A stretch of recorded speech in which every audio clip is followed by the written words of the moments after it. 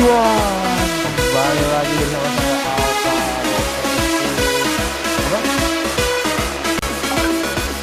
Gue bisa kenalin nama dulu, kenalin dulu. Nama apa? Halo semuanya, kembali lagi bersama saya.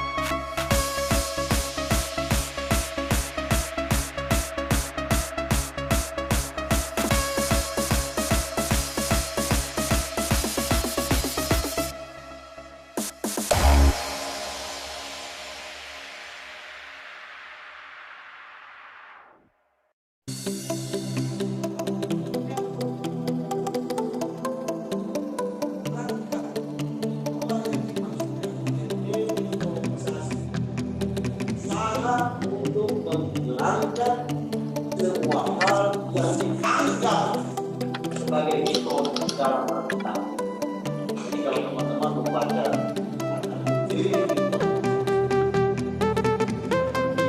My stupidity. hal yang bersifat mitos dalam Alkitab, nah itu menurut tiga hal.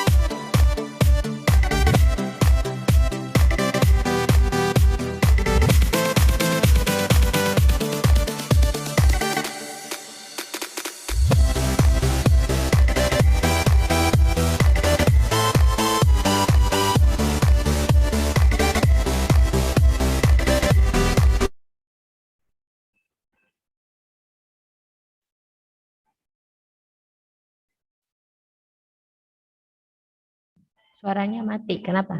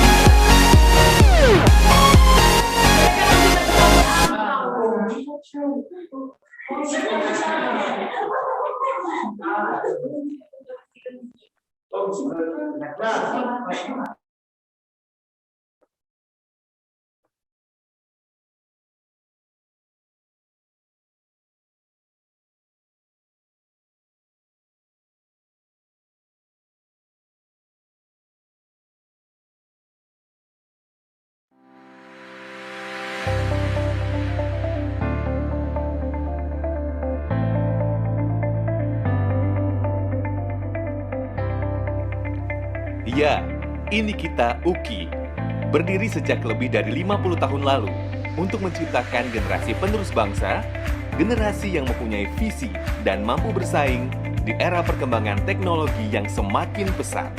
Menghasilkan generasi tersebut, kami membagi bidang pendidikan menjadi beberapa jurusan. Program studi doktor hukum, program studi doktor pendidikan agama Kristen, dan program magister dengan pilihan program studi magister pendidikan, program studi magister hukum, program studi magister pendidikan agama Kristen, program studi magister manajemen, program studi magister teknik elektro, program studi magister arsitektur,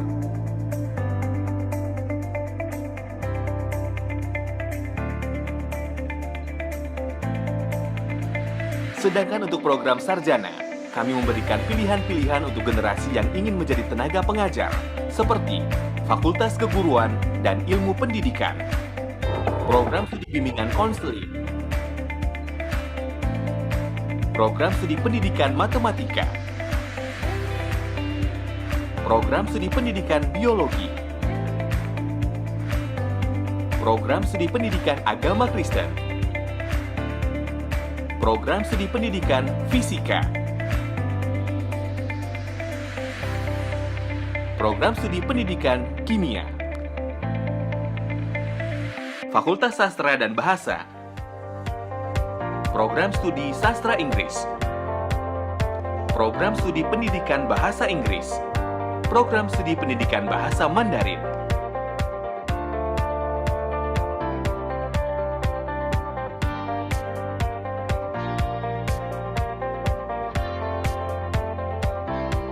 Fakultas Ekonomi dan Bisnis, program studi manajemen, program studi akuntansi. Dengan Fakultas Hukum, mengembangkan generasi yang akan menuntun Indonesia dalam keadilan dengan jurusan program studi hukum. Kesehatan masyarakat Indonesia adalah hal yang utama.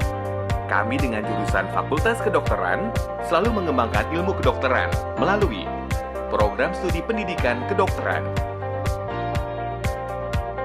Fakultas Teknik, program studi teknik mesin,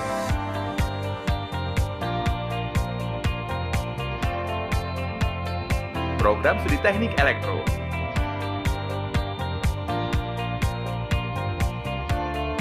program studi teknik sipil, program studi arsitektur,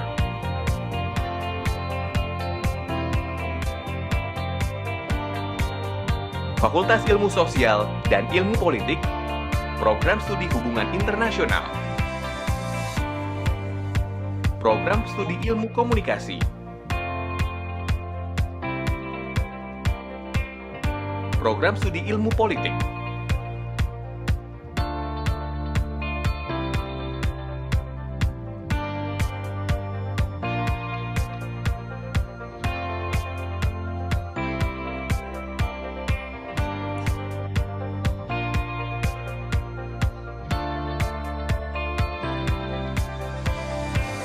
kami mempersiapkan tenaga yang ahli dan siap terjun untuk masyarakat Indonesia. Dengan program diploma Fakultas Vokasi, program studi fisioterapi, program studi perbankan dan keuangan, program studi keperawatan,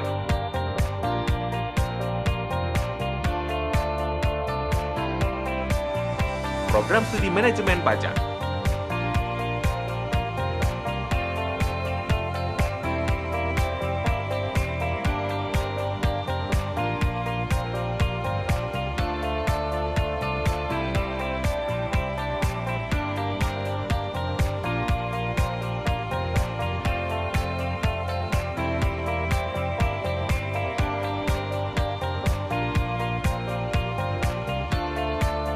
Kami menyadari bahwa metode pembelajaran berbasis teknologi menjadi suatu hal yang harus dikembangkan, khususnya di Universitas Kristen Indonesia. Dengan dukungan teknologi tinggi, UKI mempersiapkan diri menjadi universitas berskala internasional yang bermutu, mandiri, dan inovatif di bidang tridharma perguruan tinggi. UKI menerapkan paradigma pendidikan Merdeka Belajar, Kampus Merdeka, yang sesuai dengan karakter masyarakat Indonesia. Kami siap melayani mahasiswa menjadi generasi yang unggul, yang memiliki nilai-nilai rendah hati, berbagi peduli, disiplin, profesional, bertanggung jawab, dan berintegritas.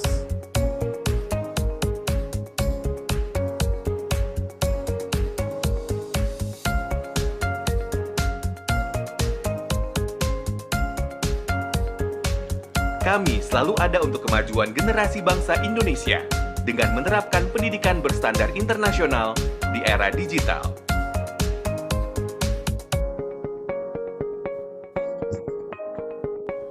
Karena kami datang untuk melayani.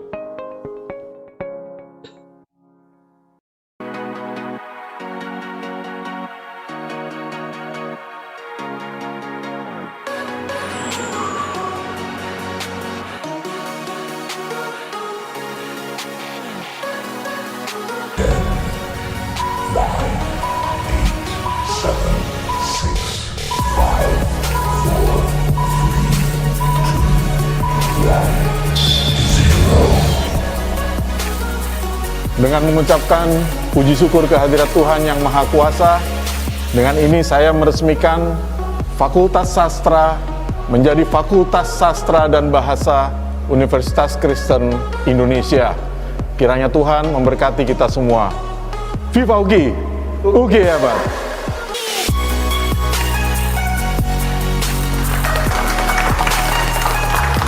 UGI hebat!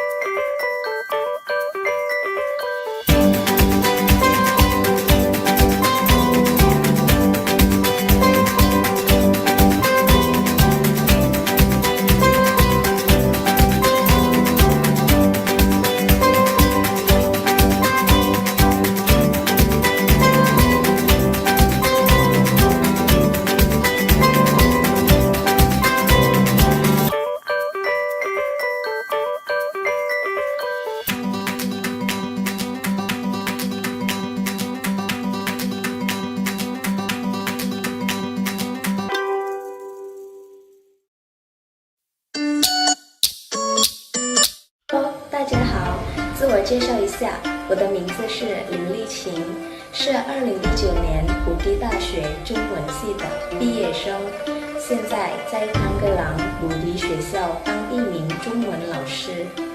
在这里呢，我想推荐大家到我们的武迪大学上学。为什么呢？因为我们的武迪大学有中文系，我们的老师有本地的，也有专门从中国来的，他们会教你们写汉字、认读、书法、武术、文化等等。还有机会去中国留学哦。回来之后还可以当老师，还可以当导游，还可以当翻译等等。所以呢，还等什么？快点报名吧！等你们。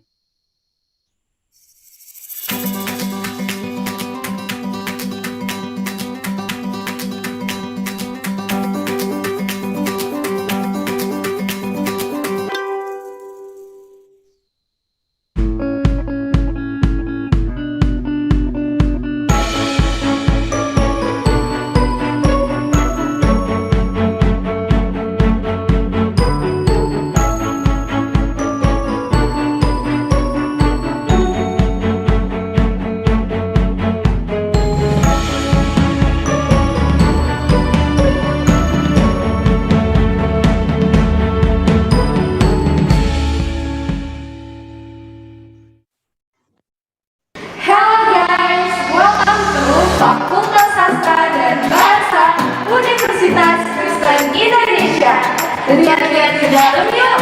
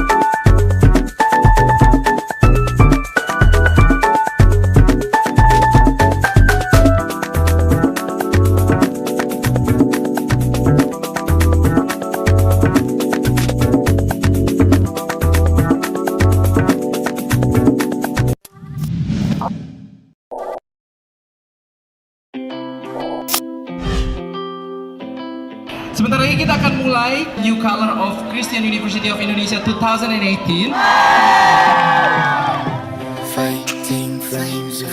Inilah Christine dan Krisnawati Nababan dari program Pasca Sarjana dari Fakultas Keguruan dan Ilmu Pendidikan. Eduardus dan Cindy dari Fakultas Sastra. Edo dan Indri mewakili Fakultas Ekonomi dan Bisnis. Ya, Fakultas Hukum mana suaranya? Inilah Rizky Immanuel dan Maria Sinaga dari Fakultas Kedokteran.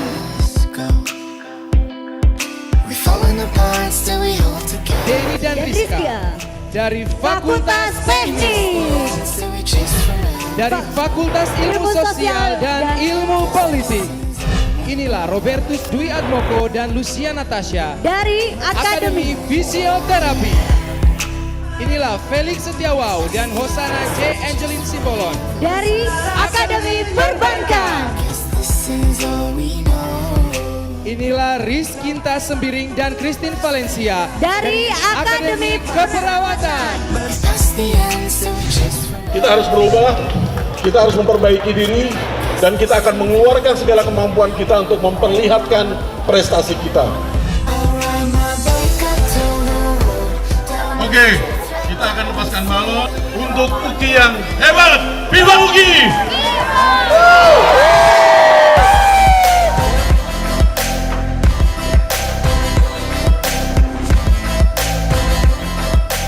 Siapa kita? Uki! Uki hebat! Uki hebat! Uki hebat! Uki hebat! Uki hebat! Hebat! Hebat!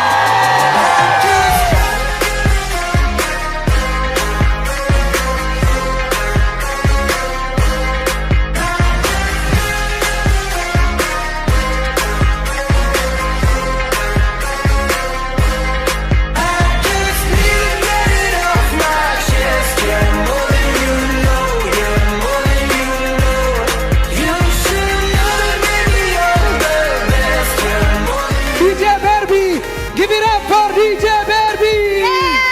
1, 2, 3, 4.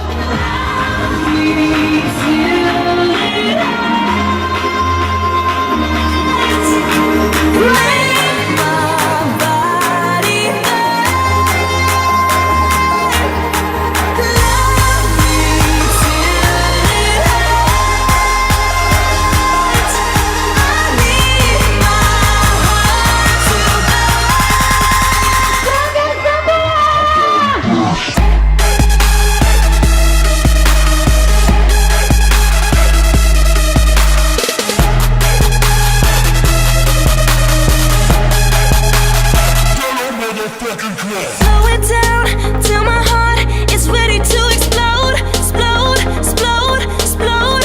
Bring it back, go down low, as far as you can go. Tell me will you love me tomorrow like you love me tonight. Oh, oh. See we can worry about it tomorrow. Just give me tonight. Love me till it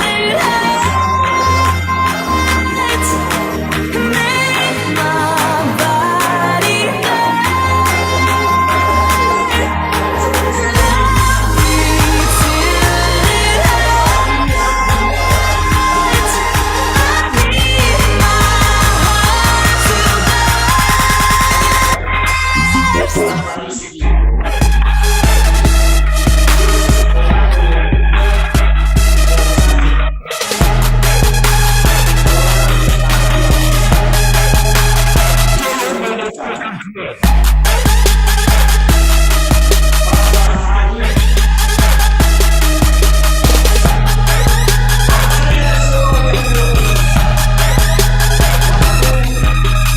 menyembuhkan orang yang sakit di hari Sabat.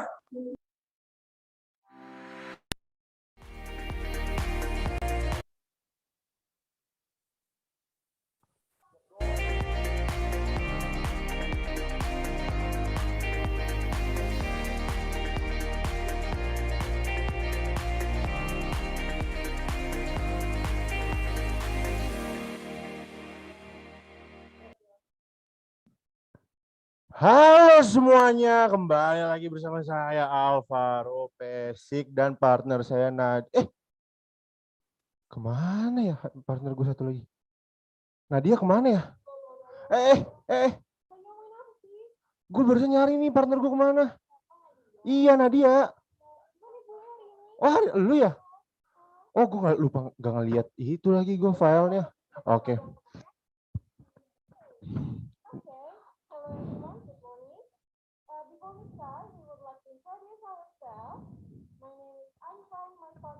Alvaro Pesik. For weekday 4. Oke, sekarang kita, aduh Kak, hari ini Kakak Alifa semangat gak sih? Kakak Alifa, Halo? Kakak Alifa semangat gak sih hari ini? Aku ngeblank banget nih, masih pagi. Iya Ya sih, nggak ampun. apa-apa. Pasti kamu belum Maaf sarapan ya? Hah? Belum sarapan ya? Belum sarapan banget. Bener sih, karena sarapan kamu kan tadi aku yang makan. Mie goreng. Iya, mie Jangan goreng. kasih tahu ya, Enak sih, Faro. ini buatan mama kamu ya tadi ya? Iya, buatan Pantesan mama enak aku. banget, emang biasanya itu masakan punya mama tuh enak banget gitu Ya kan, udah, bener sekarang kan? kita mau ngapain Mau nih ngapain? Kakak Faro? Aku sih sebelum kita mulai hari ini ya, pengen ngeliat dulu nih peserta-peserta kita di rumah. Boleh. Pengen kita nyapa-nyapa lihat-lihat dulu, ngobrol bentar. peserta-peserta kita. Aku Pasti pengen mereka ajak ngobrol siapa ya? Aku pengen nyari kok dulu masih sebentar. belum pada on cam ya? Oh iya, Pada nggak nggak ada nyadar loh. orang ini. Biru, hitam Boleh gitu. yuk semuanya. Boleh dong kakak-kakak yang di rumah Dibuka on cam dulu yuk. kameranya. Pasti Ayo kalian dong. udah bermandi kan? Udahlah, nggak mungkin, nggak. Kan mereka tuh siap banget orangnya buat acara besar kayak gini, Ya masa udah. nggak siap sih?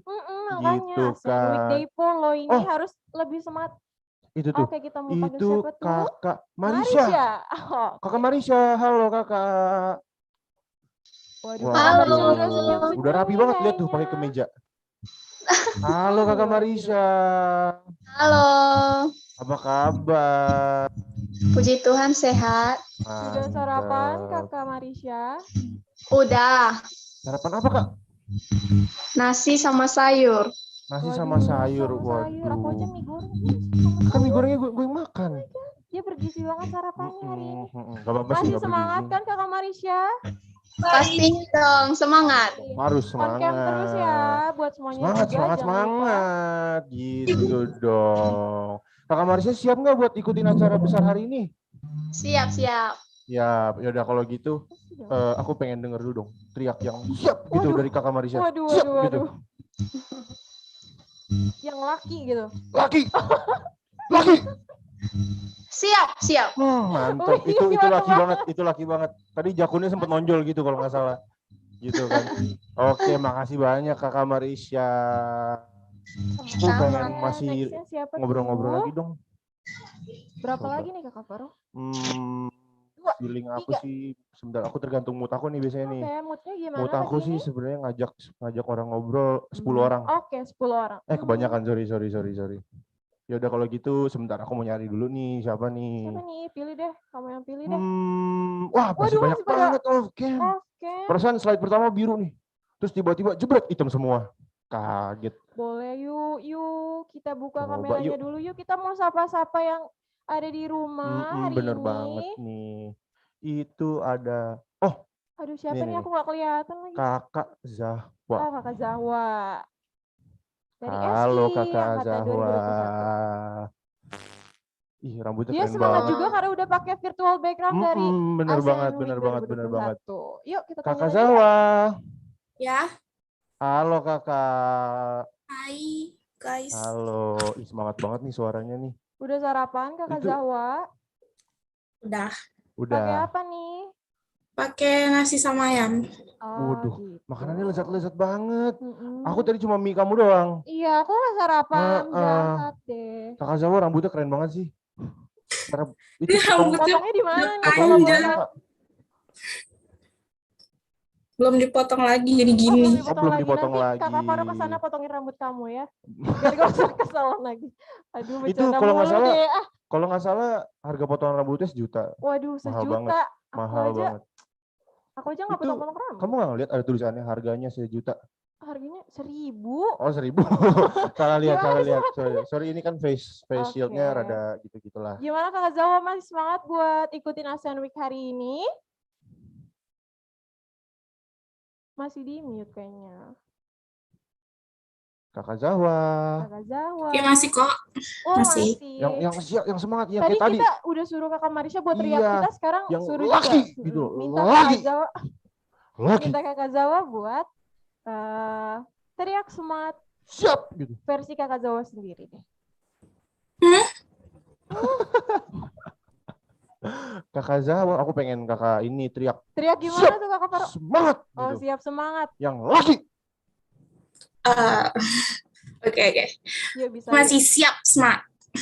Oh gitu Kak. Oh gitu, versinya Ya udah, begitu. bagus, Gak bagus. apa-apa. Thank you so much Kakak Zawa. Terima kasih banyak. Tetap semangat ya. Jangan lupa buat on cam terus. Betul sekali Kakak Alifa. Siapa lagi nih? Oke. Sebentar, satu lagi nggak sih terakhir ya? Satu lagi. Boleh ya? Boleh ya?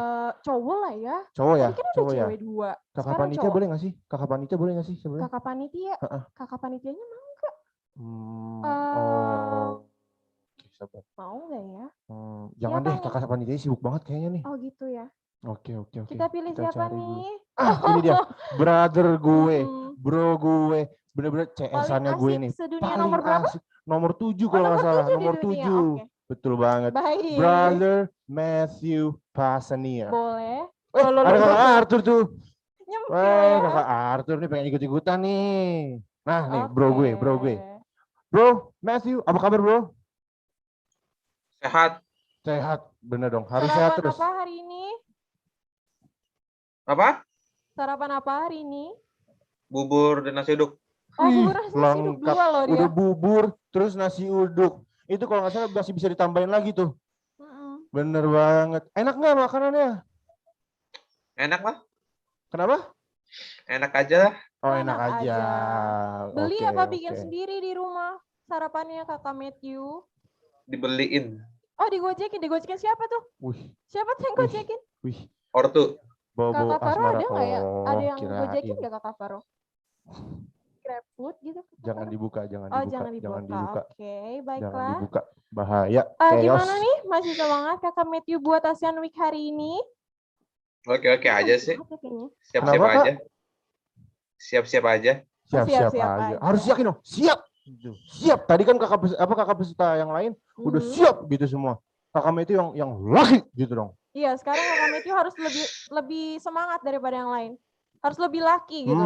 Bener kan tadi kan cewek-cewek. Coba ini. Laki gitu. Coba kita tungguin ya. Oke. Nanti kita hitung dulu. 3, 2, 1. Siap. Gitu ya. Keren banget ya Kakak Faro. Gak apa-apa. Oke bro Matthew. Calon-calon ini nih. Oke bro Matthew. Thank you so much.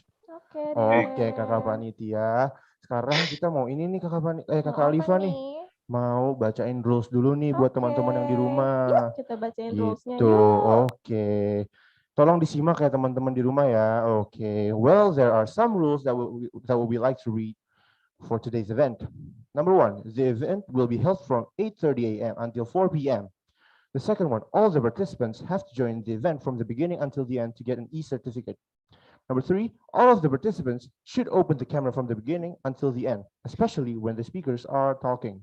4, all of the participants are suggested to silence the microphone by pressing the mute button on your devices. 5, if there are questions along with the session from the speaker, please write down your question in the chat box. The last, please be active in the question and answer session by raising your hand to ask a direct question and turn on your video as well as your microphone. Oke, terima kasih Kakak And Alifa. also you guys have to rename your Zoom according to the format that Kakak Panitia has been provided. Benar. Jangan lupa ya. Harus isikan maksudnya. Ini ganti nama kalian ya sesuai format yang Kakak Panitia udah berikan. Biar kita gampang gitu kan nyapanya. Buat tahu nih ini dari siapa, dari mana. Itu penting loh teman-teman gitu. Oke, kan kita udah sapa-sapa nih Kakak Alifa, udah ngeliat kan teman-teman kita yang di luar tuh siap banget, semangat kayak tadi tuh si Matthew, laki banget gitu kan, laki banget dia. sebelum kita memulai acara kita hari ini, ada baiknya kita doa dulu. Untuk doa pada pagi hari ini akan dipimpin oleh Kakak Tirza. Kakak Tirza, apakah ada Kakak Tirzanya? Kakak Tirza. Semoga nggak gangguan jaringan ya. Kita tungguin. Apakah ada Kakak Tirza? Kakak Tirza, boleh dong Kakak panitia di spotlight. Kalau misalnya nggak ada bisa. Oke, kayaknya Kakak Tirzanya ada masalah nih, ada masalah internet. Kita pilih yang lain aja yuk. Sabar, aku mau pilih nih. Pilih siapa? Lagi ini ceritanya lagi apa pilih-pilih ya, cari random, pencerahan. cap cip cup. Oh, cap cip cup. Kakak Cahya. Wih. Harus Kakak Cahya. Harus Kakak Cahya. Kakak bener Cahya. Kakak Cahya, Dipanggil boleh dong Kakak Cahya. nih buat pimpin kita dalam doa. Cantik banget Kakak Cahya. Wih. Ih, kayaknya sibuk banget tuh papan tulisnya tuh. Penuh coretan ya? Bener banget. Kakak Cahya, mohon bantuannya Kakak untuk pimpin doa kita pada hari ini. Oke, halo semuanya. Halo Kak. Halo Kakak. Baiklah, sebelum kita mulai acara kita, marilah kita berdoa menurut agama dan kepercayaan masing-masing, dan saya akan memimpin dalam agama kepercayaan Kristiani. Bapa di surga, terima kasih Bapa buat kasih karunia-Mu, terima kasih Bapa buat kebaikan-Mu, terima kasih Bapa buat segala yang masih bisa kami rasakan hingga pada saat ini, semuanya karena kebaikan-Mu yang selalu nyata dalam kehidupan kami.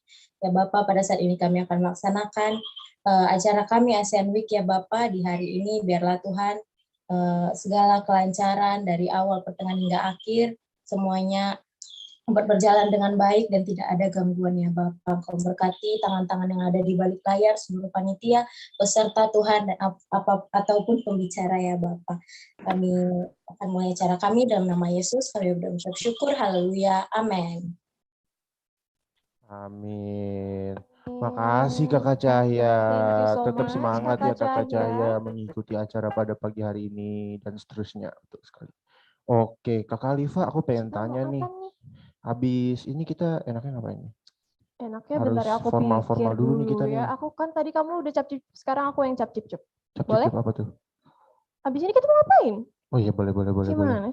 Oke, aku cap-cip dulu bentar ya. So after this, we are going to sing the Indonesian national anthem, Indonesia Raya. So please take a good position while Indonesia Raya is playing. Boleh Kakak Panitia?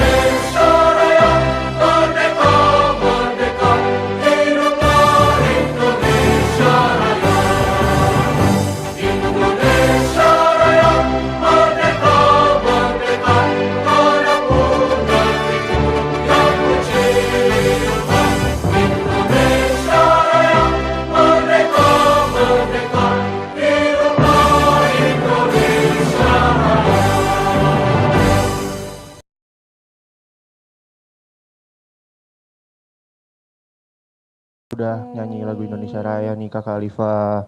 Sekarang kita mau dengerin ke Mars Uki dulu karena kita kan anak Uki-Uki nih.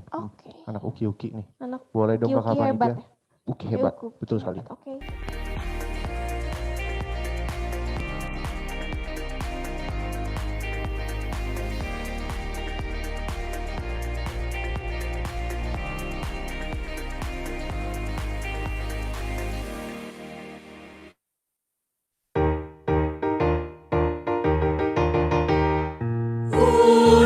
Universitas Kristen Indonesia, universitas kita, perlambang ilmu dan budaya bangsa, turut membina pendidikan kita, bergerak maju membangun alam semesta, bekerja penuh kasih dan bakti, melayani bukan dilayani, abdi nusa dan bangsa.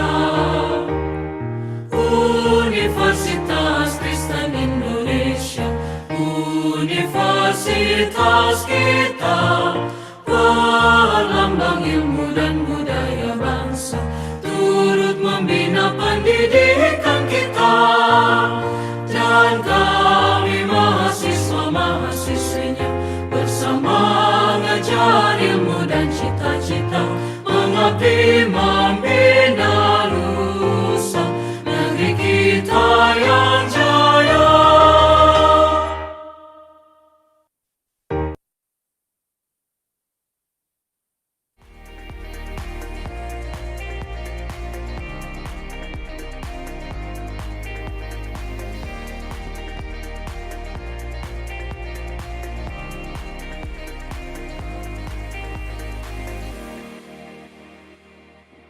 Oke, Kakak Liva, kita kan tadi tuh anak Uki banget dong kan. Uki banget, Makanya itu Uki kita hebat. harus nyanyi Mars Uki dulu nih sebelum kita memulai kegiatan pada acara hari kita ini. hari ini. Betul banget. Oke, untuk teman-teman yang di rumah, kita ada beberapa video nih dari alumni, Wih. ada artis juga, Wih, ada siapa tuh? ntar lihat aja Oke. gitu. Terus juga ada dari Bapak Rektor Rektor tersayang kita. Betul Tersayang banget. kita. Oke, langsung saksikan video-videonya teman-teman. Check it out. Hai adik-adik panitia Asian Week 2021 Fakultas Sastra dan Bahasa. Salam semangat dan salam sukses ya untuk acaranya. Nah, untuk teman-teman mahasiswa-mahasiswi dari setiap fakultas di UKI, kalian wajib banget harus ikut acara ini. Karena di acara ini akan banyak pembelajaran tentang culture, tentang isu-isu, dan ada gamesnya juga yang sangat menarik dan bisa menambah wawasan kalian lebih lagi tentang negara-negara ASEAN. Pokoknya, salam semangat dan salam sukses untuk kita semua. Dari saya, Grace, alumni Fakultas Sastra 2014. See ya! Hi everyone, come and join us in Asean Week 2021, organized by Fakultas Sastra dan Bahasa, Christian University of Indonesia. This event will be held on 15 until 19th of November 2021.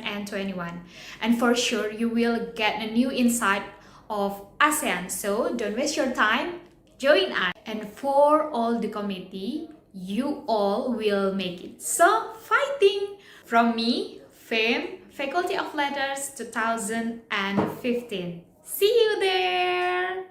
Hai teman-teman panitia Asean Week 2021, salam semangat dan salam kreatif. Semoga acara kalian berjalan dengan lancar, baik dari segi teknis, pembicaraan, rundown, dan segala macamnya. Dan untuk teman-teman semua, kalian wajib banget sih ikutin acara Asean Week kali ini, karena di sana kita akan membahas isu-isu yang menarik dan juga sedang hangat, dan tentunya akan memperluas wawasan kita. Selain itu, panitia juga menyediakan kuis-kuis menarik, juga penampilan-penampilan yang menarik, dan tentunya kalian harus wajib banget sih ngikutin acara ini. Dan untuk teman-teman panitia, sekali lagi semangat melaksanakan rangkaian acara kalian sampai beberapa hari ke depan. Jangan lelah, dan semoga lelah kalian nanti terbayarkan dengan acara kalian menjadi salah satu acara terbaik yang pernah diadakan di Fakultas Sastra dan Bahasa. Semangat teman-teman panitia. Halo semua, mahasiswa sastra Inggris angkatan 2021 Universitas Kristen Indonesia. Saya Ivan Gunawan ingin mengucapkan selamat dan sukses untuk Asian Week tahun ini. Semangat terus, Uki hebat. Shalom, Assalamualaikum warahmatullahi wabarakatuh. Om Swastiastu, Namo Buddhaya, salam kebajikan. Halo, apa kabar semua? Khususnya kepada Sivitas Akademika Fakultas Sastra dan Bahasa, saya ucapkan selamat atas berjalannya Asean Week 2021 ini. Saya yakin dan percaya bahwa ini adalah kegiatan yang sangat positif bagi kita semua, bagi seluruh Sivitas Akademika, termasuk bagi adik-adik mahasiswa. Karena dengan kegiatan ini, kita semua terbuka bahwa kita bisa menjalankan hal-hal terkait dengan keadilan khususnya di negara ASEAN ini, dan juga bisa menjalankan yang namanya kolaborasi di antara negara-negara kita, sehingga di antara negara yang ada di ASEAN, sehingga semuanya bisa bermanfaat ya bagi kemakmuran bangsa Indonesia dan bagi kita semua. Kita ingin sekali Indonesia segera mencetak mahasiswa-mahasiswa yang kelak akan menjadi alumni unggulan yang berguna bagi bangsa dan negara. Baik, selamat mengikuti terus. Wassalamualaikum warahmatullahi wabarakatuh. Om Santi Santi Santi Om, Namo Buddhaya. Tetap semangat. Hai adik-adik panitia Asian Week 2000.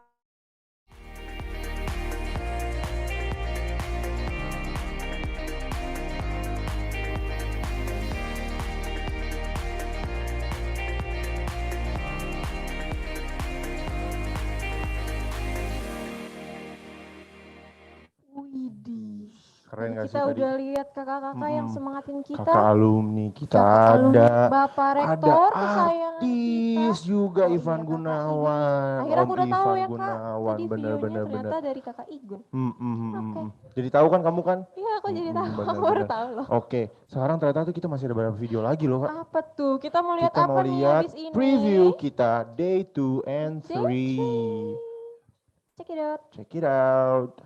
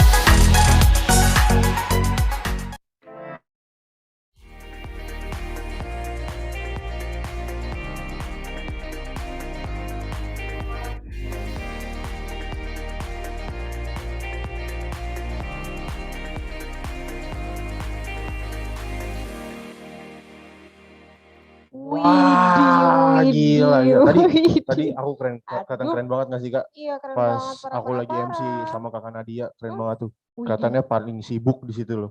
Jadi ngerasa paling sibuk di gitu situ sih? kan. Oh, Kan jangan emang gitu aku sibuk dong. banget di Kelihatan sini Kak kita sebenarnya. semuanya sibuk. Buat Sibuk, acara bener Asean banget. Week, makanya Bener kalian di rumah capek. harus pada semangat dan buka Harus tetap kameranya. semangat. Stay on Jangan lupa open Zoom. cam dan juga ngisi link absensi yang dikirim sama Iya. kakak panitia ntar ya Jangan lupa teman-teman. juga nanti kita bakalan ada kuis-kuis yang menarik buat Betul yang banget. kemarin belum dapat hadiah.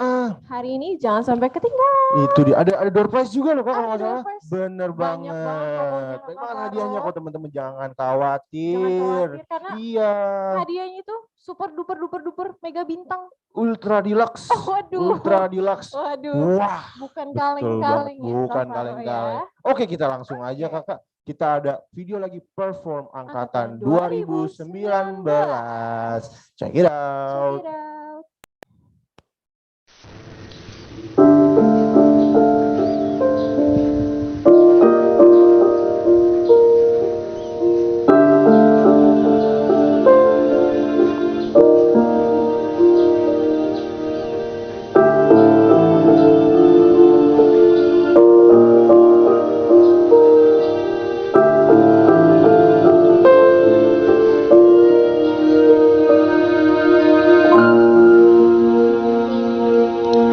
Kung sahabang buhay, isa lang ang sasabihin, ang pangalan mo ang sasabitin. Kung sa habang buhay, isa lang ang matatanaw, ang iyong mukha ang pagmamasdan. Kung isa lang ang aking pangarap, mahalin mo ako ang nais kong matupad. At kung sa habang buhay, ikaw ang kapiling, wala na kahit na ano pang nanaisin. Ikaw ang panaginip, ang laging nasa isip.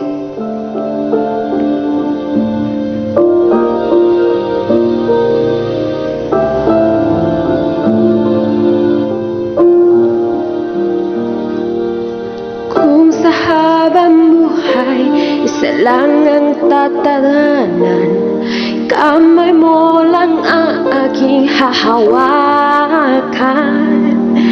Kung sa habang buhay, isa lang ang hahalikan, labi mo lamang ang tanging asam. Kung isa lang ang aking pangarap, mahalin mo ako ang nais kong matupad. At kung sa habang buhay, ikaw ang kapiling, wala na kahit na ano pang nanaisin. Ikaw ang panaginip, ang laging nasa isip. Nakis lang.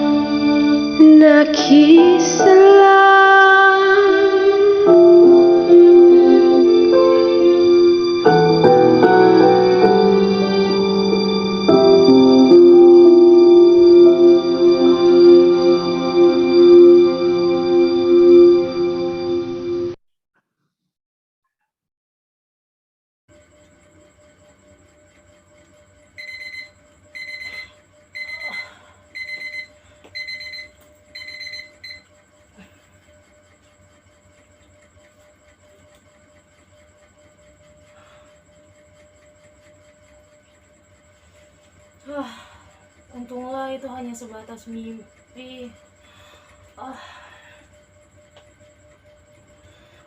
Aku rasa benar kata orang tua bahwa tidak baik untuk tidur petang-petang.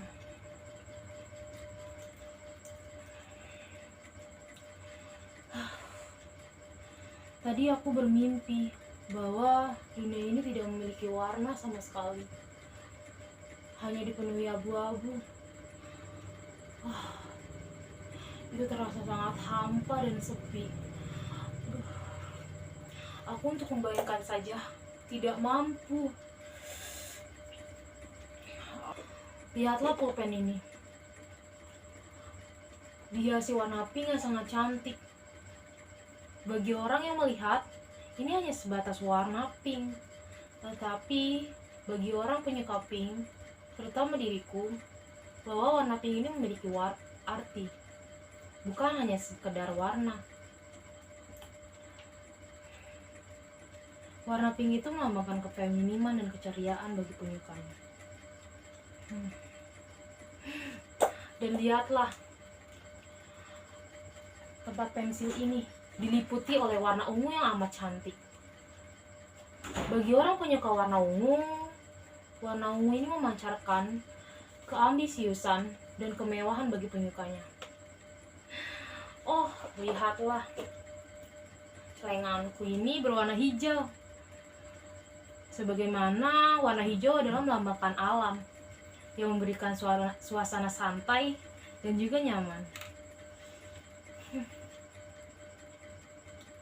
Bahkan ketika bumi diciptakan, warna sudah menjadi bagiannya dan biru menjadi landasannya. Aku tidak bisa berpikir bahwa aku tidak bisa melihat warna-warna yang indah di depan mataku. Warna melambangkan bagian yang artinya banyak hal dalam hidup yang bisa menjadi lebih baik. Contohnya adalah bakat.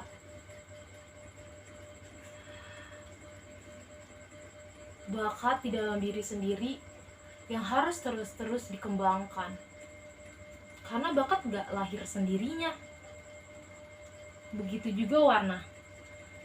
Jika aku hanya memiliki warna merah dan warna biru, tetapi aku ingin memiliki warna hijau, aku harus menyampurkan merah dan biru ini secara bersamaan. Lalu aku bisa mendapatkan warna hijau seperti yang aku mau. Begitu juga dengan bakat. Bagaimana jika orang ingin tahu apa kemampuanku kalau aku tidak menunjukkan kepada mereka? Aku menyukai bernyanyi. Tetapi jika aku tidak menunjukkan kepada orang-orang bahwa aku menyukai nyanyi dan tidak melatih suaraku terus-menerus, orang-orang tidak dapat melihat warna di dalam hidupku. Layaknya dunia tanpa warna. Seperti juga itu hidupku jika aku tidak mengembangkan bakat yang aku punya. Warna memiliki banyak arti. Tidak hanya warna menghiasi dunia, tetapi juga bisa menghiasi hidupku.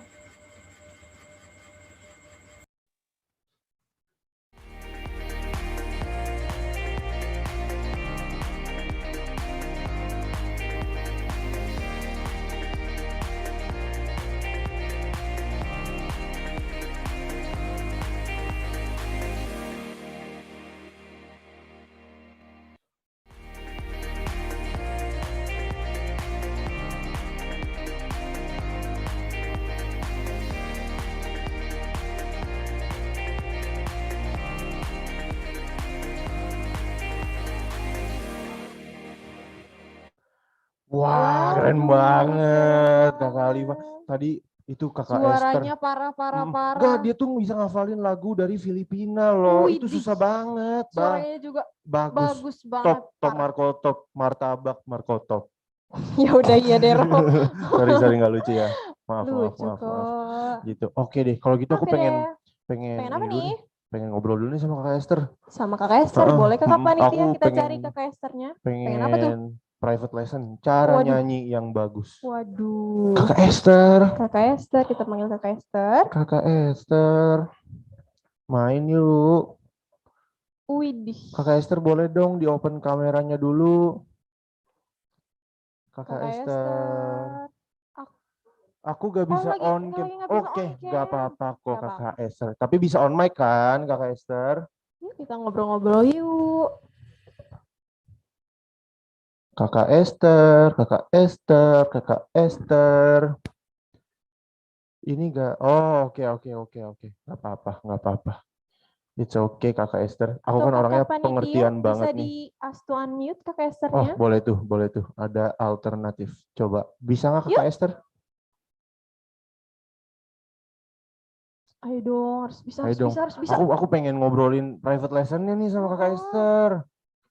Coba dong Kakak Panitia, ask to unmute lagi. Ask to unmute, ask to start video.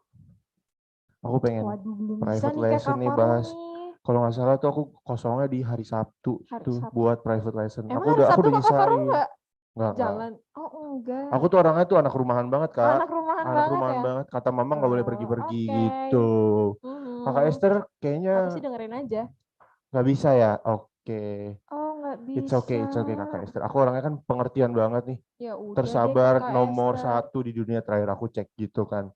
Oke deh kalau gitu nggak apa-apa. Langsung aja kita lanjut ke ice breaking. Biar pada semangat nih. Widih. Boleh dong Kakak Panitia langsung di share screen. Udah lumayan banyak. Udah lumayan banyak. Karena mereka tuh pasti semangat banget dong Kakak Alifa, bener. Buat dapetin apa? Tebak lagu nasional. Yuk. Boleh dong tebak lagu nasionalnya Kakak Panitia. Teman-teman yang di rumah harus bisa. Nggak mungkin nggak bisa. Karena aku tuh berharap tuh kalian tuh orangnya pinter-pinter banget. Apalagi hadiahnya. Gimana Kakak Farah hadiahnya tadi? Banyak dan menarik banget. Betul sekali Kakak Alifa. Sampai akhir aja masih ada door prize. Ada door prize. Nah, udah. Ada kuis. Ada online banyak quiz. semuanya pokoknya. Dari online quiz saya 3 pemenang. Iya, pokoknya kalian itu pun online quiznya 2 kali. Jadi 6. Terus jadi door prize tuh? 5. Jadi 11 pemenang kalau nggak salah per hari. Banyak banget. Boleh Kakak Panitia di start aja. Wih, apa nih? Tebak lagu nasional. Tebak lagu nasional. Boleh tuh. Yang raise hand pertama tuh. Kakak Agnes. Boleh di on mic. Waduh, kok aku cuma bisa lihat layarnya doang. Kok horor ya? Layar bisa nge-raise hand. Gitu.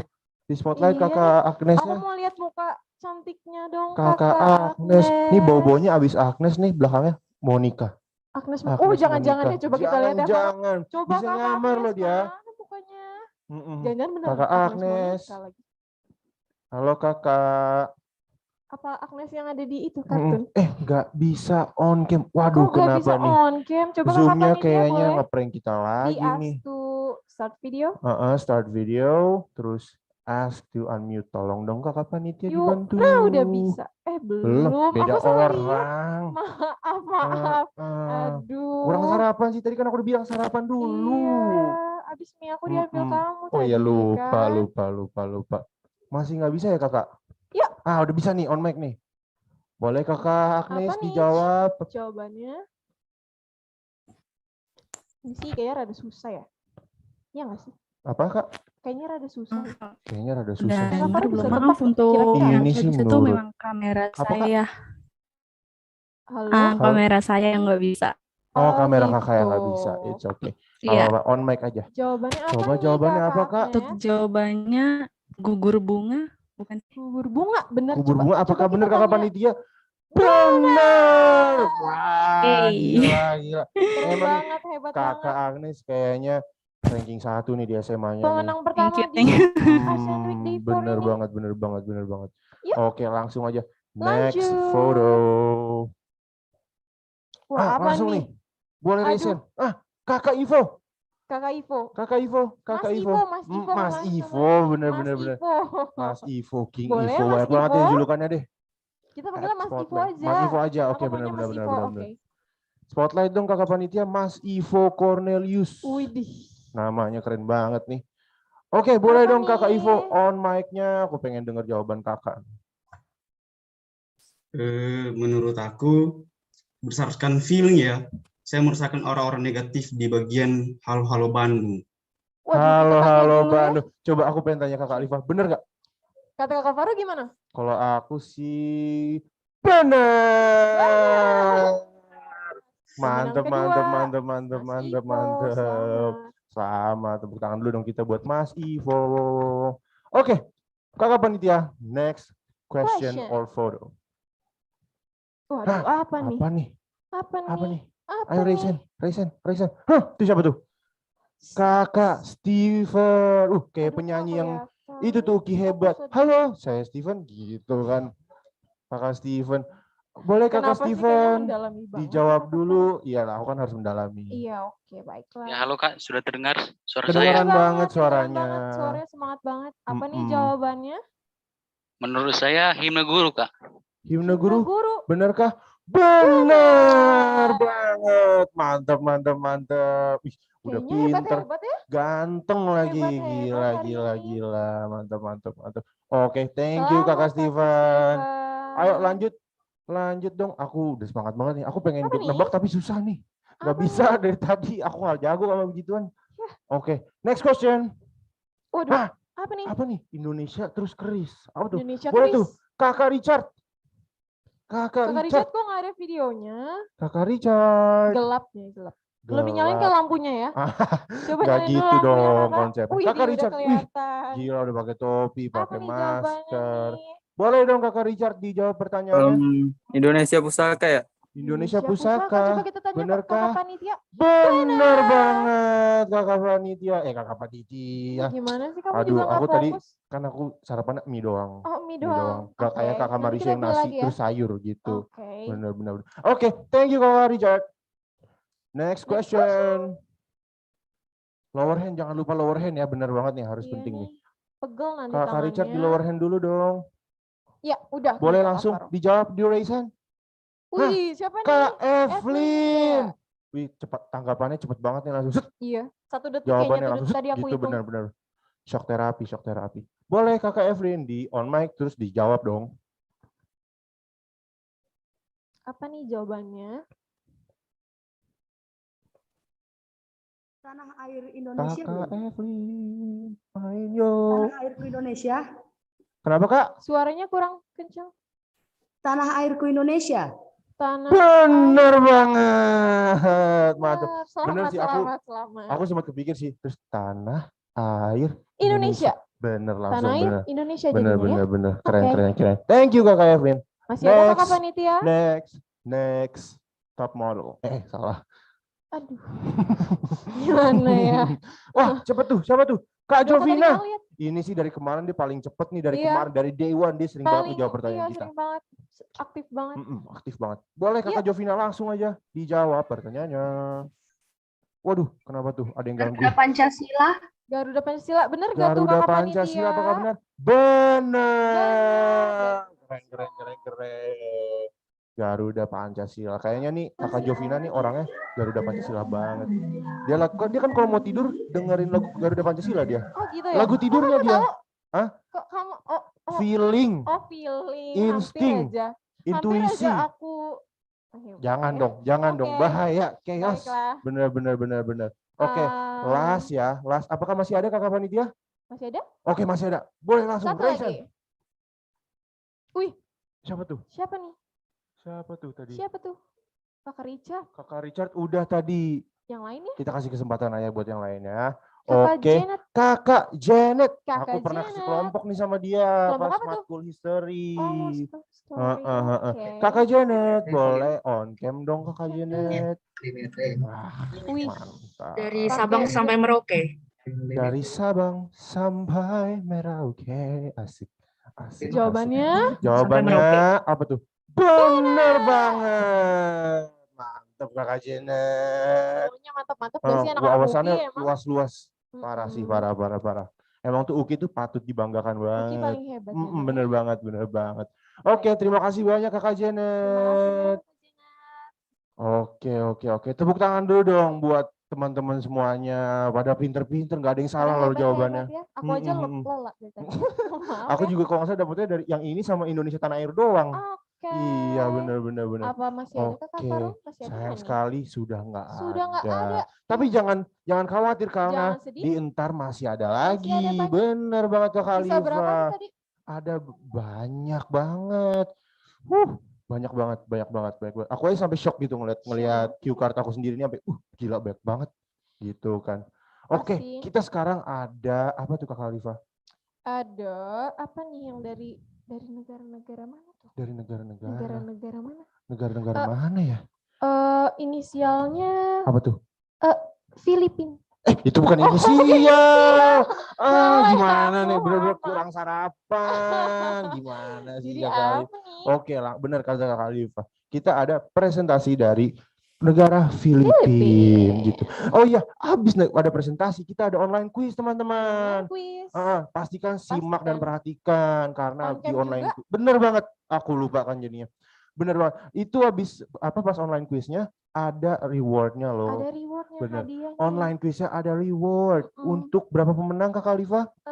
Tadi berapa ya? Aku lupa. Aduh, efek nggak sarapan ini. Nanti kita sarapan ya. Habis ini ya. Ada 3 pemenang teman-teman. 3 pemenang gitu. Jadi perhatikan, simak ya teman-teman biar dapat hadiah-hadiahnya. Oke, Kakak Panitia. Silakan Kakak Panitia.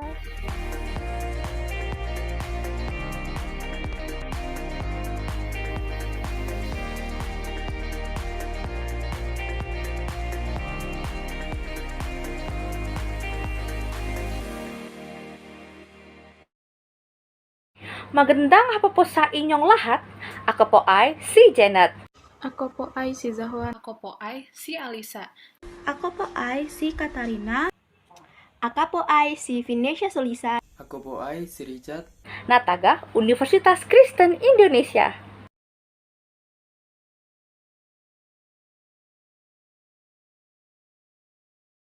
Today I want to present about the beginning of Corona enters the Philippines. The first report case of COVID-19 was detected in Philippines on January 20, and 1,636 suspect cases have been reported as of March 1. In this case report, we describe as 2 cases. The first confirmed COVID-19 case and the second confirmed case. Even though the symptom of patient to start first, the both patients were Chinese national on vacation in the Philippines traveling as a couple. They had known comorbidities and report no history of smoking. Second patient is 44 years old male. Report fever on January 18, 2020. Whilst the couple was residing in Wuhan, China. It was reported that he was in contact with someone unwell in Wuhan, but not that he had visited seafood market. From January 20 to 25, they traveled from Wuhan via Hong Kong to several locations in Philippines. First patient, a 39 years old female, developed cough and sore throat on January 21. Due to presence of symptoms of patient 2, they traveled to Manila on January 25. In Manila, second patient was denied entry to hotel because he was febrile and both patients were transferred to San Lazo Hospital, the National Referral Hospital for Infectious Disease. On admission, second patient was classified as COVID-19 person under investigation or PUI based on his travel history and fever. The National Referral Hospital for Infectious Disease. On admission, second patient was classified as COVID-19 person under investigation or PUI based on his travel history and fever and was transferred to a designated isolation area with negative pressure room. First patient did not fit the PUI criteria due to the absence of fever but was also isolated because of possible exposure. Thank you, Zahwa. For the next, we have Philippines with the first highest order cases of COVID-19 in ASEAN. Since May, the Delta variant of the SARS-CoV-2 virus has spread rapidly through most of Southeast Asia.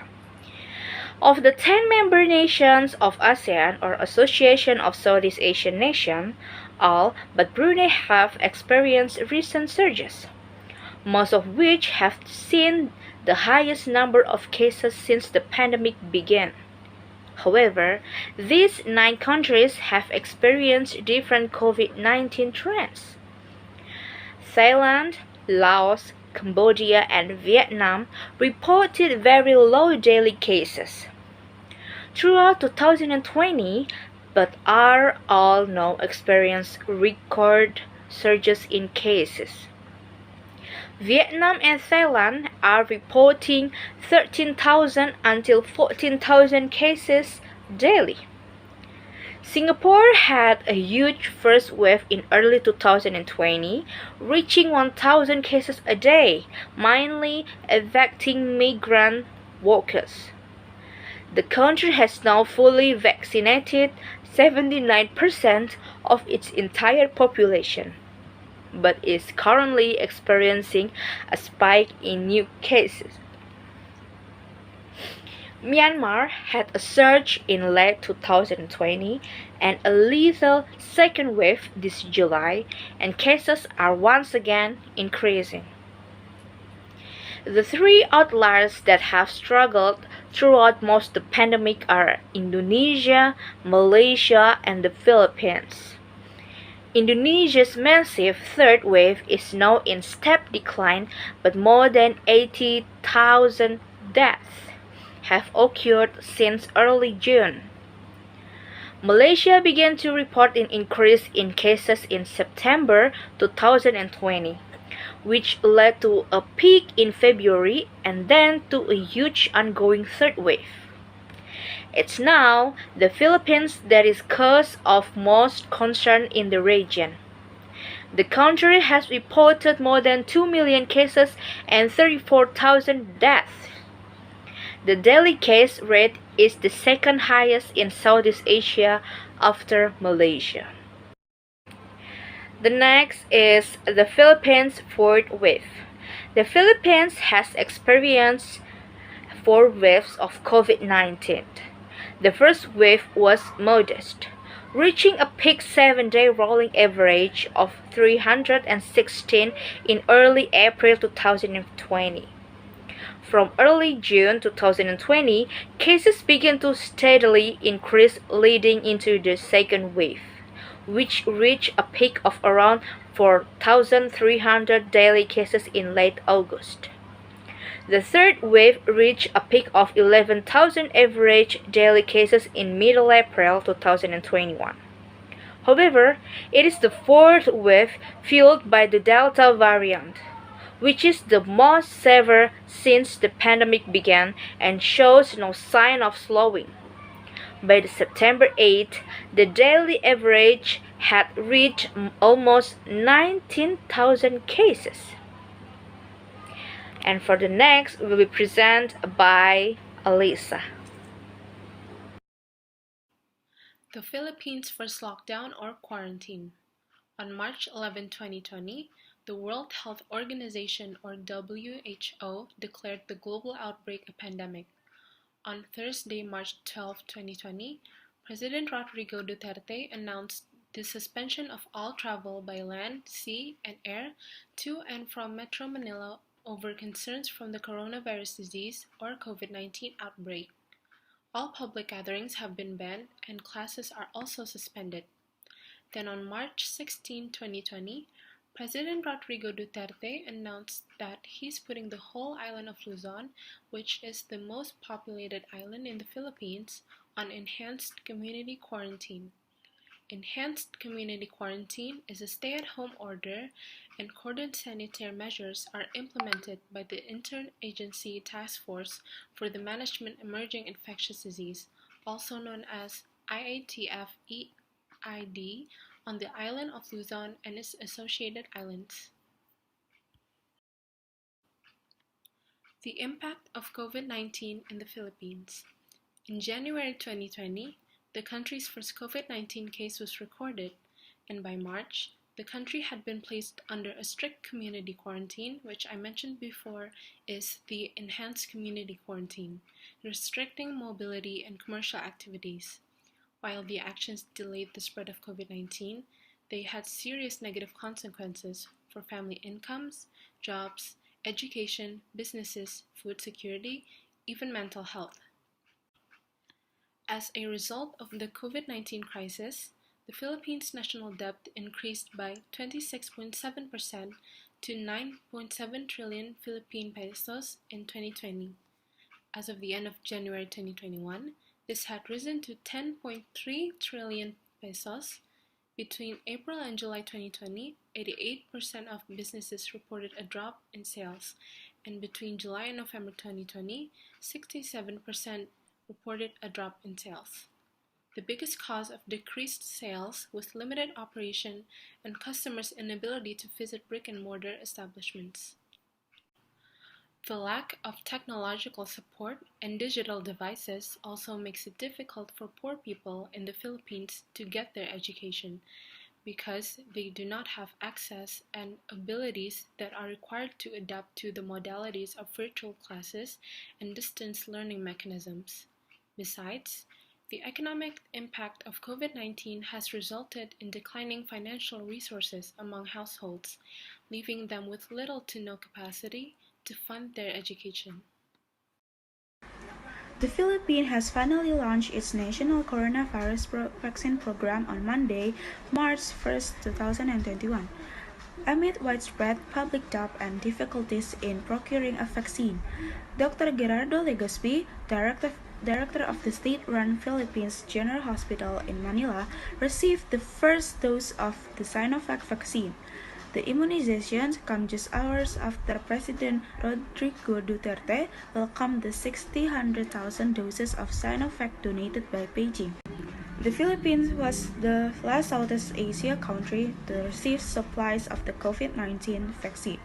The Philippine government targets vaccination of 70 million of its citizens, but some public opinion polls have revealed resistance among the majority of the population because of uncertainty about the vaccine's safety and efficacy.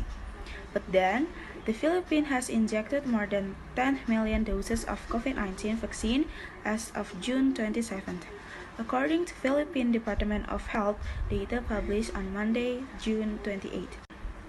A total of 7,538,128 people have received the first dose of the COVID-19 vaccine, while 2,527,286 people have been fully vaccinated. The Philippine government urges people belonging to priority groups, such as health workers to workers in important sectors, to be vaccinated immediately. Do people in the Philippines get vaccinated equally? The answer is yes. Philippines will expand its COVID-19 vaccination program to cover the general public and children aged 12 until 17. It is planned that the first vaccination of these children will begin in October 2021 to achieve herd immunity and gradually return to normal life. The government has so far also prioritized vaccination of frontline medical workers, the elderly, individuals with comorbidities, economic actors, and the poor. Dito nagtatapos ang aming presentasyon. Maraming salamat po. Hanggang sa muli! The origin of Halo Halo is the site of the pre-war Japanese, Philippines, and the Japanese category class of dessert. One of earliest versions of Halo Halo was a dessert, known locally as mangoya in Japanese, which consisted of only mung beans, Tagalog, mongo or mungo, used in place of the red azuki beans from Japan. Boiled and cooked in syrup, Minatami's na mango. Served on top or crushed is with milk and sugar. Over time, more native ingredients were added, resulting in the creation and development of the modern halo-halo. One difference between halo-halo and its Japanese ancestor is the placement of ingredients multiple under this ice instead of one top of it.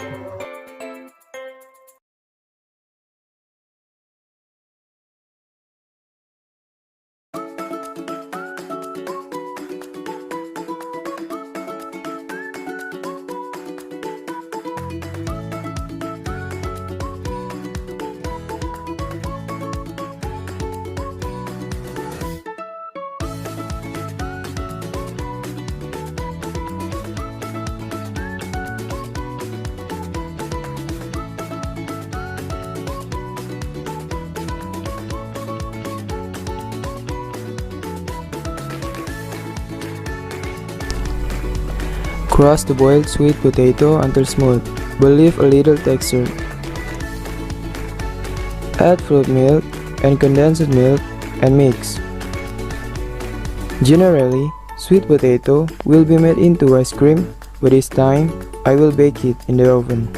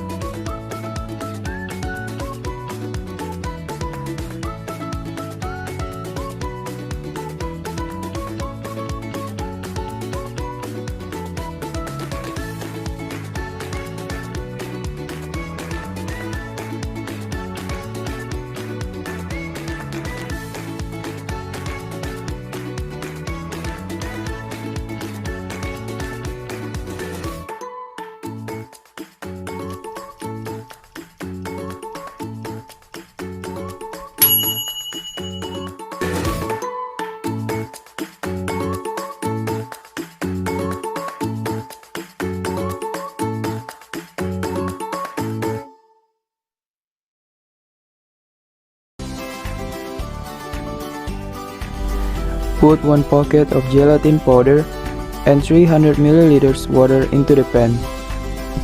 Add 1 tablespoon of sugar and heat until boiling.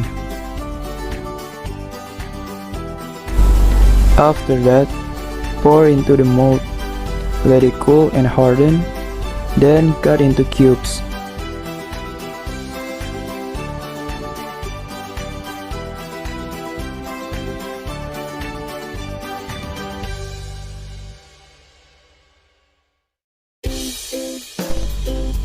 Then, mix all the ingredients.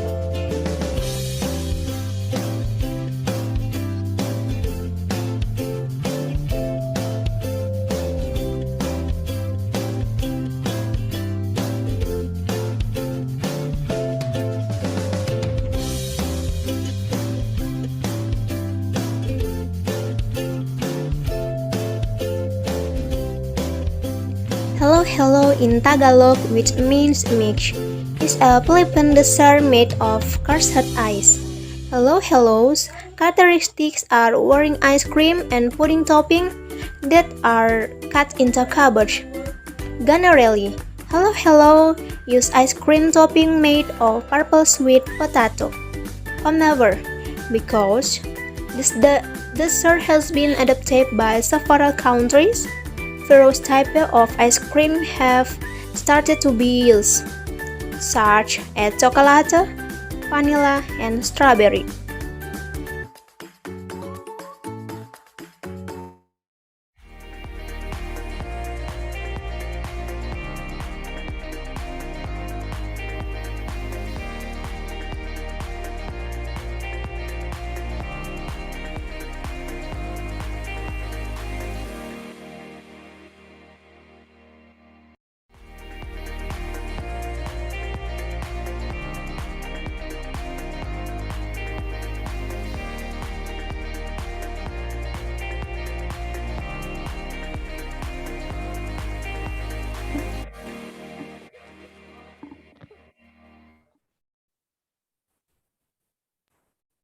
Oke ya, wih pesertanya cantik-cantik Widih, nih. apalagi yang pojok kiri atas. Iya. Oh, ya udah deh.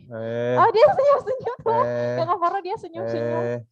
Iya, ya udah deh. Pelanggaran SP1 nih, SP1 nih, SP1 nih. Maaf. Oke. Baiklah. Kan setelah apa tadi kan aku udah bilang tuh Kak, Habis apa nih? presentasi kita ada apa tuh? Ada apa ya? Ada apa? Aku belum sarapan, aku Lola. Aduh. Ada apa nih kakak panitia? Ada online quiz online yang berhadiah tentunya teman-teman yang di rumah. Hadiahnya? Hadiahnya banyak. Untuk 3 pemenang teratas itu dikasih dapat hadiah itu pasti banget kok.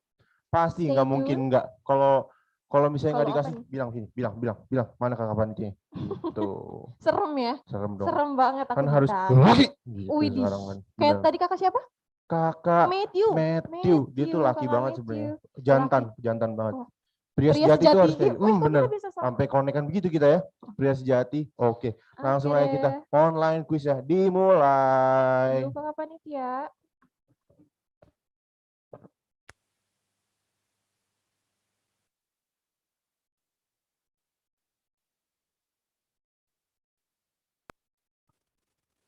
Oh, masih loading. Ini udah di-share screen tuh sama kakak panitianya. Kakak Yosep. Philippines quiz. Oke, itu teman-teman boleh langsung buka ya. joinmyquiz.com lalu masukkan kode yang sudah tertera di layar yaitu 999-301. Kakak panitia juga kirim di chat box nih. Harus ya. Wah, ada berapa yang udah ikut? Udah 9 orang. Gila baru 2 detik langsung 9 orang. Ya mereka semangat banget, nggak bohong, jujur aja ya. Yuk, yang lain juga join di quizesnya.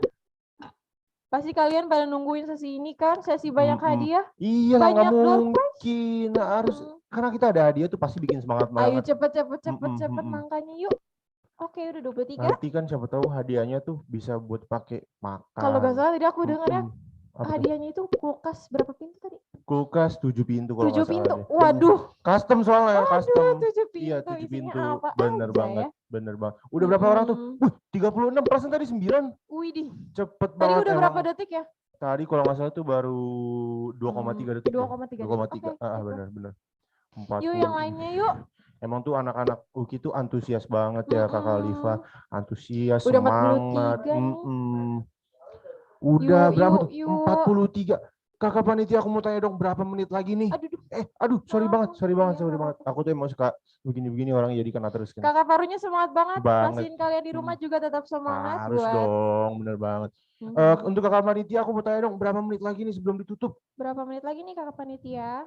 2 menit lagi, makanya yang belum join cepetan. Yang lainnya berapa mana nih? Ayo yuk kita ikut kuisnya yuk. Pasti kalau misalkan udah dengerin presentasinya yang tadi yang keren banget itu banget. Pasti bisa dapet hadiah. Apalagi tadi yang presentasi cantik-cantik banget, Kak. Bener nggak sih? Iya deh. Bener nggak sih? Oke, jawab iya dong. Ceritanya lagi gua. Iya. Bener. Oke. Iya, kalau nggak aku kasih makan lo ntar. Iya, maaf banget ya. Harus jawab. Gitu. Baik. 2 menit lagi. Ayo 2 menit teman-teman yang lagi, di rumah yuk. yang belum join, cepetan ada hadiahnya. Cepetan yuk. Kali ini aku maksa banget. Hadiahnya tuh banyak banget bervariasi. Ada sertifikat rumah, Waduh. Pajero baru. Punya siapa sertifikat rumahnya? Apa? Sertifikat rumah siapa ya? Nih, punya dia nih. Kakak panitia paling asik. Kakak Robert. Rumahnya kan R7 kalau nggak salah. Tuh lagi. Oke, udah 50. Masih lanjut udah gak nih? Masih nambah kah? Berapa menit lagi? 1 menit lagi. 1 menit lagi. Bisa lah ya, 1 menit lagi. Tambah 50 cepetan, orang lagi. Cepetan. Yuk. 1 menit lagi loh. 51. Ayo kita udah nambah nih. 51 orang nih. Tadi baru 9. Sekarang 51. Udah 51. Cepet banget ya. Gitu. Wih, kakak Katarina tuh kayaknya tuh sibuk banget tuh. Wih, pindah-pindah tuh. Wih, gila. 10, 9, 8, 7, 6, 5, 4, 3, 2, 1. Start the quiz. Sayang banget tuh yang gak ikutan tuh Kakak Alifa. Iya. Padahal ada hadiahnya. Iya, padahal juga bener banget. When did the first case of COVID-19 was reported in the Philippines? Apa nih kira jawabannya? Feeling aku sih Januari 27.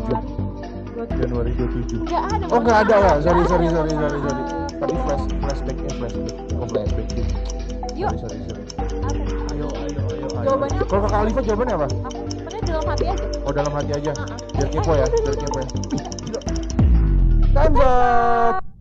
Kita lihat siapakah yang ada di posisi pertama. Coba kita lihat leaderboardnya. Belum. Kak mau cemilan. Mau dong. Aku juga mau juga. Kak mau cemilan, mau dong. Aku juga mau cemilan. Request boleh nggak sih lace yang biru itu enak banget. Lace biru lah. Lace biru. Aku sih taruh. Bukan kelas aku itu. Next question. Oke. Next question. 3, 2, 1. How many daily cases have reported in Thailand, Laos, Cambodia, and Vietnam? Berapa banyak tuh teman-teman? Pasti yang udah mantengin presentasinya tadi bisa pasti jawab. Pasti tahu jawabannya. Pasti langsung bisa jawab. Nggak mungkin enggak Kakak Alifa. Apalagi anak-anaknya itu pada antusias banget. Iya makanya. Pasti nggak sabar mereka sama hadiahnya. Sama kulkas 7 pintu ya tadi ya? 7 pintu, bener banget. Sertifikat rumah, Pajero. Kayak gila langsung bekerja semua loh. Time's up. Coba kita lihat leaderboardnya. Leaderboard. Alia. Kak Dope. Ya itu Kak Kristi. Yeay, oh gila, dia tuh emang pinter banget sih. Aku tahu dia orangnya pinter banget. Oh gitu. Wow. Bener. How many? Itu pertanyaan tadi. Sorry. Oke, next question.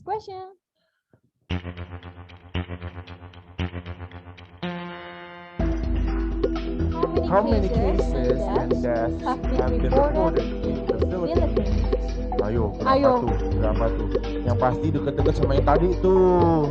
Deket-deket di penjelasannya gitu. Angka-angka. Berapa ya? Kalau Kakak Alifa jawabannya yang mana? Aku sih jawabannya kayak tadi, di dalam hati aja. Aku kan kepo nanti jadinya. Kamu tahu jawabannya. Oh iya benar juga ya. Nanti ceritain ya pas kita istirahat ya. Oke. Time's up. Leaderboardnya. Kita lihat. Apakah Kak Dope masih? Masih Kak Dope, bener kata kamu. Bener kan? Emang sebenarnya tuh ya, kemarin Kak Dope itu cerita sama aku, dia tuh ada blaster Filipina gitu. Oh, gitu. Makanya dia tahu gitu. Blaster Filipina. Baik. Next question.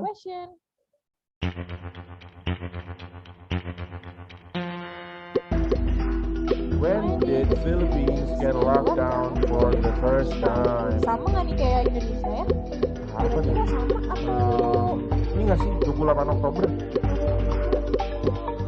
Desember. Oh, salah ya. Tapi kamu tahu nggak 28 Oktober itu hari apa? Hari apa tuh kalau? Aduh, parah banget nih. Bukan orang Indonesia nih. Apa tuh kalau? Intel kamu ya? Intel kamu ya? Iya, aku kalau pagi jadi. Waduh, bahaya banget. Time's up. Kita lihat, apakah Kak Dope sudah digeser? Wah, udah digeser sama sama Bang panutan Sandi. gue, bro gue. Bener-bener CS-an gue nih, Bang Sandi. Oke, next question. Next question. Apa nih kira-kira pertanyaannya? What is the language is halo halo takes from? Halo halo bukannya Indonesia ya? Halo halo apa? Coba halo halo Bandung, ibu kota. Aduh lupa lagi. Suara kamarnya bagus juga. Thank you. Mohon doanya mau masuk dunia entertainment Hollywood, teman-teman. Oke, apa nih jawabannya? Apa tuh? English kali ya? English kali ya? Apa nih? Feeling aku sih English kan. Karena kita kan anaknya sastra Inggris. Benar banget. Time's up. Kita lihat apakah Bang Sandi masih dengan diikuti Kak Dope. Gila, balap-balapan mereka nih. Yang lain jangan ini ya. Jangan mau kalah sama Kak Dope dan Bang Sandi. Next question. Next question.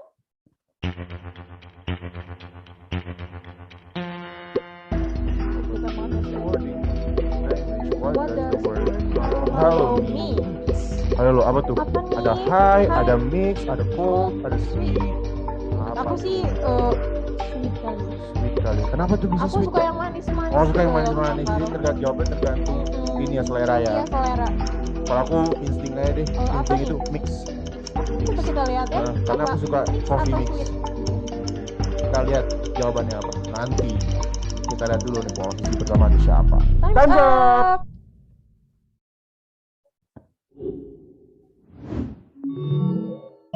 Wah, digeser Bang Sandi, Kak Dope sama Kak Peniel. Peniel, oh baca Peniel. Keren. Selamat Kak Peniel. Selamat Kak Peniel. Tiba-tiba Next langsung question. Pertama.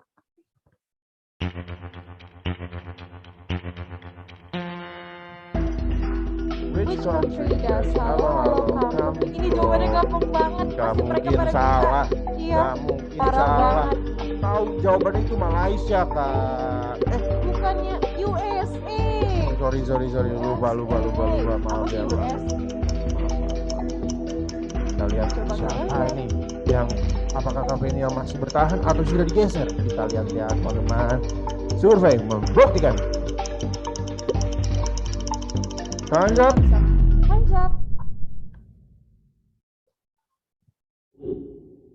Kita lihat. Masih Kak Peniel nomor 1 diikuti oleh Kak Yasa.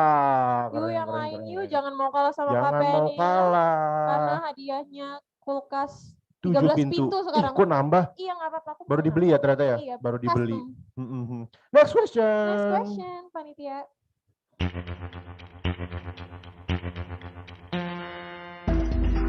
One of the ingredients in making halo is apa tuh? Apa nih? Apa tuh jawabannya? Kok jawabannya sama ya kayak tadi? Oh mungkin apa ya? Mungkin cuma orang-orang yang beriman bisa jawab. Waduh. Makanya aku nggak bisa nih. Berat ya. Makanya aku nggak bisa nih. Gitu kan. Hai kayaknya. Hai, kenapa tuh hai? Nggak tahu sih, aku pengen aja. Mau nebak aja ya. Itu boleh ikutan nggak sih sebenarnya? Boleh. Seriusan nih, kalau aku buka HP nih. Boleh nggak sih sebenarnya? Boleh nggak panitia? Udah. Time's up.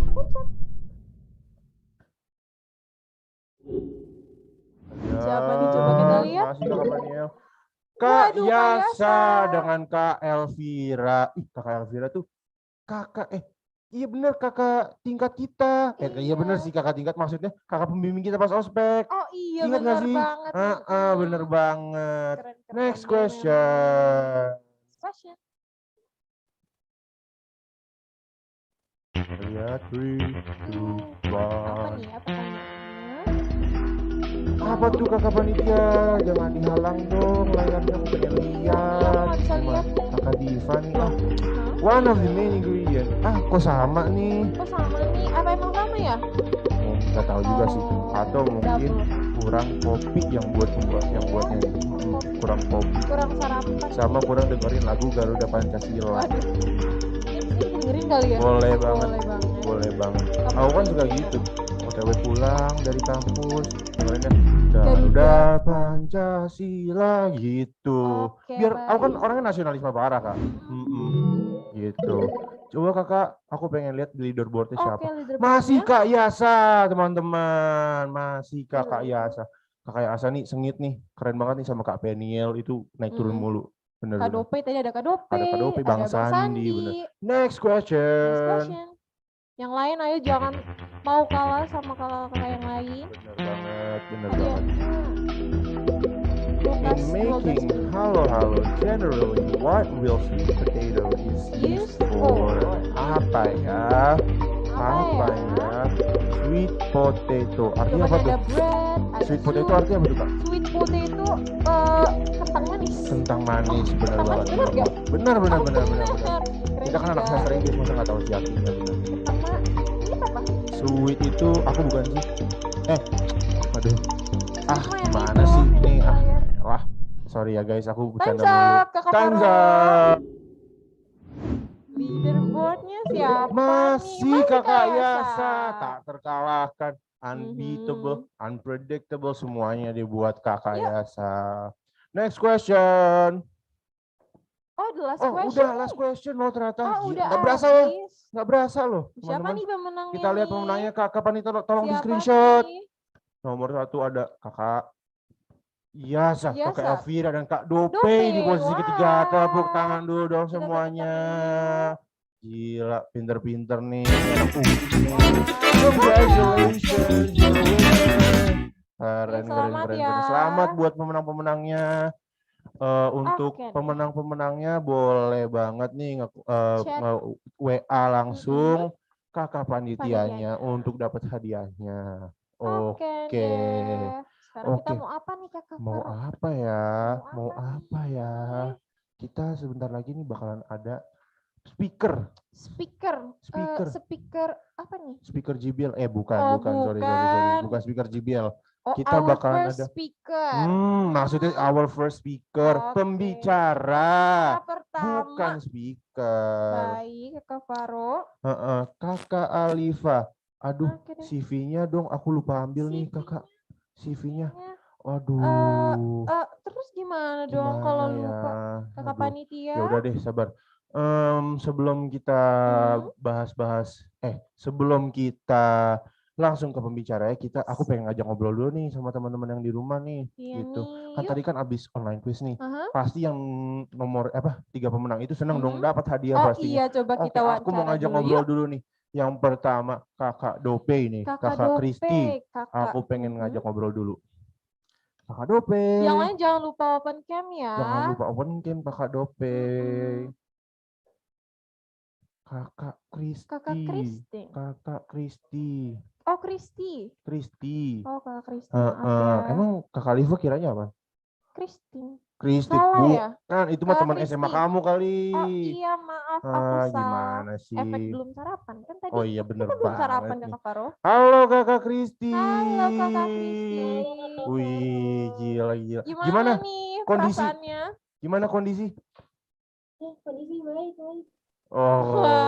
Gimana kondisi Indonesia? Apakah baik? Konanya Indonesia berat sih. Ya pertanyaannya. Berat banget. Gimana Kakak Kristi perasaannya habis menang?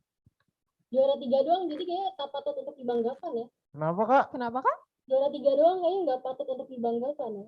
Aku nggak dengar. Aduh, kurang denger Kakak. Tolong dong mikrofonnya jangan dimakan Kak. Aduh, kok dimakan jangan dimakan. Sorry. Boleh Kakak suaranya tolong agak kencengan lagi Sekali Kakak. Lagi Kakak. Jadi aku bilang, aku kan juara 3 doang, kayaknya nggak patut untuk dibanggakan deh. Mendingan kita ininya nanya Nesa. Kok Haikal sih?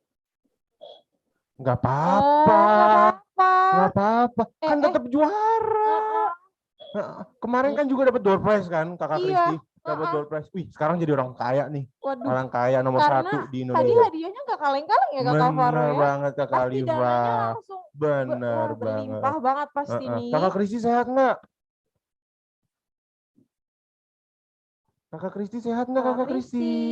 Alhamdulillah sehat. Apa udah sarapan Kak? Alhamdulillah sehat. Udah. Oke. Kalau gitu kita next ya ke juara 2-nya nih. Makasih Kakak Kristi.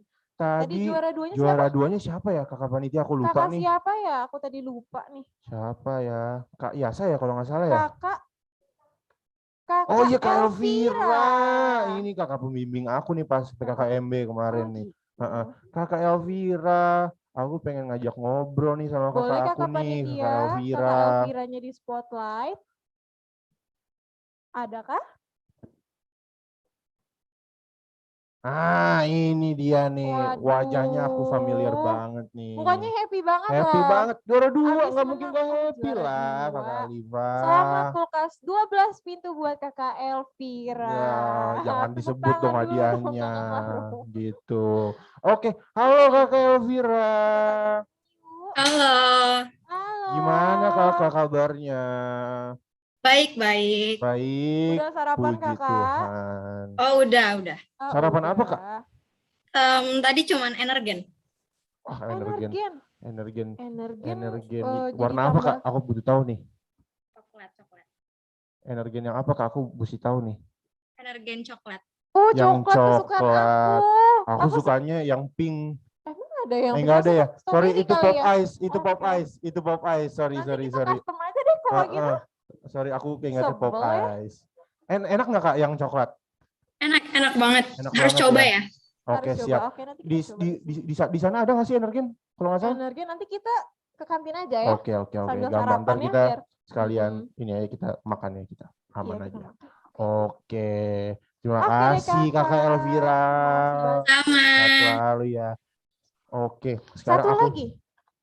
Aku langsung mau nih ngobrol sama champion kita, juara Siapa sih kita, tadi kakak Farah? king kita, kakak Peniel ya? Kakak Penil? Sorry, Bukan. lupa, maaf. Kakak Yasa. Yasa. Tadi soalnya mereka berdua tuh sengit banget Iya, ke Khalifa. Dia Gitu. kejar-kejaran. Bener banget. Semangat banget. Kakak Yasa, halo kakak Yasa. Halo kakak Apa kabar Yasa. kakak Yasa? Baik. Baik. Tentunya semangat banget dong kakak Yasa, pastilah. Aku mau tanya, udah sarapan kakak?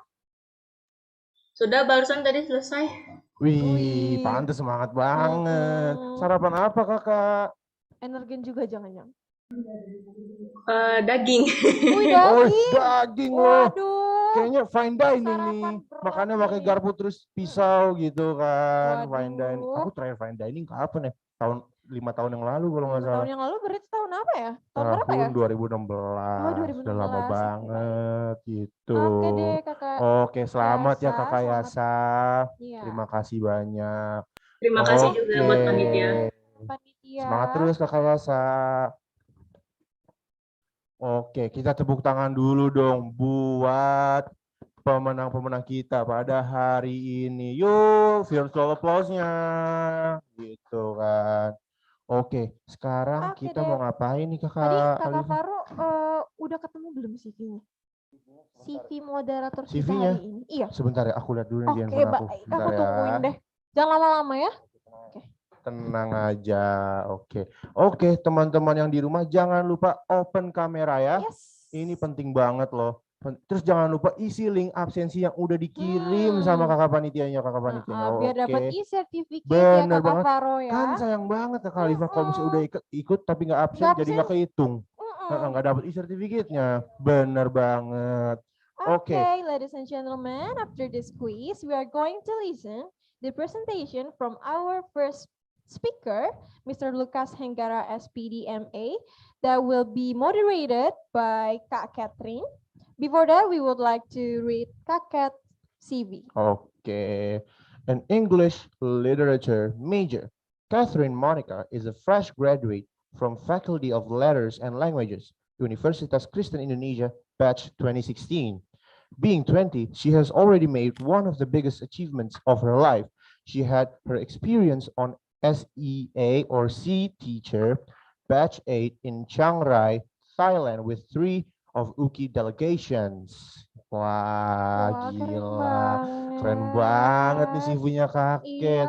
Yang pasti, wah nih Kak Catherine ini tinggi banget nih achievementnya nih. Langsung aja deh aku langsung aja deh aku serahin ke Kak Catherine. The time is yours. Time Thank is yours. you, Kak Cat.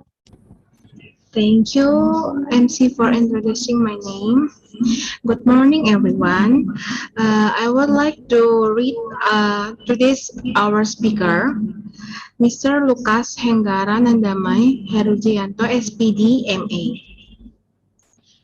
Mr. Lucas Henggara Nandamai Herujianto, SPD, MA, is graduated his MA from the English Department at Ateneo de Manila University and taking Literature and Cultural Studies.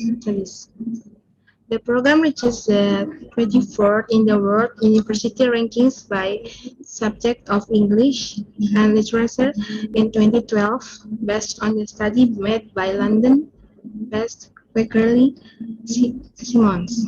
He was a full-time teacher at English Language Training International, Gramedia, Yogyakarta, and Sanatan Dharma University. Mr. Lucas, please let me know if Mr. Lucas is already in the meeting. Okay. Let's watch the profile speakers of Mr. Lucas.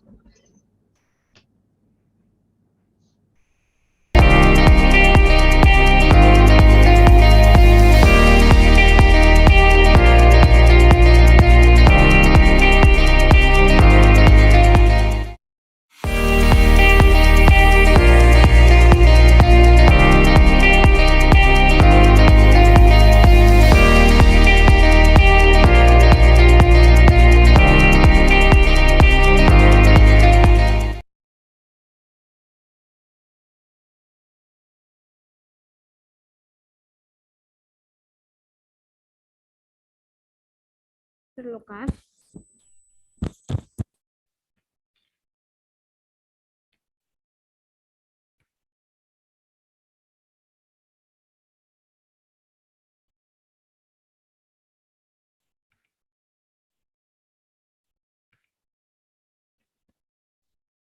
Hello, Mr. Lucas.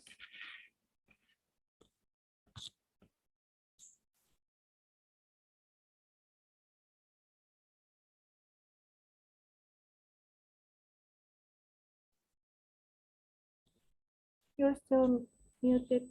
You're not audible, Mr. Lucas.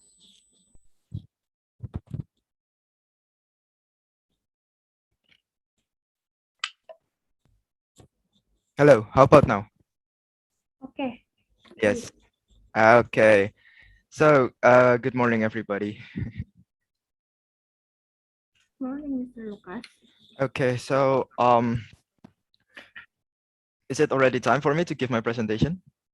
Yes, your time is 45 minutes. Okay. How many minutes again? 45 minutes. Okay, 45 minutes. Okay, I'll try my best. Okay, so, good morning, everybody. So, allow me to deliver.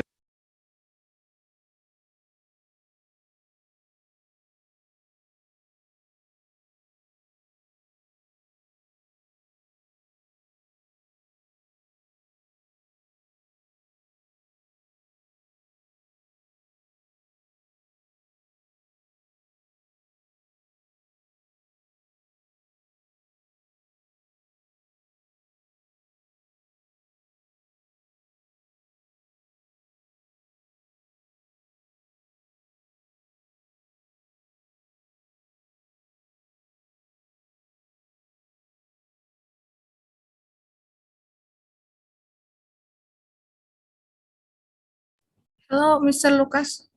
You are not audible.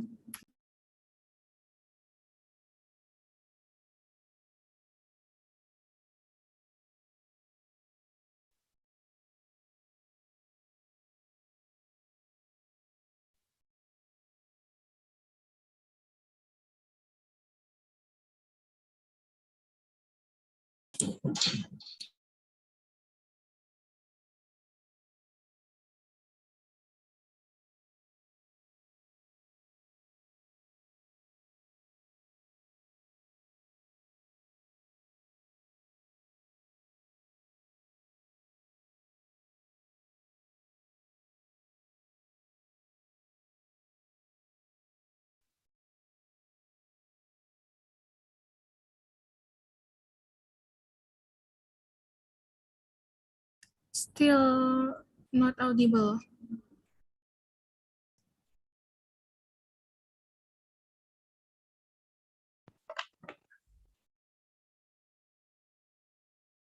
Okay, how about now? Okay, great. Okay. So yeah, let me continue. So this one is actually a thesis of mine.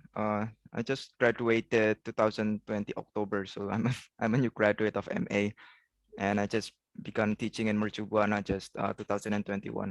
Okay, I'm a new lecturer there. Okay, anyway, so this is a short abstract. This is a short encapsulation of what I write. Okay, so this study, okay, discusses selected Indonesian short stories on the Gestapo or the coup of 30th September 1965 through Brian Mansumi's political ontology of threat. Okay, the Gestapo is an important event in Indonesian history for two reasons. Okay, for two reasons. First, it triggered the Indonesian Communist Purge. Okay, so the Communist Purge. Okay, so we should differentiate between KT-40S and the Communist Purge. So KT-40S is the killing of the generals, of the 7 generals, whereas the 7 generals, or 7 to 8 generals, okay, while the Communist Purge is the killing of communist or alleged accused communist, okay, and the number of the killings were horrendous, were 100-folds more than the generals. Okay, so there were around 500,000 killings to millions of killings. Okay, which is considered one of the most worst massacre in the 20th century. Okay, second, it propelled Suharto, okay, the authoritarian power in the New Order regime. Sadly, the atrocity of the communist purge is not widely acknowledged even in present-day Indonesia, due to the new order's massive and political use of threat through its state apparatus.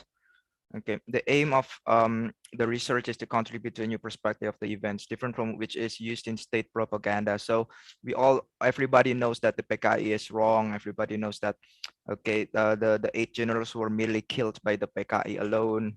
Okay, the new order's version of the Gestapo centers on the blind accusation against the Indonesian Communist Party, so the PKI, as the sole perpetrator of the coup attempt. Okay, the version has been critically questioned by research and scholarship after the fall of the regime. So this one is post-Reformation era. So after the fall of Suharto, 1998, and then the Reformation era, 2000 until today. Okay, so it's safe to talk about these matters nowadays. Okay, this research, okay, point out that Suharto, okay, and the army took advantage of the Gestapo in order to declare himself the savior of the nation amid the impending communist threat. Okay, numerous literary works depict the atrocity of the communist purge. However, literary works of 1966 to 1970 are those that delivered the most active criticism against the purge, since this was a period of minimum hegemony of the regime. Okay, close reading the selected short fiction leads to the finding, okay, that the authors present hints to invite readers to act critically towards New Order's version of the Gestapo and Communist Purge. By way of Masumi's theory, the study found that the regime's politic of threat was the main reason behind the upsurge of the people's hatred towards the communist elements, which led to the said purge. Okay, so because I took literary major and I'm a literary expert. Okay, my study of this, okay, my scrutinization, my examination of the events are based on literary text. Okay, based on literary text, and then also I cross-check it. I cross-check it with historical evidence. Okay, so I have some quotes here from famous authors around the world that examines, that questions, that scrutinizes the events. Okay, so we cannot deny that to talk about this, it's a very difficult topic to deal with. Okay, so the PKI, they are not 100% innocent, although they are not also 100% wrong. Okay, so the genocide towards the PKI, okay, was one of the worst genocide in the 20th century, comparable to the crimes against humanity okay, committed by Stalin in the 1930s, the Nazis in the Second World War, and Mao in the 1950s. Robert Fripp said this. Okay, so he's a famous American professor. Okay, that also examines these events. Okay, now the estimates range from 78,500 to 3 million. So these are the amount of those who are killed. The broad range is partly the result of how quickly the killings were carried out. Okay, so this was stated by Geoffrey Robinson. So see, around not only thousands were killed, but even millions were killed. Okay, what distinguishes the Indonesian case is that the perpetrators and their victims were almost always of the same ethnic and religious group. Okay, say they are of the same ethnic and the same religious group. So what I'm trying to say is the killers and the victims were often from the same village, the same neighborhood, and sometimes even the same family. See, so look how the propaganda has impacted greatly to Indonesian society at that time. So Catholic Florenese killed Catholic Florenese. Okay, Christian Papuans killed Christian Papuans. Muslim Javanese killed Muslim Javanese. Muslim Sumatranese killed Muslim Sumatranese. So it's anyone against everyone because of this purge. So it's chaotic. Sorry, because of this propaganda. Okay, even saying that one took a pity to the victims would be considered as too sympathetic, okay, to the PKI, and he or she could be killed too. So Professor Yapitom stated this. Okay, another one by Geoffrey Robinson. Many of those killed were the victims of private vendettas. Okay, over thwarted love, business deals, gone awry, or family feuds. So in Japanese terms, there is a term called golek-golek, or finding faults. Okay, on Indonesian we call it cari-cari kesalahan. So they people blame that they are communist. People blame that they are of the communist family. They have something to do with the communists. But it's just only golek-golek. It's just only for finding faults. The main reason people harm them is just because of over-thwarted love. Okay, unrequited love, cinta yang tidak yang bertepuk sebelah tangan. Okay, so it's about money, business deals. It's about money. It's not about the communist. It's not about doing good or not. It's about money. Okay, or family feuds. Okay, because of different principles, different ideals. Okay, and then they they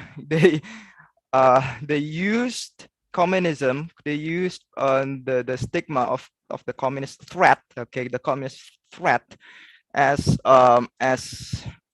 what you call it, as an addition to rise up the conflict. Okay, it's like that. Okay, now, okay, here's one more. Okay, present day Indonesia. Here's one more. Present day Indonesia still cannot bring justice to the victims, and even up to this day. Okay, the latest one was Abdul Rahman Wahid Gusdur. He wanted to make peace between the PKI and the NU, but at that event, the FPI came to surround the event, and the event didn't push through. Okay, the event didn't happen. Okay, the truth revealing process is hampered by propaganda, claiming it was an attempt to revive the PKI. So it's always like that. So an attempt to make reconciliation, to ask forgiveness. Okay, there's always accusations. Oh, the rise of the PKI is rising again. So the event didn't push through. Okay, the main victim of this propaganda is civil liberties. So kebebasan berpendapat. So the right to speech. Okay, it's always the victim. Okay, so this is from Setara Institute, okay, of the PKI studies. Okay, now for you who are still unaccustomed, uncommon about the versions of the K30S. Okay, remember the 8 killings of the general, different from the communist purge. Okay, so K30S. Okay.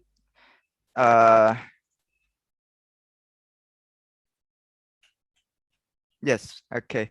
So this one is the new order version of of the regime of Suharto. So this one is stated by Harry Eveling. So 6 generals were killed by members of the palace guard, the Chakra Birawa, okay, under the command of Letol Kuntung in the presence of Gurwani. And the Pemuda Rakyat, okay, in the evening of September 30th in Lubang Buaya, Jakarta. And then a 7th general, Nasution, escaped, but his young daughter subsequently died of gun wounds. Okay, and then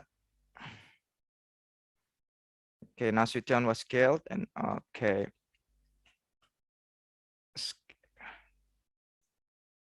Okay, sorry. Nasution escaped, but he was gunned down, okay, by gun wounds.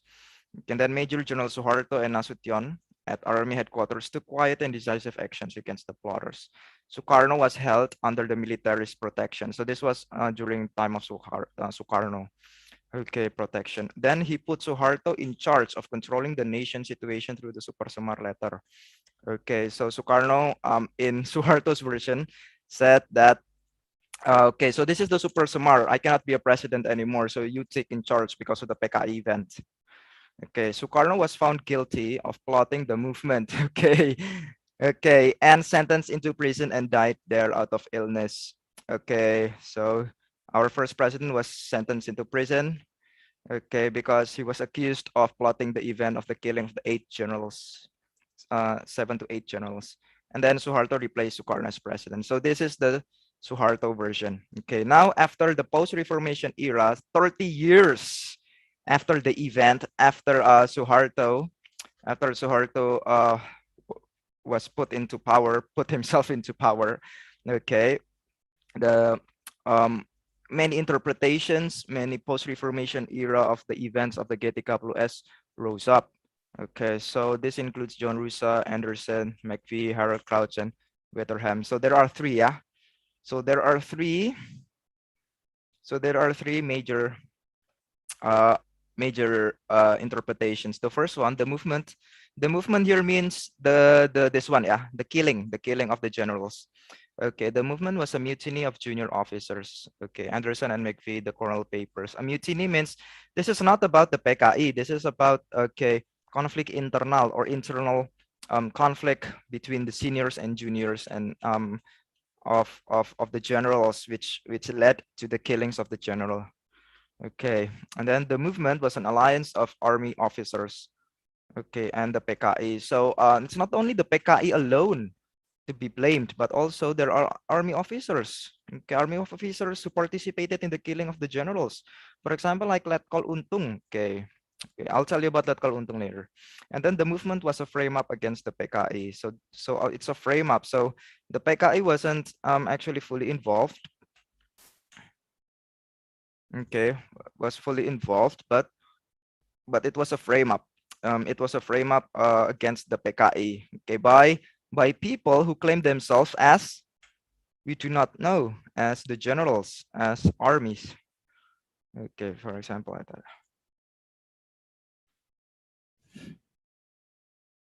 Now, I'll give you this one, an overview again. Overview events at the Getty Less or the, okay, so yeah, in the Philippines, when I presented this, I had to make this one, yeah, because they don't know anything about this. So I had to simplify everything. So the first one is the PKI with a history of past conflict with some elements of the Indonesian society before 1975. Okay, I need to remind that the PKI had past conflicts as well. Okay, before the Getty KWS event. Okay, the PKI killed some political leaders under the name of religion, under the name of communism. Okay, and then the New Orders Gestapo or the Lubang Buaya event of 1965. This is the main trigger. Okay, this is the main trigger. So the killings of the 8 generals. Okay, so I'm not saying that the killing of the general is a feeble event. Okay, it's a very serious event.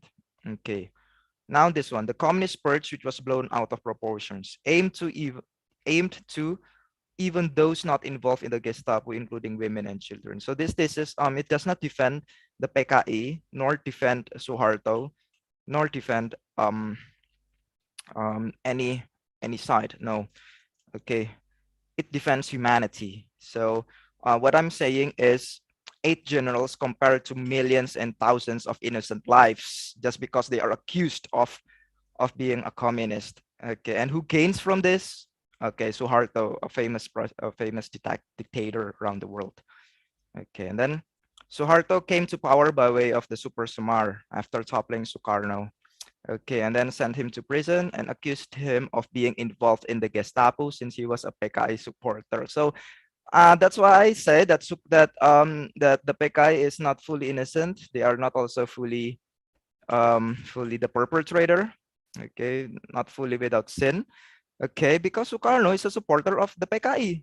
Okay, Sukarno himself, okay, has Tan Malaka. Tan Malaka is a prominent PKI member as a teacher. Okay. And then Suharto maintained his politics of the communist threat. Okay, as he declared himself as the savior of the nation until being toppled in 1998. Okay, so he maintained his politics of threat, okay, to make himself in power. Okay, because power changed people. So hard. This is because I side with humanity. Suharto's main wrongdoing is that Suharto he uses this propaganda. Okay, this is the communist threat. This is the communist threat. People, okay, let people die and let myself become the savior. Okay, the savior. Okay, amidst the PKI troubles. Okay, and then to counter this problem, there is a productions of literary oppositions against the regime from 1966, 1998. Okay, at that time, to talk about the PKI, even saying about the PKI, it's very threatening. People are very scared to even talk about it, to speak up, or even converse daily about the PKI.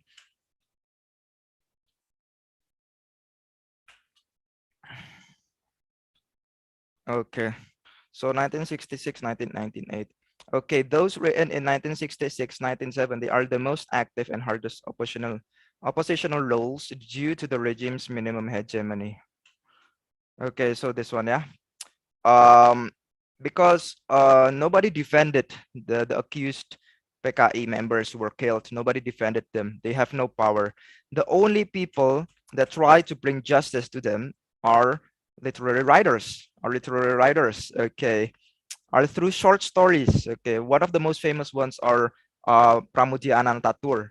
Okay, and then the Reformasi era until now, the post-Reformation version of the Getigaplu-S. So after 30 years and after the falling of Suharto, because okay, his leadership is bad. Okay, people become poor because of his decisions. Okay, and then he was toppled by college students. Okay, he was toppled by the college students. Okay, in 1998 because of the demonstration, right?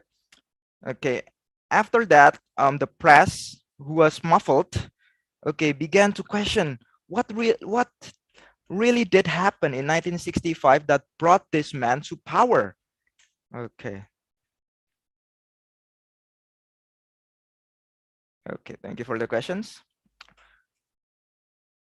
Okay, now this one, yeah.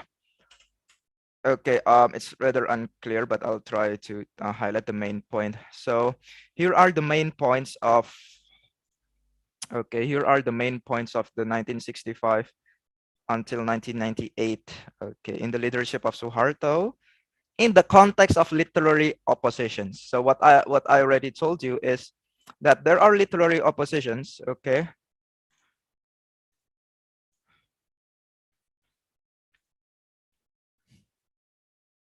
Okay, there are literary oppositions. Yang dimaksud literary oppositions itu adalah yang melawan, okay, gerakan-gerakan sastra yang melawan PKI. Yang melawan Soeharto dan membela PKI atau yang tertuduh PKI. Okay, so those that are defending the rights of innocent people. So they don't defend the PKI. They defend innocent people who are alleged, who were accused as being PKI members, or those who were not involved in the Lubang Buaya event whatsoever. Okay, like babies who were just born and then they were killed just because they are they were accused of PKI members, or farmers, okay, who did not know anything about politics, yet they were killed. Okay, so this is the development of the literary oppositions between time to time of the during the regime. So 1965 to 1970. So this is called the so-called the minimum hegemony. And then the total hegemony. Okay, the total hegemony is 1971 to 1980. And then the decadent hegemony is 1981 to 1998. Okay, so what is minimum hegemony? Minimum hegemony is 1965 to 1970. Okay, the minimum hegemony, this one means that Suharto doesn't have power anymore. Sorry, the Suharto regime doesn't have quite enough power, okay, to repress sastra, to repress the literary oppositions. Okay, so that is why this is the political. Okay, the main characterization of evaluation of New Order power, 1965, 1970. Okay, the political consolidation of the economical recovery, so an economical recovery. Okay, anti-communism alliance widened, the soldiers dominant. Okay, in literature, there were still the freedom to express literature of oppositions appeared. Okay, so there's still freedom for literature to express um, their feelings, to express the rights to defend the rights of innocent people. Okay, and then 1965 tragedy outside the literature. Okay, the news of the G30 through daily Berita Yuda and Angkatan Bersenjata. So Berita Yuda and Angkatan Bersenjata are the newspapers of the army of the Angkatan Darat. Okay, and then Kopkamtip founding. Kopkamtip were a group of the army who were assigned to create surveillance regarding the communists movement. Okay, and then the Pulau Buru prison. Okay, so those who are alleged, those who are accused of being a PKI member, okay, of being a PKI member, they were sent to the Buru prison. Okay, to the Buru prison. And Pramudia Anandatur, he was one of the the the ones that were burut. Okay, and then Hari Kesaktian Pancasila anniversary 1966. Okay, to commemorate Pancasila against PKI. Okay, and then here are the okay, the literary oppositions. Okay, so these are the titles. Party. Okay, pada titik kulminasi, and then this one. Okay, mostly are short stories. Okay, and then the relationship between the power and the literary oppositions made. Okay, the types of opposition. So there are hard opposition, okay, passive opposition, and humanistic oppositions. Okay, and then 1971 to 1980. Okay, the political situation. Okay, that affects the literary situations is the economic growth. Okay, was getting better. So 1978, Suharto gets more supporters. Okay, because the economic situation is getting better at the time. And then the authority focused on the political control. Okay, and then the ideology conformity was guaranteed with P4. Okay, P4. The anti-communism institutionalization. Okay, so it was institutionalized, anti-communism. Okay, even though there is no PKI anymore, but it's institutionalized. Threat of the PKI becomes common. So anybody can accuse, oh, you are PKI, you are PKI. So killing, bloodshed happened. Okay, in literature, there was no opposition. Okay, there was no opposition in literature. So unlike 1965 to 1970, in literature there is no opposition whatsoever. Okay, nggak ada perlawanan sastra. Okay, because of the supporters of Suharto, more people supported Suharto's regime. Okay, and then it's signified by the building of Monument Pancasila Sakti and Museum Pengkhianatan G30S PKI or 1973. And then number two, the publishing of the textbook of the Indonesian national history. So the textbook of the Indonesian history was published. Okay, thank you. Okay. Okay, Miss Susan. Okay, and then Sri Sumara Umar Kayam. Okay, these ones are the literary productions. Okay, Mencoba Tak Menyerah, Yudhistiraan. Okay, Cendera Lepas, Siregar. Okay, and then Kubah Ahmad Tohari. So Ahmad Tohari is one of the softest. It's one of the softest writers that defended the PKI rights. Okay, one of the softest. Unlike this ones, this one is quite hard. Okay, yeah, because more supporter of Suharto during that time. Okay, the isolated literature from its own world. Okay, so literature was isolated. There's no literature anymore that goes against Suharto. Okay, and then the literature only become okay, or it becomes fields of power game. Okay, it becomes the locus. Okay, fields of power game. Okay, literature appeared without any criticism and oppositions. Okay, so even to this extreme, and to the extent that 1970, 1980 literature, a lot of literature started to go against the communists, go against PKI, and the killing of communists, alleged communists, becomes normalized. It becomes something normal. So when you pass the street and then you kill, and then you see somebody kill somebody, oh, it's the killing of PKI. Oh, it's like any other day. So something like that. Okay, and then literature started to support Suharto. Okay, and then in 1981, and then in 1998. Okay, in 1981 and 1998, okay, the status quo, power could not be opposed. Okay, the president authority increased. Okay, the increase of the president's authority, and then the anti-communism ideology entered cultural field in literature. Okay, the opposition still existed at that time, but it's status quo. Okay, so the Suharto's regime becomes more powerful. Excuse me. And then, okay, so at this stage, the power of Suharto was not only implemented to monuments or institutions, but even to pop culture. Okay, so there was the release of the movie Pembantay, okay, Pengkhianatan G30 SPKI. Okay, even until today, right? It's still aired in TVs. Okay, even until today, it's still aired in TVs. Okay, we still watch Pengkhianatan G30S. Okay, in SCTV or in RCTI, something like that. I'm not sure I'm allowed to say the brand. Okay, anyway, I already said it. Okay, the publishing of a book, so the national tragedy of the coup's attempt of G30 SPKI, and then the publishing of a white book. So the white book, G30 SPKI. Okay, okay, and then here we have Ahmad Tohari Dongeng Dukuh Paro. So there is still oppositional, but it's very, very soft. It's very attenuated compared to the previous versions. Okay, compared to the previous versions of the matter. Okay, Anak Tanah Air. Okay, Secercah Kisah Aji Prosidi, and then Jalan Bandungan and H. Dini. Okay, so Mangun Wijaya, also Durga Umayi, Mangun Wijaya. Okay, this is one of my favorite oppositional literature. Okay, and then Para Priyai Umar Kayam. Okay, so yeah, the three types of oppositions. There's hard oppositions, there's passive opposition, and humanistic opposition. So these are the three oppositions.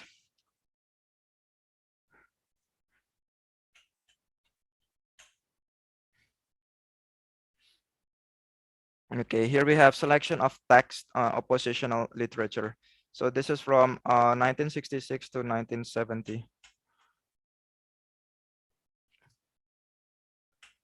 Okay, so here's the situation, here's the condition, yeah. So here's the minimum hegemony. Okay, so there is hard opposition, there is passive opposition, there is humanitarian opposition. Okay, and then there is 9 short stories, 1966, 1970, and then literary text. The literary text, and then 9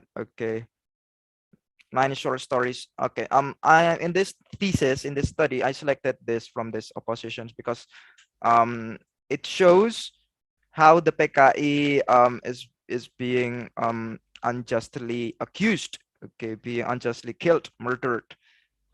Okay, and then this results in hard oppositions, okay, passive oppositions, and humanitarian oppositions. Okay, and then representation of the ideology of the new order power. Okay, representation of the new ideology of the new order power. And then berita yuda or angkatan bersenjata. And then the communication media. Okay, and then representation of the ideology of the new order. Okay, the new order, the founder of Comcaptip, and then it becomes an institution. Okay, there's literally an institution that aims to kill the communist. Okay, which aim is to kill the communists. Okay, to spread hatred against the communists. And then the Pulau Buru Guards. Okay, this is when also Pramuti Anantatur was imprisoned. Okay, so the Pulau Buru Guards. Okay, and then here it is. Okay, and then representation of the ideology of the new order. Okay, so and then Pancasila Sanctity Day. There's the Pancasila Sanctity Day, and then the monument and national habitus. Okay, so this is the minimum hegemony. Now, for this study, I selected those of the 1966-1970 because of the reasons as follows. So 8 short stories that I chose is Usama's War and Harmony, and then Kipanji Kusmin's Cane Slam, and also Star of Death. Then Muhammad Syukur's Death, Satyagraha Urip's The Climax, and then H.G. Ugati's The Threat, and then Gerson Park's A Woman and Her Children, and Martin Aleida's Dark Knight. Okay. There was a breathing space for literature to discuss the tragedy as long as there is only minimal form of deviation from the New Order regime version. Okay.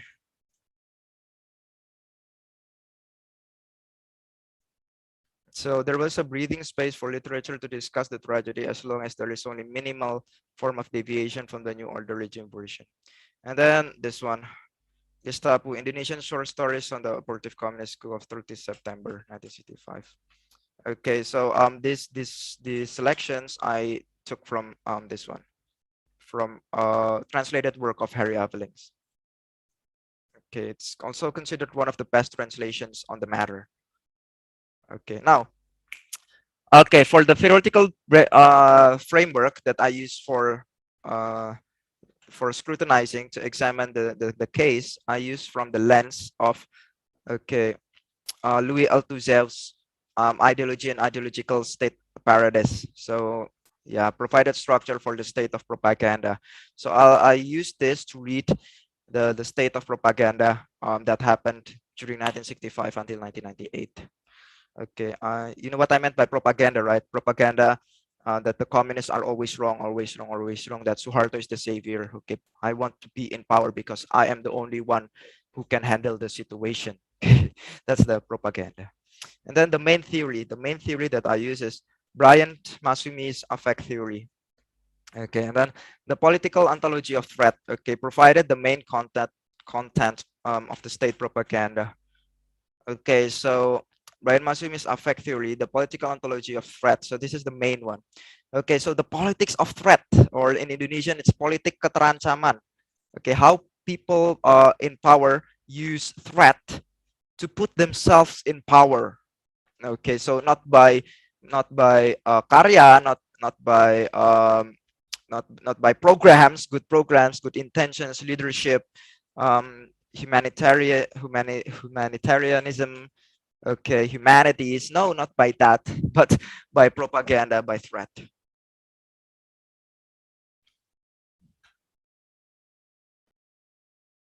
Now, Louis Althusser's ideology and ideological state apparatus. So here is some of the theory as quoted. So what distinguishes the ISAs from the repressive state apparatus is the following difference. Okay, the repressive state apparatus functions by violence. Okay, so RSA, or the repressive state apparatus, functions by violence. So by violence, okay, violence. Whereas, okay, like the army, the police, okay. Whereas ISA, the ideological state apparatus functions by other ideology. So ideology by education, propaganda, the PKI is wrong, the PKI is wrong, okay. The killing of the 8 generals, the generals, high, powerful military man can be killed, okay. Nobody is safe from the PKI, okay. But the fact of the matter is, okay, that the propagandizers themselves are the main threat, okay. Now, okay, so here's a very good quote that I really like from Louis Althusser's. Okay, I ask the pardon of those teachers who, in dreadful conditions, attempt to turn a few weapons that they can find in the history and learning. They teach against the ideology, the system, and the practices in which they are trapped. They are a kind of hero, but they are rare. Okay, I use this quote to highlight the literary oppositions. Okay, para pahlawan menggunakan sastra yang membela hak-hak yang tertuduh sebagai PKI. Okay, in this context, okay, because I'm a teacher, I can really really highlight this, relate myself with this one. Okay, as a teacher, okay, but in this context as heroes, the heroes, okay, using literature as weapon to promote justice against the humanity of the alleged PKI members. Okay, so mind you again, I don't defend the PKI. I defend those who are accused of being a PKI. Okay. Now, okay, here is the main theory. This is quite a new theory, yeah. Brian Masumi's affect theory, the political ontology of threat. So, affect itu apa sih dalam bahasa Indonesia? Affect itu perasaan, okay, rasa, okay. So, because humans are designed that feelings, the gut, okay, what is inside can sometimes surprise the brain. That sometimes clouds common sense, feelings, affection, threat in this context, it clouds the brain. Okay, and the propagandizers, okay, Suharto's regime really know this. Okay, that's why they use threat for their own gain. Okay, so here is the theory. Okay, so Brian Masumi's political ontology of threat deals with part of the human affect, okay, which those who are in power profusely manipulate for their own gain. So this is by definition of threat. So threat is from the future. Okay, threat is not really in spite of its non-existence. Okay, it's superlatively real because of it. So ada atau tidak ada. Okay, yeah, because we're Indonesians, yeah. So if you translate it, it becomes ada atau tidak ada, ya diadakan. Okay. Untuk kepentingan para rejim. Okay, so for the sake of the regime. Okay, and then the ambience of threat. Okay, so if you hear the word ambience, it feels the softness, comfort. No, this one means that the ambience of threat, it means that it's everywhere. Keterancaman PKI. So when you sit down and then relax, okay, doing a seminar, studying in college, you will always feel threatened by the PKI members. You will always feel threat that Suharto promotes that the PKI is wrong, and so on and so forth, like that. And then the performance takes place wholly between the sign and instinctively activated body whose feeling is broken by the sign's command to transition to a new feeling. Okay, so instinctively activated body whose feeling is broken by the sign's command to transition to a new feeling. So for example, you're happy here, okay, doing your own business, and then there's the threat propaganda. Okay, it transitions. You don't feel comfort, happy anymore. You become threatened. Okay, that's how feelings, affect can be manipulated so easily. Okay, and then threat is effectively self-causing. Okay, berdampak pada diri sendiri, self-causing. It means that defensive preemptive action in its own way is capable of offensive preemptive action, of producing what it fights. Okay, preemptive action itu maksudnya adalah iya, orang-orang PKI itu salah. Dia terlibat dalam pembantaian jenderal. Tapi masalahnya, is it only the PKI who did so? Oke, apakah pembantaian 8 jenderal ini sebanding? Oke, is it sebanding? Is it self-causing? Is the preemptive action to not make the PKI revive anymore? Okay, is it necessary to kill millions, hundreds and thousands and millions of people who were only accused of being PKI members, who were not really PKI members whatsoever? Okay, is eight generals, 8 powerful people, okay, comparable to the killings of millions of others, fellow Indonesians? Okay, any action taken to preempt a threat from emerging into a clear and present danger is legitimated by the affect fact of fear. Okay, dibenarkan is legitimated by the affect fact of fear. Actual facts aside. Okay, so yeah, this is how powerful threat is. Yeah, so you don't use logic. It's like love. Okay, we don't use logic anymore. Okay, people do anything for love. Okay, now this one, people become everything they are not because of threat. Okay, so as I said, so we are happy now. Okay, and then we hear a threat. Oh, okay, and then we hate the communists. Okay, it's like gossip, the danger of gossiping. We don't know if it's real or not. Okay, because we are propagandized. Okay, we were what you call it? We were provoked. We were provoked to hate somebody. Without caring if they are really right or wrong, okay, we hate that person. We hate the PKI members because we are told to hate them. There's nothing personal about the PKI, okay, but we're just told, and then we hate them. Okay, and then here's the preemptive logic. It's based on a double conditional. Okay, would have and could have. Okay, would have and could have. So the PKI didn't have the capacity, but they still would have if it could have. Yeah, so look, the PKI doesn't have power anymore. But still, the propagandizer said that they don't have the capacity. But if they would have, okay, they will. They would have if it could have. If they have the capacity, so they can topple the country. Okay, they can overthrow Suharto. Okay, so it's all about Suharto again. And then, yeah. It doesn't make sense, but this really happens. And then the PKI has members armed to incite a coup. The PKI has members armed to incite a coup. So the PKI has armed to incite a coup. No. And then the PKI has the capacity to have members armed to incite a coup. Okay.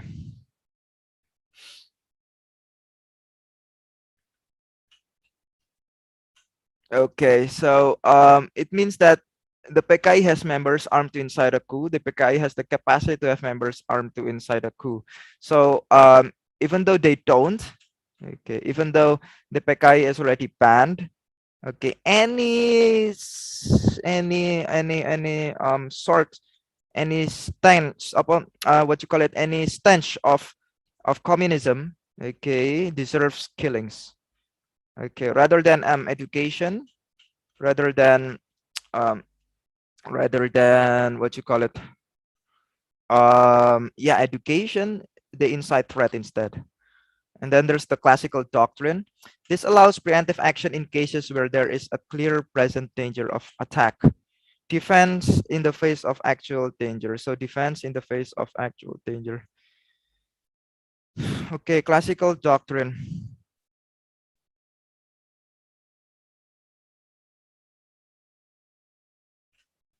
Okay, hello. Okay, neoconservative doctrine. Okay, this justifies offensive action against threats that are not fully emergent, or more radically, that have not been begun to emerge. Offensive without actual danger.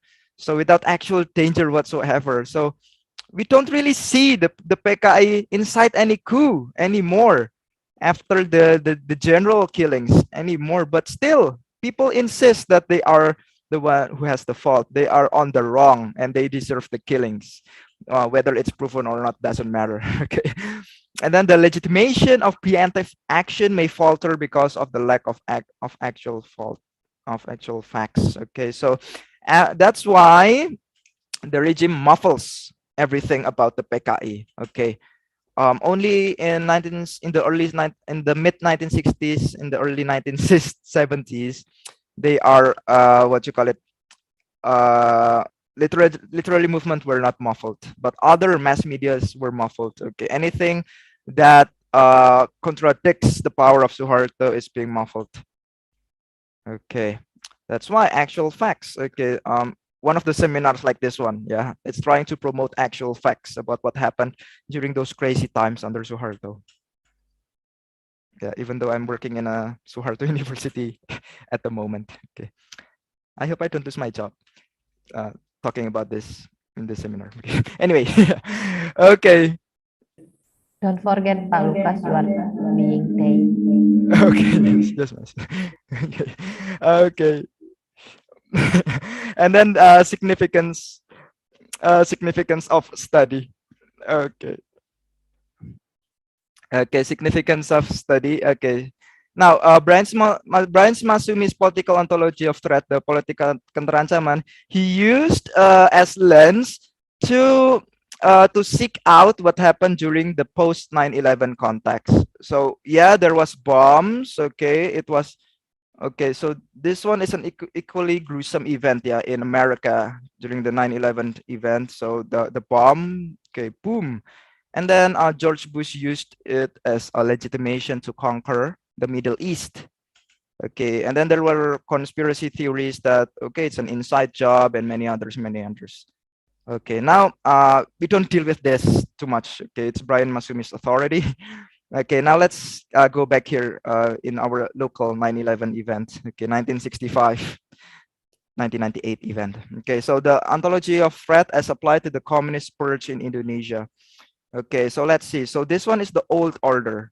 Okay, so old order. So civilian background. Okay, our beloved president until today.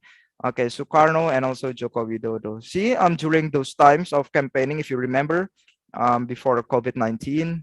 Okay, and everybody's focused on COVID-19 now. But before at that time, Joko Widodo, even until Joko Widodo, so even decades after the post-Reformation era, people still use the communist threat against him. Okay, he was accused of being a communist child. Okay, of the son of a communist. Okay, and then Sukarno too. He was accused of being a communist himself. Okay, now let's look at this one, the new order. So during that time, General Prabowo is put into power as the Minister of Defense, right? Okay, and then he is also the pesan of General Suharto, the son-in-law of General Suharto. Okay, and then General Prabowo, and then General Suharto, and then the new order. Okay, and then with a military background. So we can see here, it's still hot even up to maybe up to 2019. Okay, because everybody is concerned with Corona now. Okay, so it's a civilian background versus the military background. Okay, so like this one too. Okay, the threat is the 9/11. Does 9/11 allow? Does 9/11 allow the insurgents of all Middle Eastern countries around the world? Okay, the killings of innocent children and babies because they are accused of being terrorists. Okay, and conspiracy theory saying that it's an inside job and many others. Okay, this one too. Okay, to the killings of 8 generals, which we don't really know who were the real perpetrators. Okay, is it really worth it? Is it really enough to topple our beloved founding father Sukarno out of power and accused him of being a PKI supporter? And then Joko Widodo, okay, our current president, okay, accused of being a PKI member, even though he doesn't have anything to do with that. He was still a baby during that time. Okay, and then then his political enemies started to golek again to find faults that no, not PKI, he's not a PKI member, but his father was, his family members were. Okay, and we do not really know if it's true or not. Okay, so the political communist threat is still used at that time, 2019, prior to Corona. Okay, now here are some research questions that I used. So what are the historical discourses surrounding the Gestapo that contextualize the stories? Okay, how has literature worked as an ideological apparatus? And what is its role as means to oppose the regime? Okay, and then to what extent does threat in the lens of Brian Masumi's political ontology of threat become a means of carrying on the plan to abolish the communist elements as seen in the short stories? Okay, we can see here the communist purge. So the communist purge includes the killings, exiles, confiscations, imprisonment without trial. Okay, this is the communist purge. Okay, so in this chapter, I basically talk about the politics of threat in the 1966-1970 short fiction of opposition, which results to the communist purge, the killings, and so on and so forth. Okay, and then in chapter 2, okay, the historical background of the GTKPL as the main trigger, Suharto's Gestapo. Okay. Yes, miss. Okay, I'll try to answer every question. Okay, the new order, the Army Suharto version of the Gestapo contested with Rusa's analysis. Okay, okay, so I present Suharto's version first, and then there's the post-Reformation version first, who tries to examine what really happened in 1966 that caused the killings of millions. Okay, and then the post-Reformation version of the GTKPS. Okay, the regional historical context of the Gestapo in the short stories. Okay, the secondary trigger, past conflicts of the PKI with some Indonesian elements before the Gestapo. Okay, what happened during that time? Okay, as seen in the short stories, what are they trying to oppose? And then Althusser's ideology and ideological state apparatus reading to the Gestapo in the present day Indonesia. So present day Indonesia, we still have Pancasila Sanctity Day. Okay, there's still Komkamtip. Okay, they still celebrate Pancasila Sanctity Day to commemorate the killings of the 8 generals. Okay, yes, they were killed, but the question is, who were really the killer? Okay, that's the question until today, which many researchers trying to find the answers to.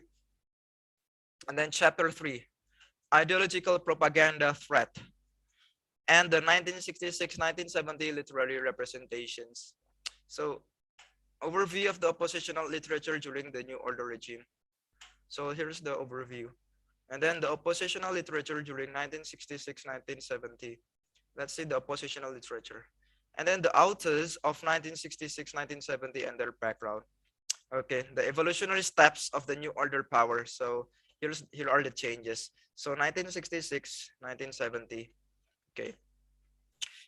It becomes 1970, 1980, and then it becomes 1981, 1998, and it's oppositional literary works. Okay, so there's the power regime here, and what do the literary works do to fight against the regime here? Okay, so there you have it, the main encapsulation of my work.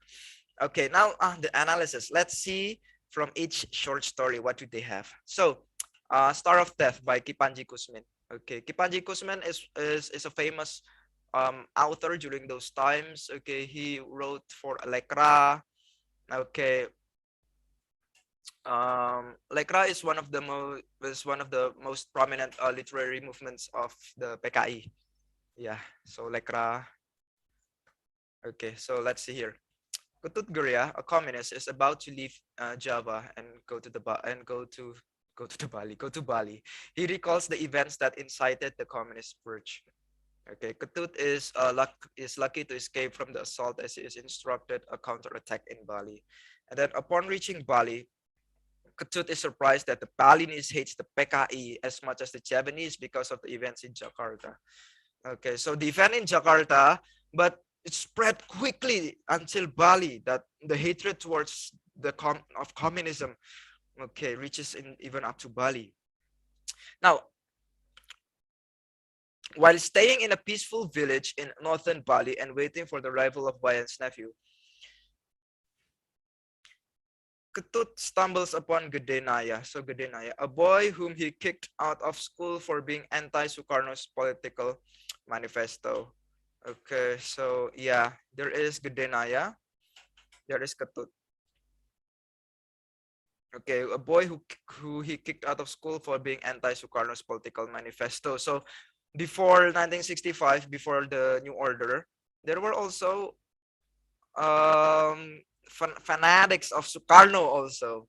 This one, it becomes personal because a teacher dropped out a student because he doesn't agree with Sukarno's political manifesto. Sukarno. So yeah, and then it becomes a balas dendam. It becomes a revenge. Okay, and then Naya threatens Ketut about the communist killings, and that Ketut to be brought in the regional military command or the Kodim for further processing.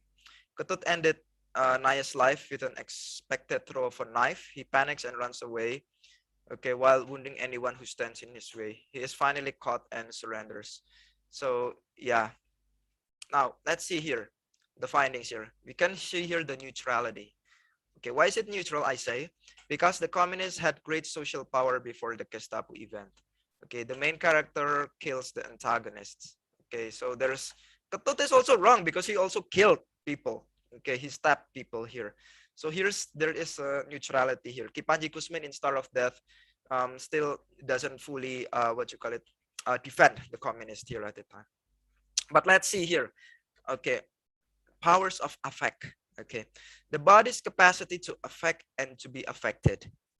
Okay, the ambience of threat. Okay, the ambience of threat. So the Balinese hate the PKI as much as the Javanese, despite that the Gestapo occurred in Java and not in Bali.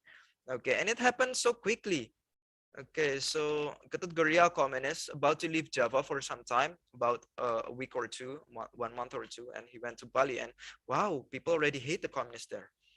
Okay, so media, and propaganda, and then the Gestapo is the main trigger to the communist purge. Okay, and the Gestapo is the main trigger to the communist purge. Okay, the whole town wants to kill the protagonist. Everybody wants to kill the protagonist. A desire blown out of proportion. So here, the sense that Star of Death by Kipanji Kusmin, it's still it's still defend the communist right, okay, because he's not involved here. He's not involved in the killing of the generals, but solely because he is a communist, people hate him in Bali. Everybody wants to kill him, and this one, the act of him killing, is a form of retaliation. He had to defend himself, okay, using his knife. He had to kill other people before he was killed. So it's to kill or to be killed. So it's like that. And then mythical allegories, okay, referring to the Gestapo. Okay, the falling star, sighted prior to the chaos. Okay, the falling star. Okay, hints at the army's involvement in the movement. The army insignia in the shape of a star. So it's called Star of Death because when Ketut goes to Bali, he sees a falling star. Okay, and in Balinese culture, it means there is, okay, it's a sign of death. Okay, a Javanese deva, a Javanese god, a Balinese god, okay, god of death has come to earth, okay, using the falling star. Okay, here I interpret that the falling star, it means an insignia. Okay, the badge of the army is behind all this, the badge of the army. Okay, yeah, Suharto, the army.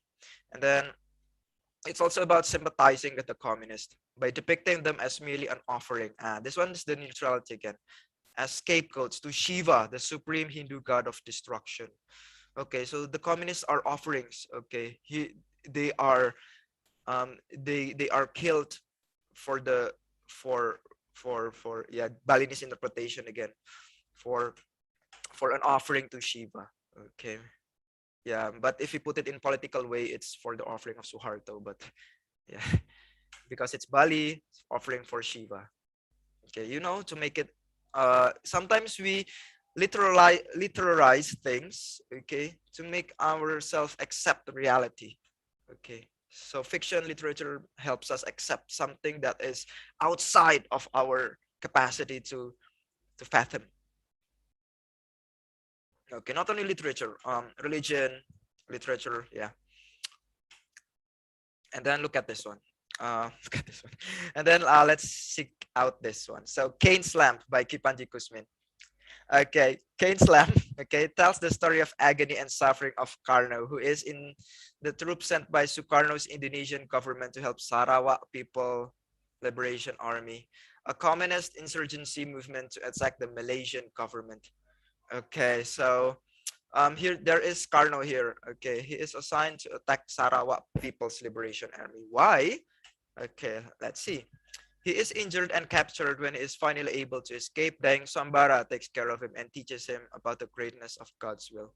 Karno does not feel safe staying with Daeng, so he decides to go back to Jakarta. He goes back to his barrack and learns that he was proclaimed dead and died as a hero.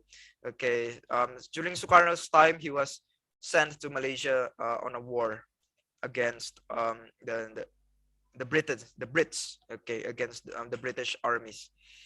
Okay.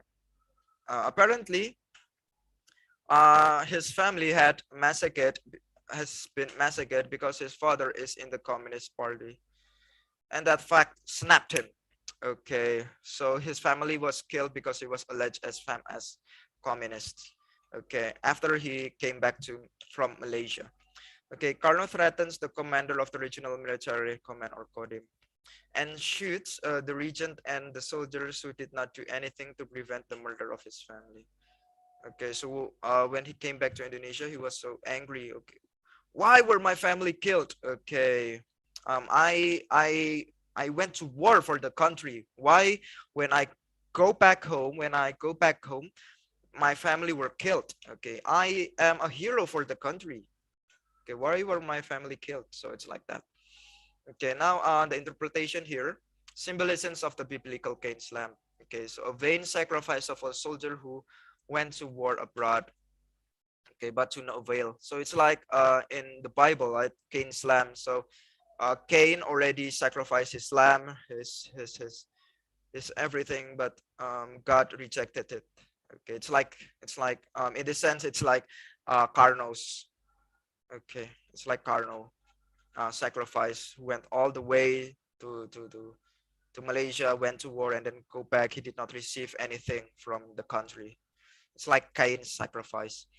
And then the performance takes place solely between the sign and the instinctively activated body, whose feeling is broken by the sign's command to transition to a new feeling. As I said, so Brian Masumi, the transition of a new feeling. So here we can see Carno's friends extenuate their wrongdoings by rationalizing that Suharto's revolution demands sacrifice.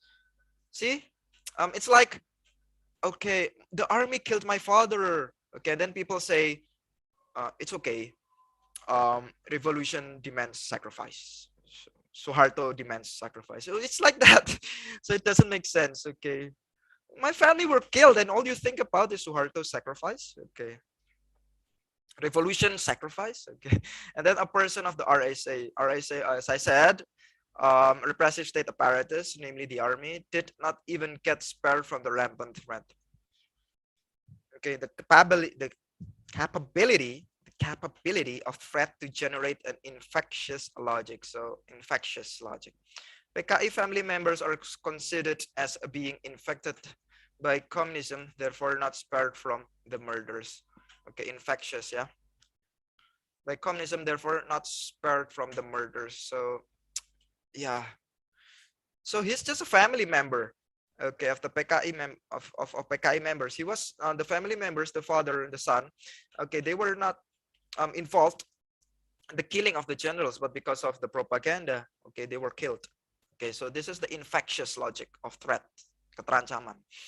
And then the story opposes the regime by showing sympathy to the PKI family members, including the main character who commits suicide out of remorse. Okay, including the main character. Okay, so the victim here are not only the family of Karno, but Karno himself. He cannot fathom, he cannot accept the reality that I am a hero for the country, and then I went home, my family is killed, and then he committed suicide. Okay.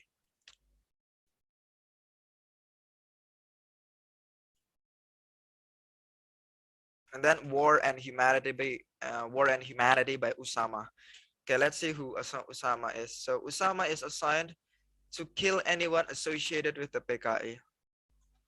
He experiences an extreme disruption of conscience, having been forced to interrogate, torture, and kill people whom he knows and admires in order to comply with the government's orders. Okay, Usama is assigned to kill anyone associated with the PKI. He experiences an extreme disruption of conscience, having been forced to interrogate, torture, and kill. Okay, now let's see. One of these people is Sri. Okay, so an RSA himself, Okay, who are assigned by the army to kill the PKI members. And then in the end, he met Sri, his classmate and a member of the communist student movement called the CGMI. Sri is also accused of being in the Lubang Buaya where the Gestapo happened. Okay, implicitly it is depicted that Usama is conscious of how undeserving these people are to such treatment. He runs away from his duty because he cannot take it anymore, but he fears of the mockery from his comrades were he to be caught escaping. The man's conscience further disrupts him as he imagines Sri being killed in front of his eyes. So Sri, his classmate, someone that he adores, okay, Sri was accused of being a PKI member, and the main character here, his name is Usama, okay, which is humorously, also the name of the author. Okay, so Usama also sees, okay, I am assigned to kill the PKI members. Now I see Sri, my best friend, being killed in front of my eyes. How do I feel? Okay, and I don't even know if Sri is really guilty or not. So it's like that. Now, the story's opposition is by depicting an anti-communist front member. So who has made to kill people who is dear to him so much. The victims are those not involved in the Gestapo. Okay, the victims are those not involved in the Gestapo. Okay, threat. What is threat? Threat, okay, the main character is in a dilemma whether to defend his friends and leave that might cause him to be accused as having cahoots with the PKI or see the killings of his friends. Okay, so keterancaman ya. Okay, so cahoots means, okay, he is afraid to be seen as being a friend of Sri. So that's why. And then the main character rationalizes that it is a war in which the PKI had won. The unlawful atrocities toward convicts could have also happened to him. Now, this one is a preemptive action, as Masumi also stated. So, okay, it's a war. Either I kill Sri or the communists will kill me. Okay, it's like that. The keterancamannya seperti itu. Okay, bekerjanya seperti itu. That's how the threat works. The story is profusely intertwined with guilt as a product of the ambience. So there's also guilt. Oh my God, I see Sri being killed. Okay, there's guilt there. Okay, so the affect is not only threat but also guilt feeling. Okay, so people's emotions are being mixed up here. Okay, and then the perpetrators, the anti-communist mass, are victims too, to some extent. So the anti-communist mass, okay, who were assigned to kill the communists, they are victims themselves because they have to kill people whom they love. Okay, people that they consider not having any fault, not having any personal fault whatsoever. Okay, so it's like that.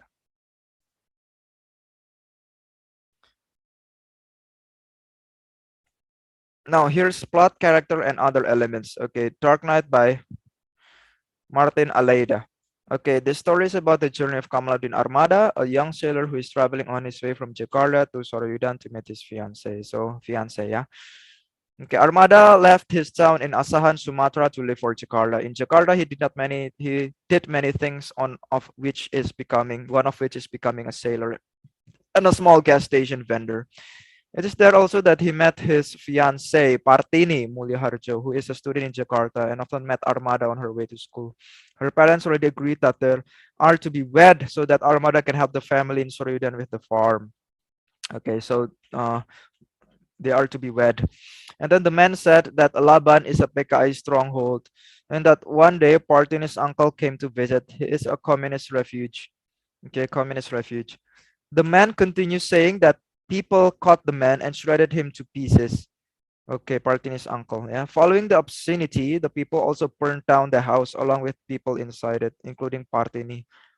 Okay, the fact that Muliharjo's wife couldn't read and other children knowing nothing of politics did not spare them from the torment. So children killed, okay, illiterate people killed.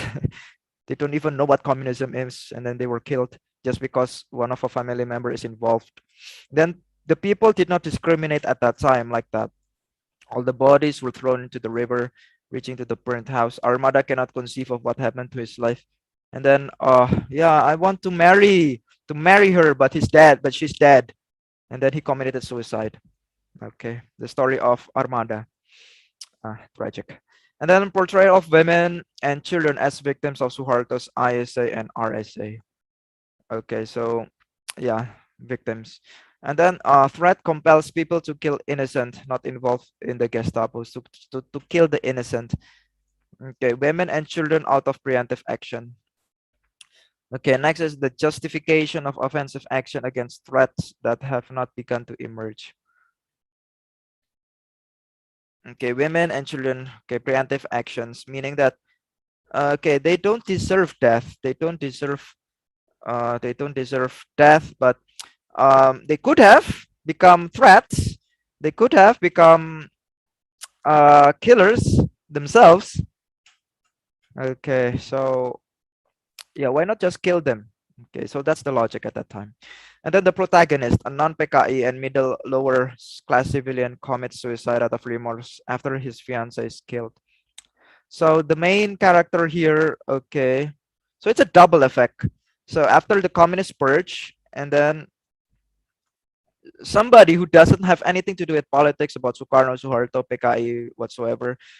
Okay, all he knows is he loves somebody and that person is shredded into pieces. Okay, and seeing that, okay, he cannot accept the reality and then he committed suicide. Okay, depiction of communist purge targeting those of the lower middle classes. So yeah, Armada works in various blue collar jobs. So he's part of the lower middle class as a sailor, as a farmer, as a gas station vendor. Okay, and he was a victim of it. And then threats, non-conservative doctrine. Regarding the preemptive actions are legitimized despite lack of clarity. There's no real threat. What really happened at that time? The indiscriminate offensive action against the PKI members and their family are justified. So, okay, let's kill them. Okay, let's kill them. It's okay. They're PKI members. There's a legitimation on, okay, there. And then threat by Ugati. Okay, so the story revolves around a family composed of a man and his wife, and with his wife Ida, along with young boy, little sister. Okay, the man killed a communist. Okay, who has a family, and now the man takes responsibility of taking care of the communist children. Okay, for that, the family faced the cost of being accused of being communist sympathizers. See, even taking care of the children, they were under threat. It turns out that Annie, the communist wife, is the ex-girlfriend of the killer. Okay, masses came and are throwing stones and are accusing the owners of the house of PKI members. The man planned to convince the crowd that they are not communists but Muslims, but to no avail, saying, I am Muslim, I'm a Muslim. Okay, I'm not a PKI, I'm not a communist. But still, people still throwing stones at them because they have children. Okay. Okay, and then this makes the man come forth to save her. The story ends where the man decides to pray to God for all the things that happen in his life. So the story ends there. Okay, let's just pray for whatever happens. Okay, so this one, now let's the main characters who are couples and that the husband killed a communist man, which leads to other remorse's decision to take care of the communist children. So he himself is part of RSA. Okay, I killed a PKI member, and because at that time, communist lives are can illegally be killed. Okay, but his humanity side, okay, came forth. Okay, I want to take care of the children because they are not PKI members. They are just children of the PKI. Okay, but see, a killer of a PKI member becomes accused of being part of the PKI himself because he has something to do with the children. how crazy it was at that time. Now, invitation to question the regime's Pancasila Sanctity Day through the depiction of using Pancasila to legitimize the killings of innocent family members of the communists. Now, anyone associated with the PKI goes against Pancasila and therefore deserving of death. The depiction of the reality in the past that killing communist family members were popular. Okay. And then depiction of the reality that the communists are a threat beyond the religious domain. Okay, the communists were considered as a threat against national domain. Okay, so yeah, the communists are considered as threat as not only national domain, but also religious domain. Okay, so this double threat, yeah, not only national stability, but also religious stability. And then the climax by Satyagraha Hurip. Okay, Susityo is a non-PKI member who is subject of the communist threat incited by the antagonist, namely the anti-PKI mass person named Mimbadi. He is tormented as he is forced to kill a PKI figure named Kusulan, who also happens to be the husband and the protagonist's sister. And then Mimbadi talks about his past of being a fine art student and his conflict against the CGMI, or the Konsentrasi Gerakan Mahasiswa Indonesia, and an Indonesian college student group linked to the PKI. Okay, at that time he was almost kicked out of college as a result. Okay, the story ends with Kuslan killed by anti-PKI masses. Okay, Susityo feels relieved that he does not have to shed the blood of a family member. He does not have to worry as well of losing reputation. Okay, of losing reputation. Sorry, as losing reputation.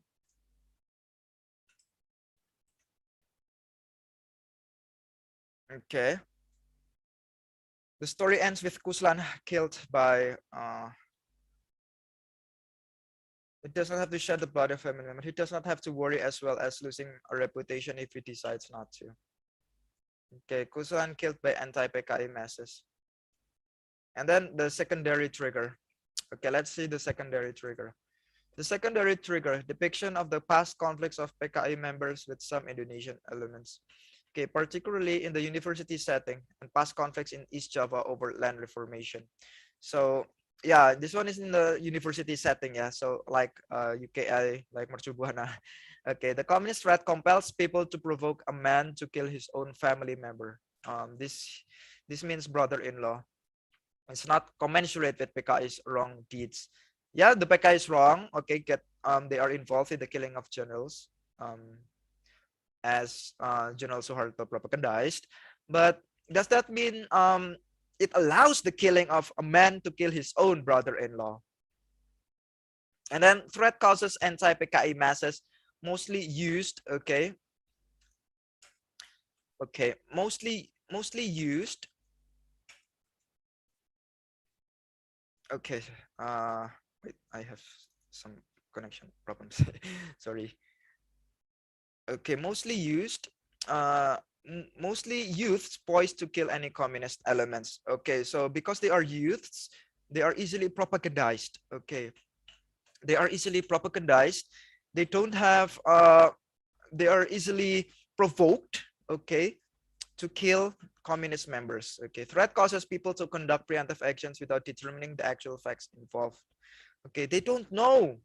Okay, what really happened? They were just provoked to kill, and to kill they shall. So it's like that. And then the ambience of threat allows the hatred against communists to extend or even making it to reach its climax. Hence the title of the story.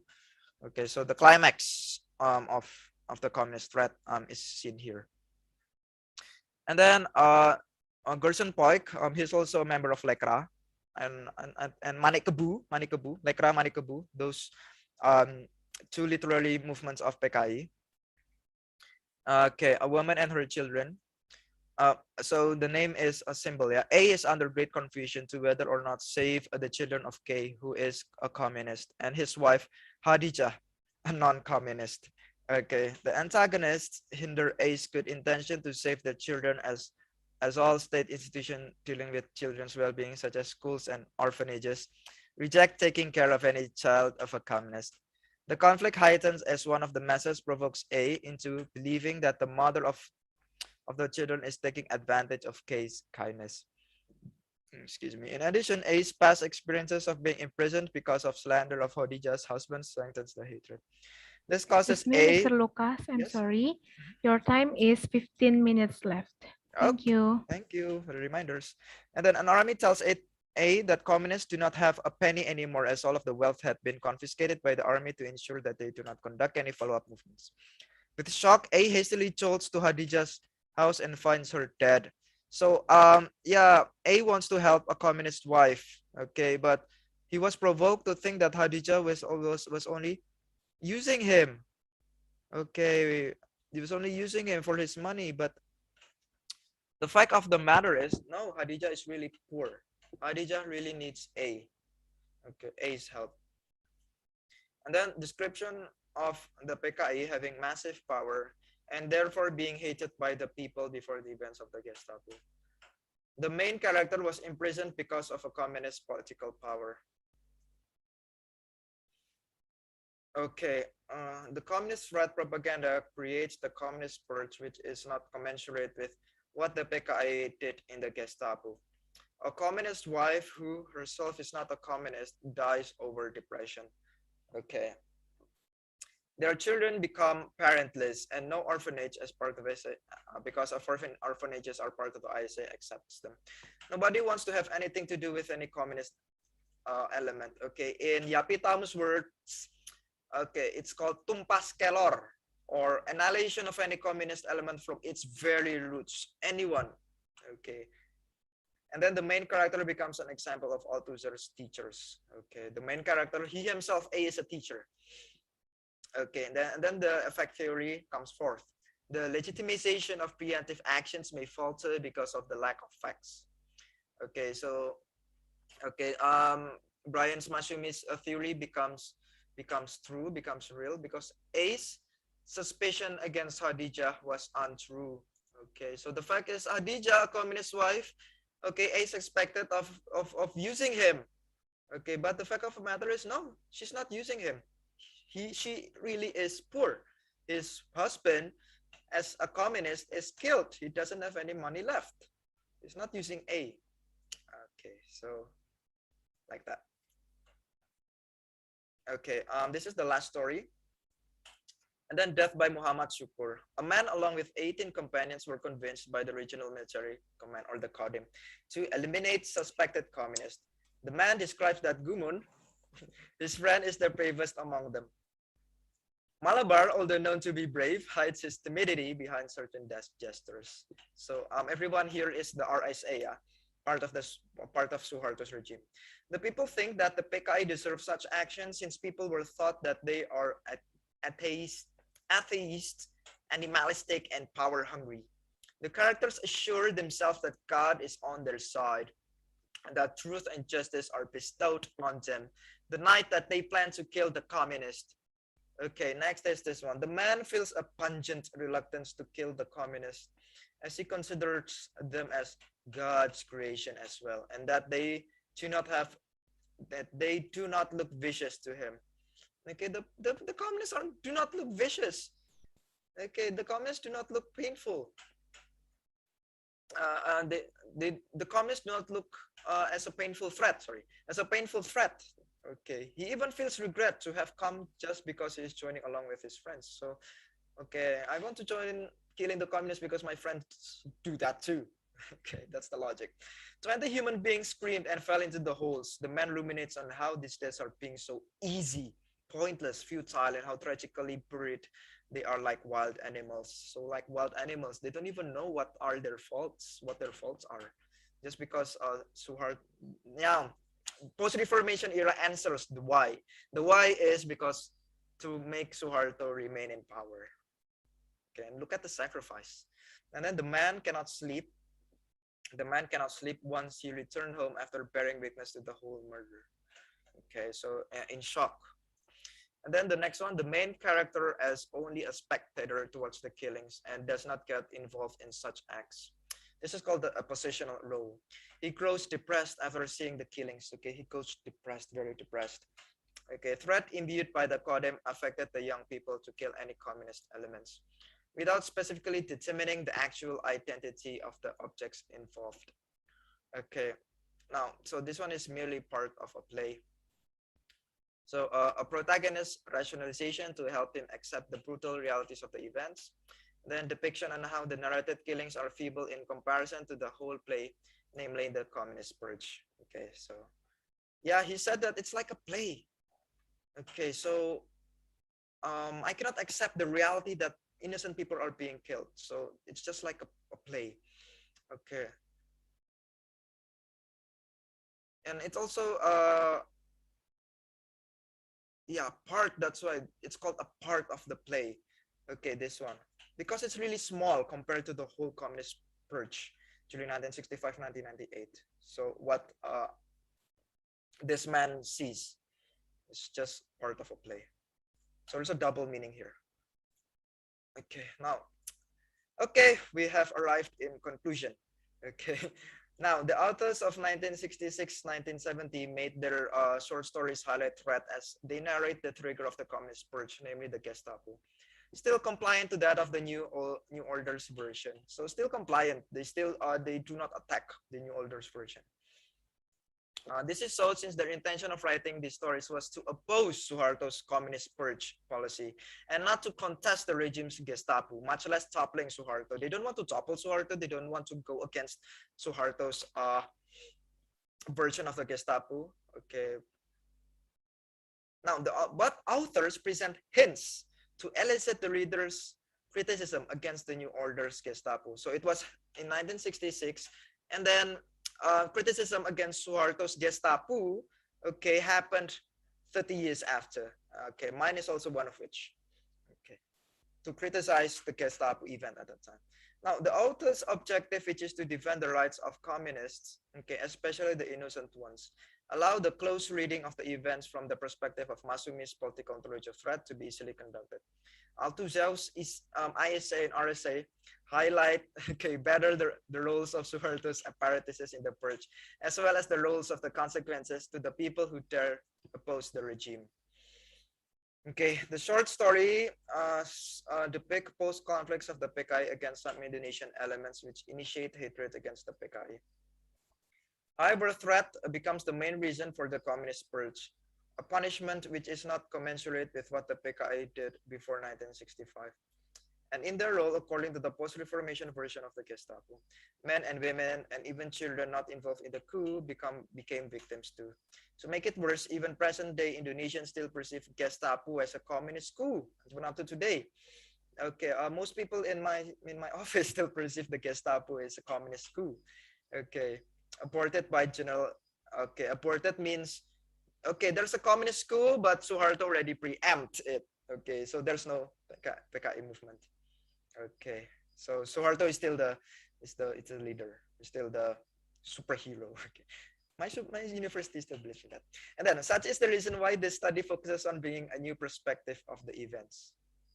Okay, so yes, so this study tries to bring a new perspective of the events of the Gestapo, of the communist purge. Okay, who is to blame? Is it Suharto, Sukarno, and many others? So yeah. So if you want to have further readings, okay, here are some recommendations.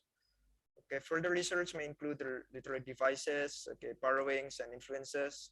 It's also advisable to make literary approach by way of comparing one period of the hegemonic era. So 1965, 1970. Okay, I'm planning to make this, yeah, comparing what happened 1966. Okay, for my dissertation maybe in the future. And then another possible recommended studies to use Masumi's framework to various genres which deals with oppositional literature during New Order regime. Okay, so yeah. Okay, thank you. Okay, terima kasih. Salamat po is Tagalog. Okay, for terima kasih. Okay, so that is all from me. So I'll give the time back to the committee. Thank you very much. Thank you very much, Mr. Lucas, for the presentation. I would like to interact with the participants. This time will be question and answer sessions. There are 6 questions, Mr. Lucas, from Mem Susan, Kabene, Irfan. Yes, and then I will read the questions first from Mem Susan. Dear Pak Lucas, in your opinion, is there a chance of the government's policies regarding G30S under the presidency of Jokowi? Mr. Lucas, the answer? Okay. A change of government's policies regarding G30S under the presidency of Joko Widodo. Okay. Based on my research while conducting this thesis, okay, so the main concern is that PKI is still a threat, right? Okay. Now, what I've already studied is that there is the study in Indonesian University in UI Professor Asfi Varmandarman, and then in Sanata Dharma, okay, yeah, the Jesuit priest in Sanata Dharma, and then there's also this one I also mentioned here, the Setara Institute, okay, that tries to promote the what you call it, the rights of the PKI members. I'm not sure if it's during Joko Widodo's era, okay, because Joko Widodo, but logically speaking, it is during Joko Widodo's era that people should not problematize about the PKI anymore, because Joko Widodo himself was accused of being a PKI member. Okay, he was black campaigned, okay, as being the children of a PKI member. So that's it. So yeah, I'm not really sure about this, ma'am. Okay, but there's progress, right? So there's the Setara Institute, there's Asfi Varmadarman in Universitas Indonesia, then there's Sanata Dharma, Universitas Sanata Dharma, and then there's also this seminar also. But government policies, I'm not sure, but UI, it's a government university, right? And they already try to study what really happened. So what really happened in 1966. Okay, so yeah, that's my answer, Miss. Okay, thank you, Mr. Lucas, for the first question. And then the next questions is from Kabene. Hello, Kabene. The questions from Kabene is about the oppositional literary works were usually done by men. Recently, there is a collective research regarding the search of the women writers in the 1960s until 1970s period or more. Based on this research, these women created good works. However, due to their relations to Garwani movement, the state of sengaja menghilangkan dan melupakan their works and their existence. What do you think about this matter? I think this is the questions from Kabene, Mr. Lucas. Okay. Yes, thank you very much. Yeah, so Garwani, okay, Garwani during Suharto's time, they were portrayed as dancing, okay, dancing naked, and then using flowers over the bodies of the generals. So they celebrate, okay, with nudity during the killing of the generals during Suharto's version, and people believed in that. Okay, if you see Monument Pancasila, well, I believe you do because you are in Jakarta. Okay, so the Garwani there are what you call it, reliefs. Okay, there are reliefs of the Garwani around the Pancasila monument. Okay, Garwani dancing naked, and anybody, okay, now we're talking about gender. Okay, literature also talks about gender, right? Okay, now we're talking about gender. So anyone who's, okay, everyone who's anyone, okay, especially women who tries to promote the justice for the PKI members, okay, they are associated with Garwani, okay, during those times. Okay, here I have some writers too. So like Sri Sumara. Here, okay, wait. No. Oh, this brings me to an idea that these are the famous writers, and I don't know why all of them are male. Okay, all of them are male. It seems that all of them are male. So Sukur, Kayam, okay, Martin Aleida, all of them are male. Okay, even the selected short stories that I use here, they are all from male writers. Okay. Oh, thank you very much for this idea. Okay, Miss Bene. So yeah, Kipanji Kusmin. Okay, Usama, Martin Aleida. Oh yeah, this brings me to a conclusion. Yeah, maybe because I don't really what you call it, deal with gender so much. Okay, but in this sense, yes. Okay. Yeah. So this is the PKI victims. Okay, they are already bad. They are below society already. Okay, so this is society. These are the PKI members, and these are women PKI members. So below them. So this is how the situation is bad. Okay, and even here, not even one female writer is known. Okay, so yeah. Okay, so yeah, it will be really a challenge for you in my opinion if you want to highlight. Another thesis, Pak Lukas. Yes, sir, Miss. Another thesis Yeah, it will be another whole thesis. for Bene. Yes, Miss. Okay. It will be a whole nother thesis for Miss Bene. Okay, so yeah, what I think is it is really a challenge if you want to see women movements there. Okay, yeah, so yeah, I don't have anything further about this. But what I comment is during that time, women suspected as communists are the lows beyond the lows, the low beyond the lows. Yeah, so it's our job also to what you call it, to defend the rights, to defend the justice of this poor innocent women. Okay, thank you. Next question. Okay, thank you, Mr. Lucas. Actually, this session is interesting, right, for the participants, but we have no time for left. Mr. Lucas, I'm sorry.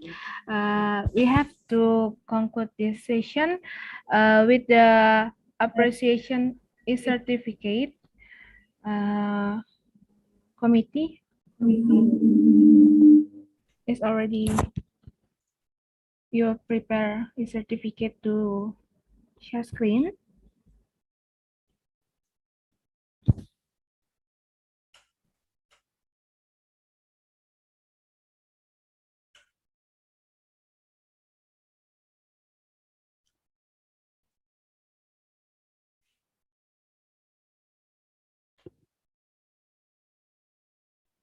Okay, thank you the committee for slideshow. Mr. Lucas, we have a certificate of appreciation for the interesting topic in this Asean Week session. For Ma'am Susan, I would like to invite you to give this certificate for Mr. Lucas. Okay, hello, Pak Lukas. Thank you for being here. Thank you for the presentation. So the 12 short stories, our students read them. So maybe another discussion is in store for the future. Okay, so this is a certificate of appreciation. They are given to R is, what is R? Raden. Raden. Lukas Sanggara Nanda Mahirjianto, SPD, MA, for sharing his valuable knowledge as a speaker in ASEAN Week 2021 with the theme Equity and Justice in ASEAN, Educating, Collaborating, and Promoting Awareness. This is our appreciation from Faculty of Letters and Languages, Universitas Kristen Indonesia, November 18, 2021, signed, agak lucu ya saya sebut nama sendiri, signed by the Dean. Thank you. Back to you. Okay, thank you, Ma'am Susan, for the certificate of appreciation to Mr. Lucas. Mr. Lucas, I hope there will be next session in this Faculty of Letters and Languages UKI for the next topic and discussion. I am sorry for the participants that I won't read the questions, and then finally we come to the end of this event. We would like to open the camera to photo session. Anna, you are raising hands.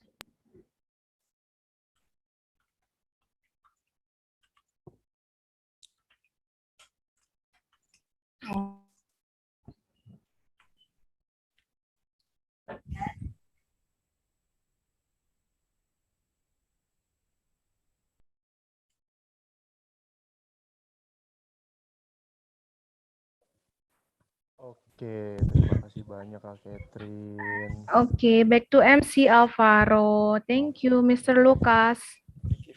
Thank you Kakak Catherine, Mr. Lucas, dan Mem Susan. Wah, materinya sangat bermanfaat banget ya Kakak Alifa ya, tentu banget sih pasti. Oke, untuk teman-teman semua, sebentar kita akan ada foto session dulu ya bersama Pak Lukas. Ya, ada Pak Lukas dengan Mem Susan dan Kak Catherine juga tentunya. Pasti kalian nunggu-nunggu bener sesi banget, ini kan? bener banget. Pastiin kalian open cam. Open cam ya, ayo kita mau foto nih teman-teman. Sama Pak coba Lukas, dilihat sama dulu. Mem Susan dan Kak Catherine. Oke, Kakak Panitia gallery view dong. Untuk slide pertama. Kita 1, 2, 3, cekrek. Oke, next slide. Yang heboh ya. Ayo gayanya yang Oke, 1, 2, 3, cekrek. Semangat banget Kakak Faro ya. Semangat dong, pasti kan mau sarapan. Slide ketiganya? Astaga, Cuma kaget loh aku. sedikit nih. Kaget loh aku. Yang buka Aku ngeliatnya kaget kamera. loh. Dari Coba biru yuk. semua tato hitam semua. Open cam Ayo dulu yuk semuanya yuk open cam yuk, semangat yuk. Supaya kita bisa foto Mau bareng. foto sama Pak Lukas loh, jarang-jarang. Yes. Bener-bener loh. Ayo foto yuk semuanya yuk. Yuk. 3, 2, 1, cekrek. Oke, last slide kakak. Oke, pastiin last slide ini jadi last for the best. Oke, benar-benar harus paling heboh. Kayak kalian semua tunjukin, kayak katak, kayak bebas, kayak kupu-kupu. Semuanya tunjukin ya. Oke. Serem ya, Faro juga. 3, 2, 1, cekrek. Oke. Terima kasih banyak Pak Lukas, Mem Susan, dan Kak Catherine. Oke. Selanjutnya kita mau ngapain Kakak Faro? Ini sih yang ditunggu-tunggu Kak Alifa. Coba-coba kasih tahu. Sebentar deh. Sebentar. Aku pengen dengar suara perut-perut kakak peserta nih. Buset, bunyi apaan tuh? Bunyi apaan tuh? Suara lapar. Tenang aja, kita ngertiin kok. Udah tau, tenang aja, kita juga mau makan dong, mau lunch break. It's time for lunch break, guys. Tenang aja. Tapi kita jangan makan lupa dulu. buat stay di Zoom dan boleh off cam. Nanti kita ketemu lagi jam 1 siang setelah kalian dong, makan, istirahat, balik lagi kondisi semangat. Betul banget Sama Kakak kita. Alifa. Makan yang banyak, tetap sehat dan tetap semangat. Oke, see you in an hour. Dadah.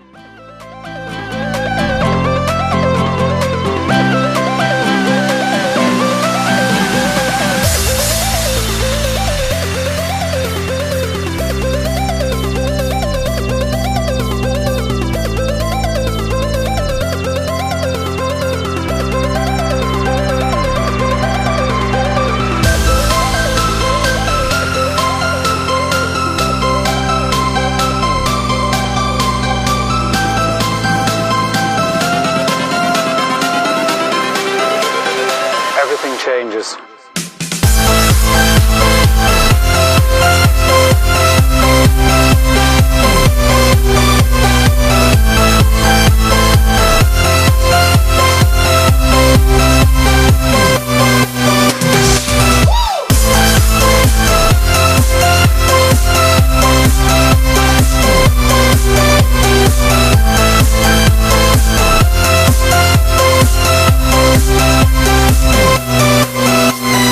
Life.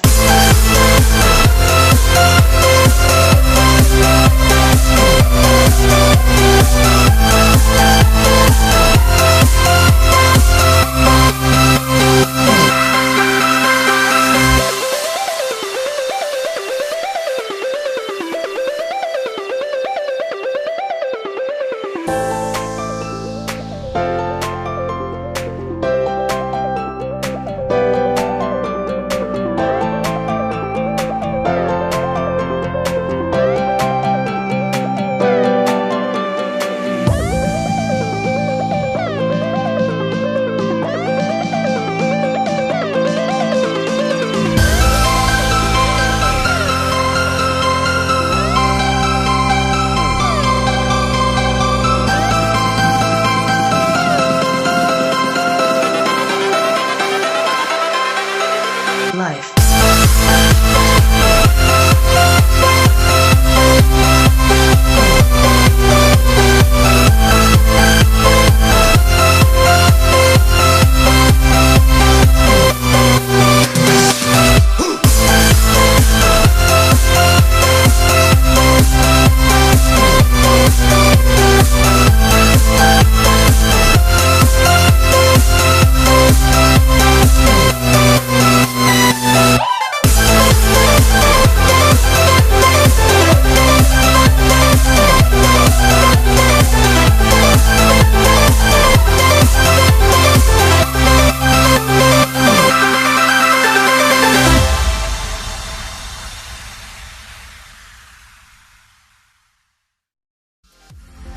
I was fine when you held my hand. I was fine when you pulled me down. You said the stars would answer. You said our prayers were written down. I was fine when you pulled me in. We were forced to be human. And then the world came after.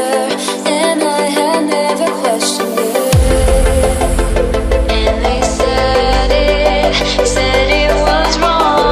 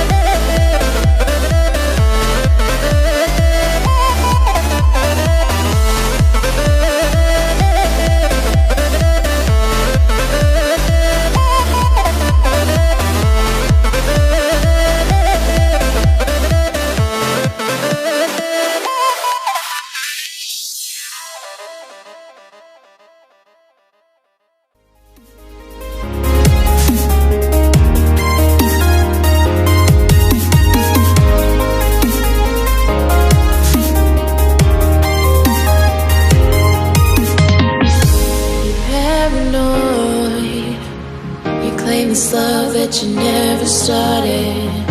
You once destroyed a broken heart that was already shattered. Holding on to what we have and take us to the edge and back. Holding on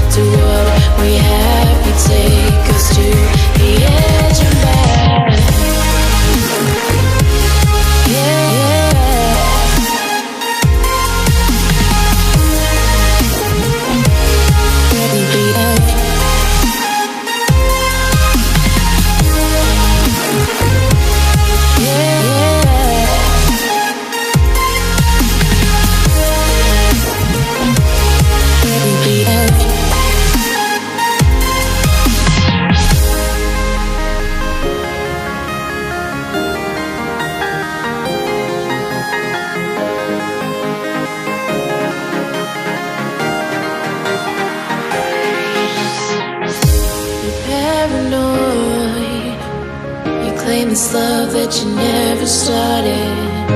You once destroyed a broken heart that was already shattered. Holding on to what we have, you take us to the edge and back. Holding on to what we have, you take us to the edge and back.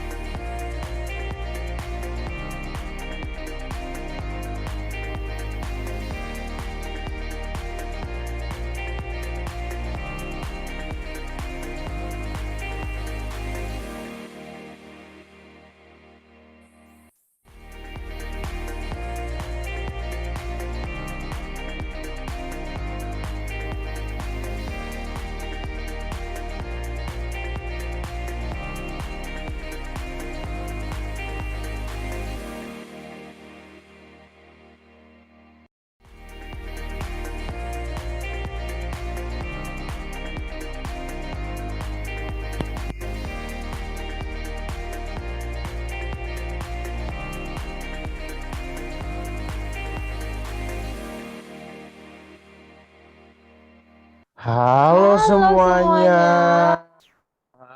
Udah pada sarapan lagi. Udah pada makan siang. Aku udah Udah tahu pada kamu mau istirahat ngomong apa. juga. Udah pada ngopi. Bener, udah pastilah. Kan kita soalnya abis ini kita masih ada pembicara yang gak kalah kerennya Kak Alifa. Bener banget. Pastinya lebih semangat karena udah diisi sama makanan-makanan yang enak. Bener banget Kakak Alifa. Aku juga abis makan ya, abis makan apa tuh? batagor tadi enak banget. Aku sih tadi batagor makan soto. Oh soto ya? Makan apa? Batagor uki. Aku batagor uki. Okay. Batagor uki tuh gak kalah enak loh sama soto yang kamu makan. Aku sih sukanya mie ayam uki. Aduh aku belum pernah coba. Nanti next time aku coba deh ya. Kalau Kakak Alifa udah cobain belum batagor uki itu? Udah. Banget loh. Kemarin aku udah tahu rasanya. Enak banget sih emang, kalian harus coba. Bener, batagor uki men, itu the best banget gitu. Oke deh Kakak Faro. Oke, kita langsung masuk aja ke sesi yang berikutnya ya teman-teman peserta di rumah. Kita bakalan baca rules dulu. Rules dulu, oke. Well, there are some rules that we would like to read for today's event. 1. The event will be held from 8:30 a.m. until 4 p.m. 2. All the participants have to join the event from the beginning until the end to get an e-certificate. 3. All of the participants should open the camera from the beginning until the end, especially when the speakers are talking. 4.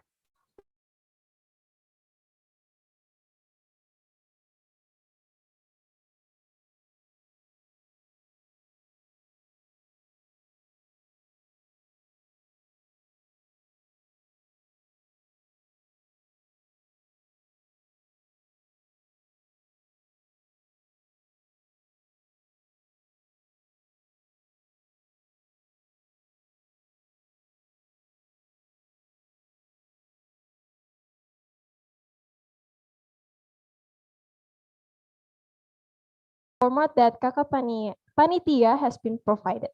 Oke, teman-teman di rumah pasti udah dengar dong rules-nya apa. Harus diikutin ya teman-teman. Itu dia teman-teman. Pokoknya jangan lupa buat on cam. Bener, itu on cam tuh harus loh Kakak Iya, Alifa, karena kita bener. lihat di sini masih pada biru-biru layarnya ya. Pada hitamnya juga banyak nih Kak. Iya. Hitamnya juga nggak kalah Kita cuma banyak. lihat nama-namanya doang, nggak bisa lihat muka-muka yang gitu. habis kenyang. Ayo yuk semuanya yuk on cam yuk. Ayo yuk. Yuk. Habis itu kita mau dengerin pembicara yang Iya nggak kalah keren loh sama sebelumnya. Siapa tuh Kakak Faru? Ada Mr. Noh Navey. Itu pembicara top juga itu Kak. Iya nih, abis tadi ada siapa? Ada siapa? Yang pertama? Pak Lukas. Mas Lukas. Gitu. Oke deh. Okay, before we start the next session, I would like to read the moderator's CV. Okay. Julia Sembiring is an international relations student at the Christian University of Indonesia. He is the head of the English division of debate organization in UKI. He is a young researcher from Ruang Internasional in UKI. Oke, itu aja teman-teman. Langsung untuk Bang Janli, kita persilakan. Apa udah ada kakaknya? Panitia boleh dicek? Bang Janli. Wah, kayaknya belum ada nih Bang Janlinya. Aduh, gimana Lagi nih Kakak Alifa nih? Kita harus gimana nih Kakak Alifa? Gimana nih Kakak Panitia nih? Aduh. Waduh. Halo? Yaudah deh, kalau begitu kita gimana kalau tanya-tanya dulu peserta yang ada di rumah? Dia. Aku mau Habis lihat makan peserta apa nih. mereka Aku pengen tadi? tanya-tanyain makanan apa aja sih. Iya, yuk sambil kita ajak buat open cam. Oh iya, sama satu lagi. Kuis jangan lupa, kalian harus ikut itu kuis. dia aku lupa bilang. Karena di sesi ini juga bakalan ada kuis online bener kuis. Banget, juga bener banget. Coba dong, yuk kita pilih siapa? Dulu dong, sih. Kakak. Aduh, ini juga masih banyak nih yang belum on cam nih kan. Siapa ya? Aku pilih siapa? Kakak Panitia boleh kali ya? Siapa ya? Coba deh. Yang mana tuh? Bang Sandi kayaknya boleh. Bang Sandi? Boleh dong Bang Sandi. Soalnya dia tuh dari kemarin paling semangat gitu. Aku pengen tanya dia abis makan, sama anak-anak makan mudanya. apa siang ini. Iya. Yuk. Bang Sandi. Halo. Nah, Bang Sandi lagi kerja tuh. Gila, semangat banget. Bisa multitasking loh orangnya. Iya. Lagi kerja. Ikut Asean Week nih. Itu dia ikut Asean Week juga. Makanya kalian juga harus tetap semangat kayak Bang Sandi. Bener dia juga banget. open cam loh guys. Bang Sandi. Coba kita tanya. Ayo, open cam. Tuh, udah diajakin tuh. Gitu. Sama Abang Sandi. Iya. Panutan gue. Yuk on cam yuk teman-teman. On cam nah, yuk. Bang Sandi udah makan belum Bang Sandi? Udah dong. Pakai apa makan tuh? Apa Bang? Aku tadi makan konro bakar. Wah, combro bakar. Combro bakar. Combro sih. Combro apa combro? Konro. Dua-duanya salah. Gimana combro. Sih? Aku dengar aja condro. Aku dengar combro. Salah dua-duanya kita, Alifa. Aduh, kayak kekenyangan kayak kita ya. Jadi pusing jadi Combro tuh single. Gitu kan. Oke deh. Bang Sandi masih semangat kan? Pastilah. Semangat. Ayo teman-teman semua. Semangat dong. Ikut Asean Week. Kita ramein dong. Kita minta Bang Sandi buat semangatin teman-teman yang ada di rumah. Boleh banget. Yuk. Mungkin ada kata-kata dari Bang Sandi, kata-kata mutiara buat teman-teman semuanya. Coba Bang Sandi boleh? Boleh. Oke, kita hitung kali ya? Gak usah dihitung, langsung aja. Usah dihitung. Oke, langsung aja deh kalau gitu. Apa sih? Kata-kata semangatnya apa ya? Ayo teman-teman semua, kita ramein dong Asean Week 2021 ini. Kan? Dengan on cam, partisipasi aktif, terus ikut juga games-games di dalamnya. Kita dukung Asean Week 2021 ini. Ayo. Thank you so much Bang Sandi. Oke deh kalau gitu Bang Sandi, tetap semangat dan jadi laki sejati yang sesungguhnya. Karena Bang Sandi ini panutan gue banget. Gitu kan. Oke deh. Asik deh. Oke deh, terima kasih banyak Bang Sandi. Coba kita tanya ke Coba kita panitia. tanya lagi, Udah Bang ada Bang Janinya belum? udah datang belum ya? Gitu. Udah ada belum Kakak Udah panitia? ada. Oh, udah ada gitu. Oke, oke. Oke. Kalau begitu kita langsung lanjut aja kali ya Kakak Alifa ke next sessionnya. Oke. Yes. Before we start the next session, I would like to read our moderator CV. Yes. Julia Kinsembiring is an international relations student at the Christian University of Indonesia. He is the head of the English division of debate organization in UKI. He is a young researcher from Ruang Internasional. Wah, CV-nya tuh bikin memukau gitu loh. Tercengang lah pokoknya gitu. Well, Kak Janli, the time is yours. Thank you. Thank you. You're welcome. Hello, do you hear me? Can you hear me? Yes, loud and clear. Okay. Thank you for the MCs and good day, everybody. As we have known, this is the fourth day of our ASEAN Week. In this session, we are gonna hear the presentation of our great speakers. But before that, I'd like to introduce our speakers to you all. The first one, there is Mr. Noh Navi. Mr. Noh Navi is a research assistant at Asia Vision Institute, youth participant in SSEAY YP, Future Youth Leaders Conference 20 and 21, a former translator in Harmony Mission Malaysia to Cambodia, former organizing member in Cambodia Travel Mart 20 and 19, team leader from Department of Tourism in Freshman Mentoring Program. Hello, Mr. Navi. How are you doing? Hello. Are you hear me? Okay, clearly. Okay, I'm so good. How about you? I'm doing great. Thank you, Mr. Navi. Okay, thank you very much. Okay, everybody. And the second speaker, we have Dr. Sarah Ghazali. She is a lecturer in English literature at University Brunei Darussalam.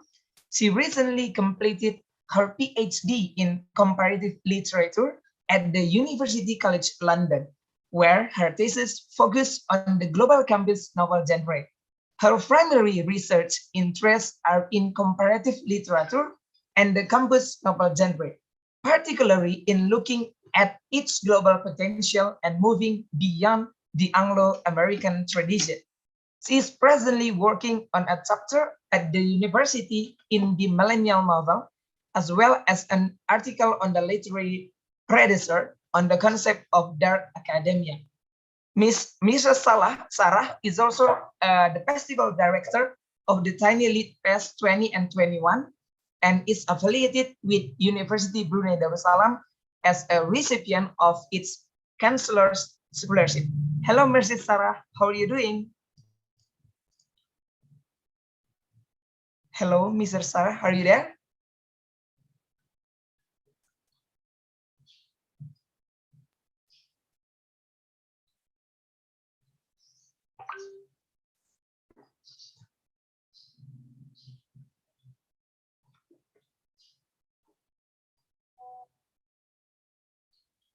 Okay, I think Mr. Sarah will join us after we hear the presentation from Mr. Navino. And ladies and gentlemen and everybody, in this session, we're gonna hear the presentation from Mr. Navi first. And after that, we will hear the presentation from Ms. Sarah. And Mr. Navi, time is yours.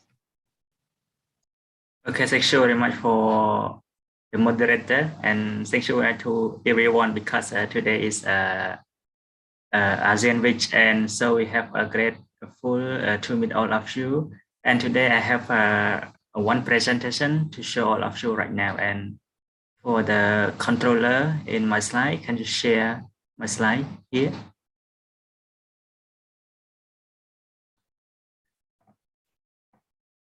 Okay, thank you very much. Before I go to the plan or to show my presentation, the first I would like to respect to the organizer for ASEAN Week because they have invited me to join this program. I think you hear my voice clearly, right? The moderator? Yes, clearly, Mr. Okay. Okay, thank you very much for inviting to me as a speaker in this event. It is a so great event that I have joined other event before, and this event is great, and I am happy to join. So before I go to present, the first I would like to introduce myself briefly. And my name is Navnavi, and today I am a researcher at some organization in Cambodia related to social development. And I have just fresh graduated student in tourism management from the Royal University of Phnom Penh. And so now I have conduct a research with the social development. And today is my topic for the promoting equity and justice in ASEAN. And we focus on education, collaborating, and promotion awareness through the literature. And so go to the next slide. Okay, this is that I presented before about my background, and I just translator before, like the mission of the Malaysia to Cambodia, and have other volunteer in my school or in other background. Go to the next slide.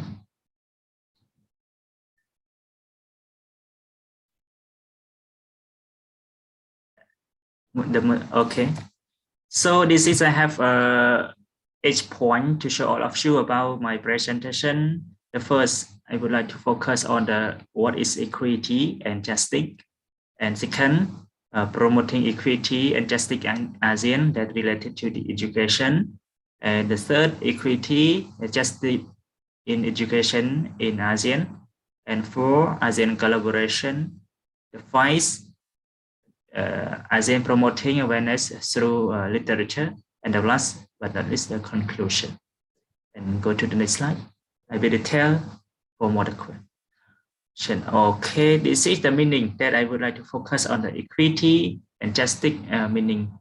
So, you know, equity, if we want to focus on, it is a stability or the person that have a simple, like if I want to go to study at the university, and some people they can free to study at university as me, because it is we focus on the equity and justice meaning. That is larger. This one, the equity of being fair. You know, fair, right? Fair in the society, fair for the job doing. Then if we do in the company, like we have a fair job, so we can do everything is to be better. If we do a job in the company, like if we have a teamwork, but we don't have a fair, the job is very good. It's not very good to be better in the company.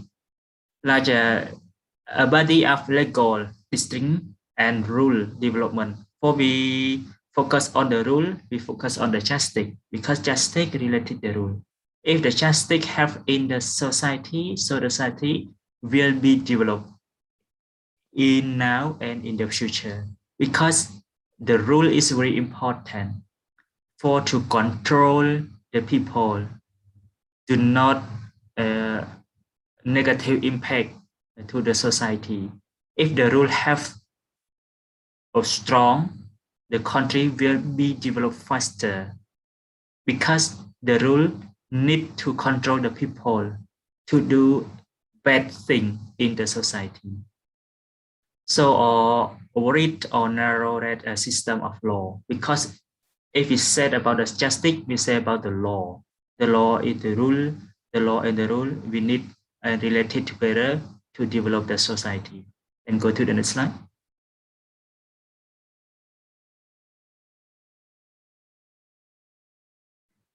Okay, this point, I would like to say the promoting equity and justice in ASEAN. Because if we say equity, like I said before, the people have equity to live in the society,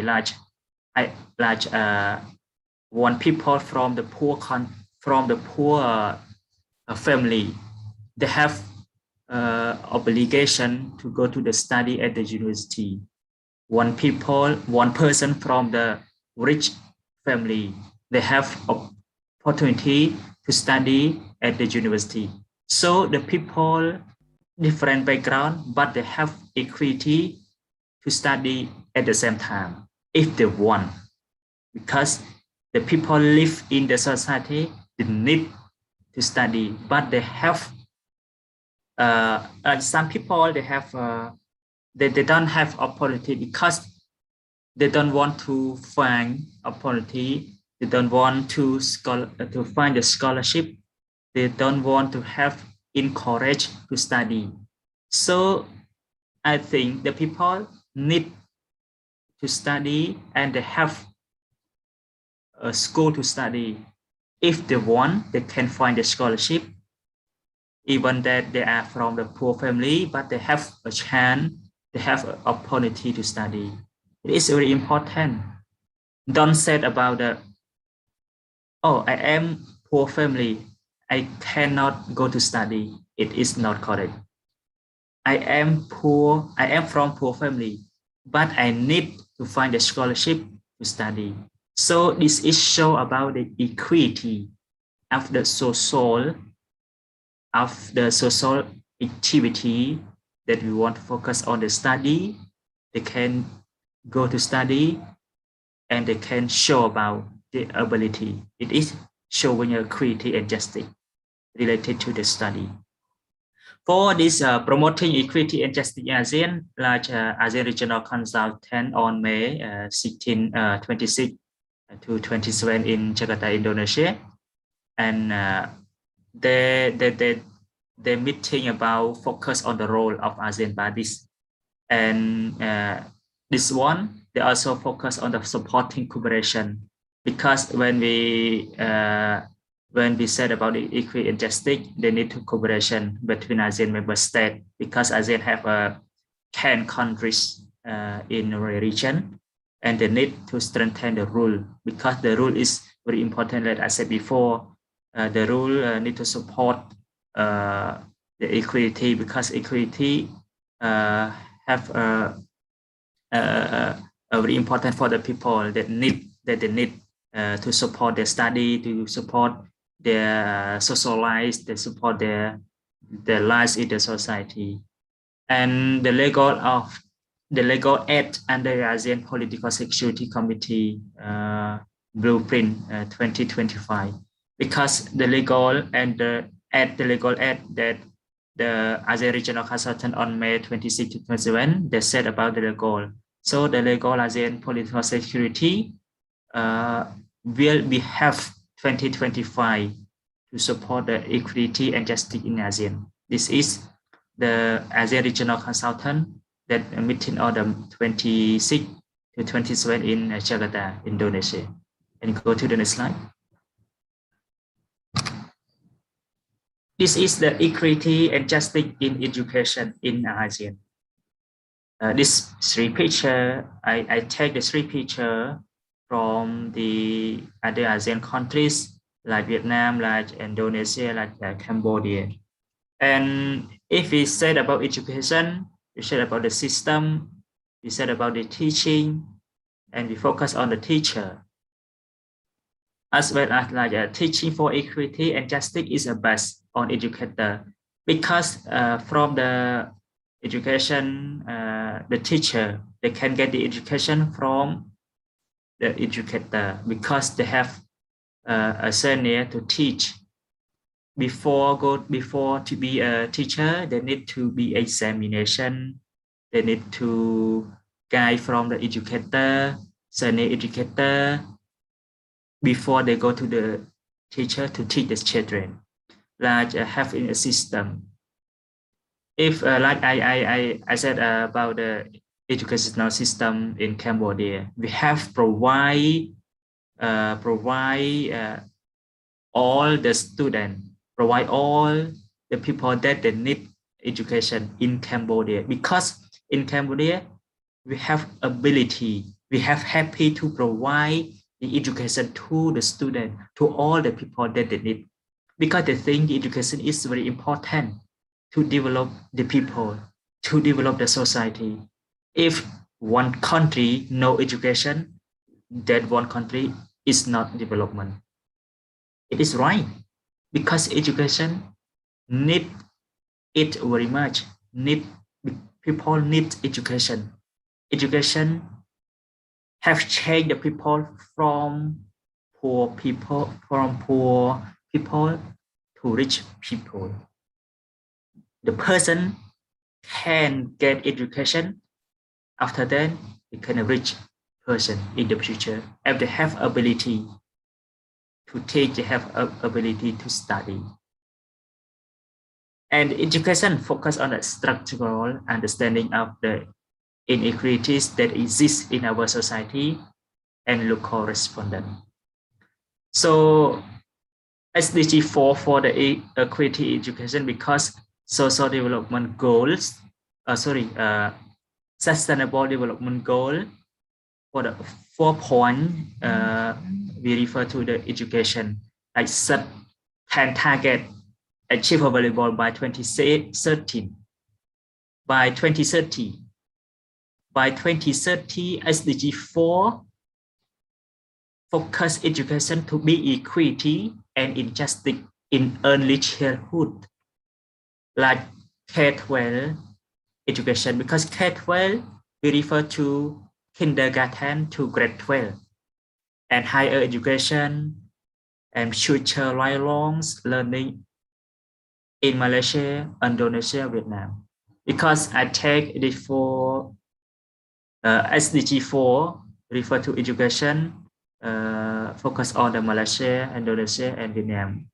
And some country in ASEAN, they want to find the strategies, they want to find the rights or the journal, write the paper to show about the SDG in education equity.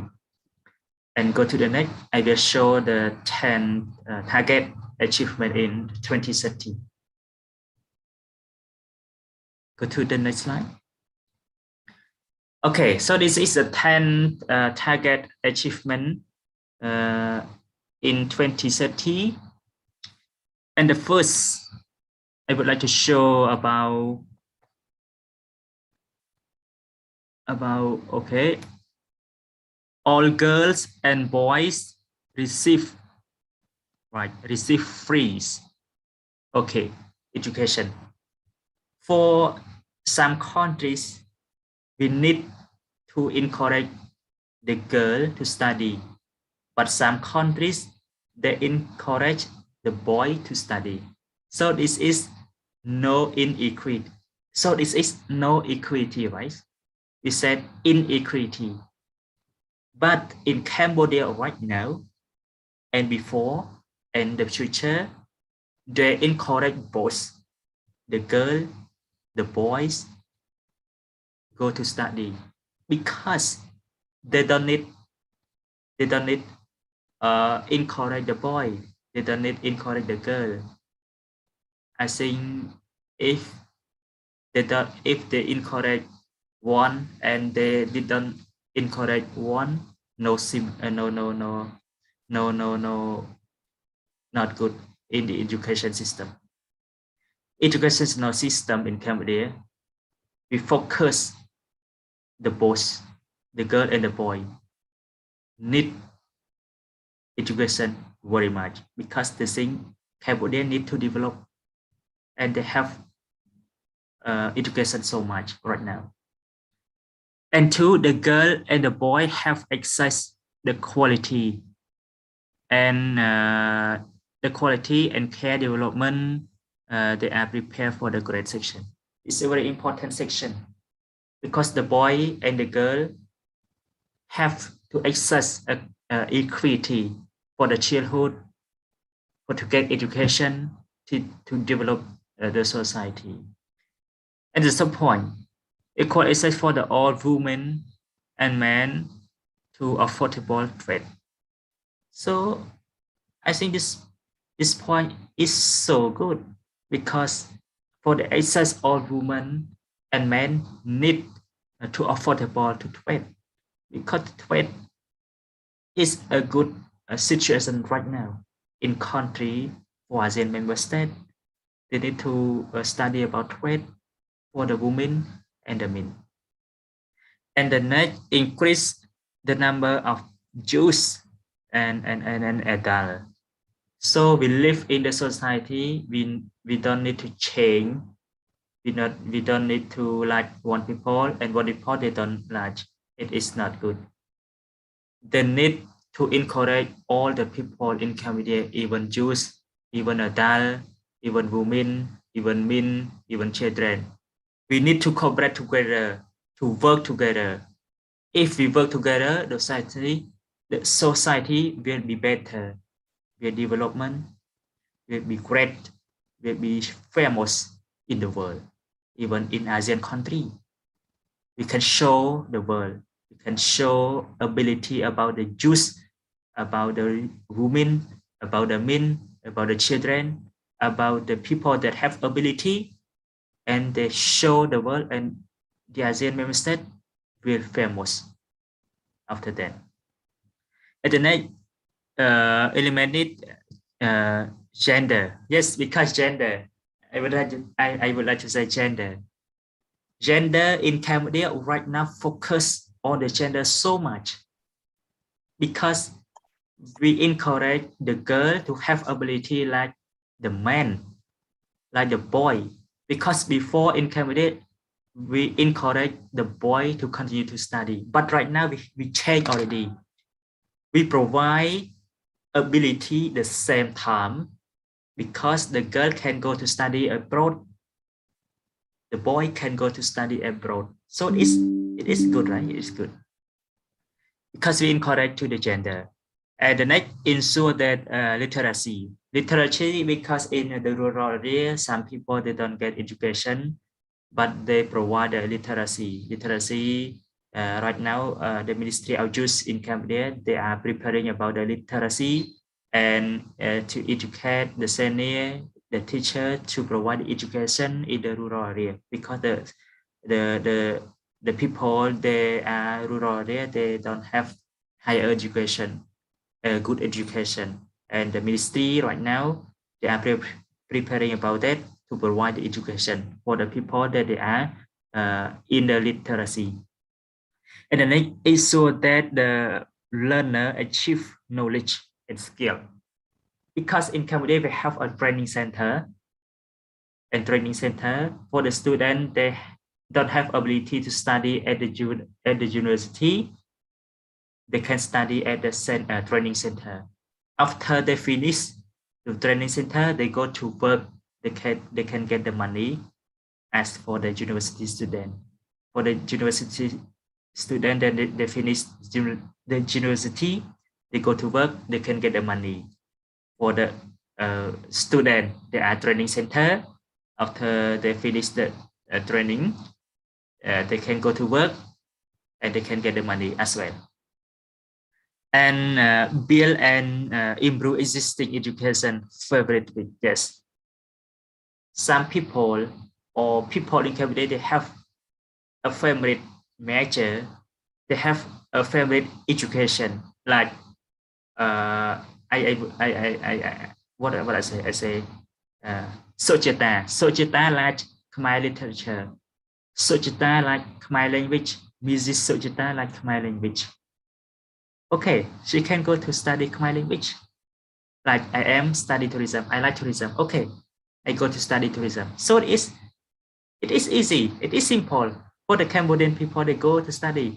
Not everyone affected to study. Oh, I want to study tourism, but one people encourage me to study Khmer language. It is not good because if we want to like subject to study, we need to study those subject because if we like it, if we love it, we can study fluently, we can study fluent, and we can get the good result. And by 2020, Sustainable expand globally scholarship. Okay, the scholarship for the ASEAN people, for the ASEAN country, provides all the students that they want to study at the abroad, that they want to study in the country. Like in my school provides the scholarship to the student, the post. The student, they're from poor family, the student, they are from the rich family, the man, the woman, they have ability to catch the scholarship to study at the abroad. So it is very good. And the last but not least, sustainability increase the applied equity teacher. Because we know the teacher, we need to increase the ability to teach the children, to teach the student. So the boys and the girl, they are from the poor family, they are from the rich family, they have to be a teacher as well, and they need to increase their ability to teach the student and to teach the children in their community or in their society. Okay, to the next slide. Okay, this point I would like to say the ASEAN collaboration. For the ASEAN collaboration, large ASEAN, we have 10 member states right now. And today I would like to share about the collaboration. ASEAN, if we say ASEAN, we have a collaboration before COVID-19, during COVID-19, and after COVID-19. We still keep the relationship and collaborative. So ASEAN should develop friendly relation and mutually beneficial dialogue. Because when we have the dialogue, we have the cooperation, because we can discuss about the beneficial, we can discuss about something that we need to develop in ASEAN, like cooperation, like a partnership with the countries and sub-region, region, and internal relation. Internal relation, I would like to mention 10 ASEAN countries can have a meeting and to discuss about together in 10 ASEAN countries to find something that we need to develop all ASEAN member states.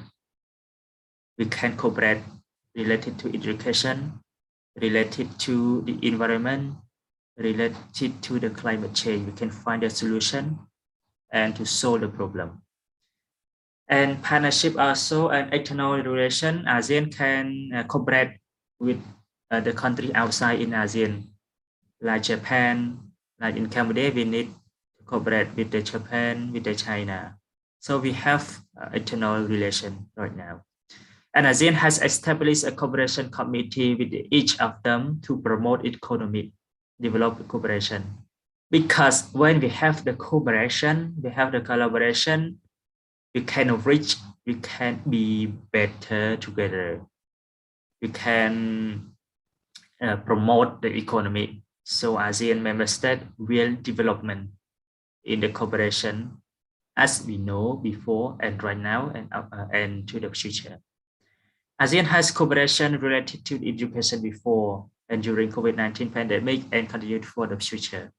Because I see in the COVID-19 context, some ASEAN member states, they are hardly to cooperate, to meeting about the cooperation, like support for the technical supporter, for provide the technical instrument. Like Cambodia, we have cooperated with some ASEAN member states to support the education system in Cambodia during COVID-19. And as well before like that, before we have a cooperation with Singapore, with Thailand, with Indonesia, with Malaysia, and with other ASEAN countries. And during COVID-19, we still keep the cooperation. And after that, for the future, after COVID-19, we still hardly to keep the cooperation as well for the future to develop educational system in Cambodia and other ASEAN member states. Go to the next slide. Okay, this is ASEAN promoting awareness through literature. If we said about the literature, we said about the art and culture, about the paper that show in the social media like as well.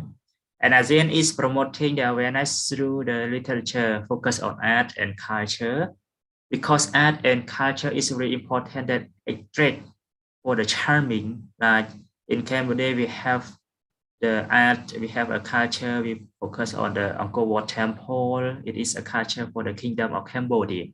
Like we said about Angkor Wat Temple, the people in ASEAN, the people in the world, we know, oh, it is the place in Cambodia, showing about the culture.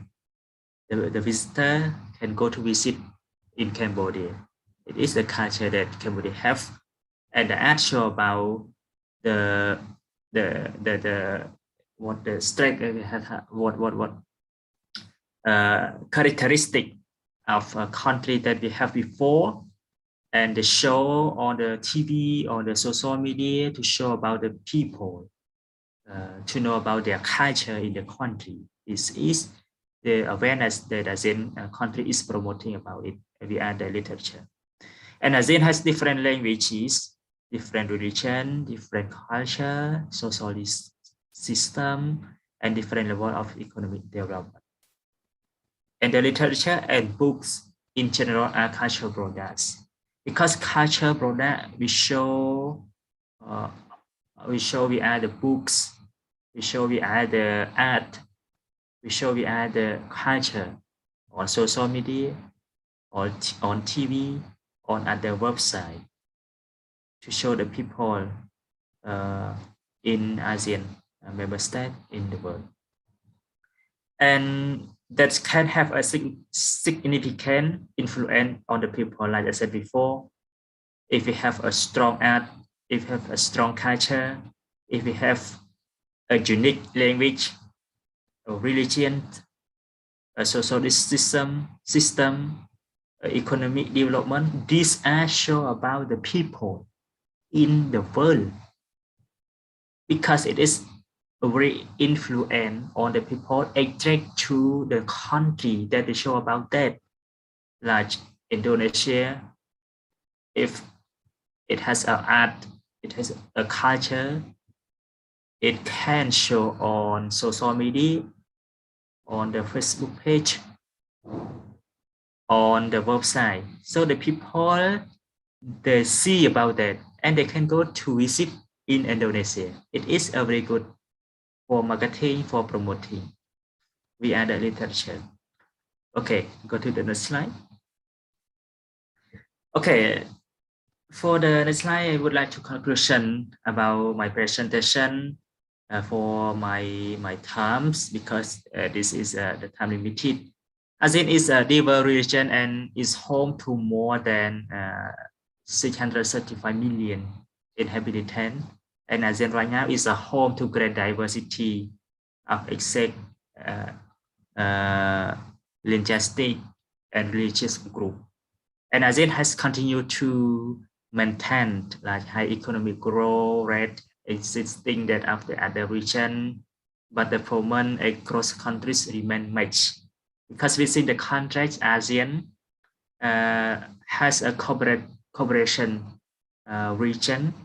regional cooperation, because ASEAN need to cooperate the first in the region and the next outside of the region, and including to the promote education, because right now ASEAN is promoting related to education during the COVID-19 pandemic, because the COVID-19 pandemic it destroy for the educational system in other countries in ASEAN.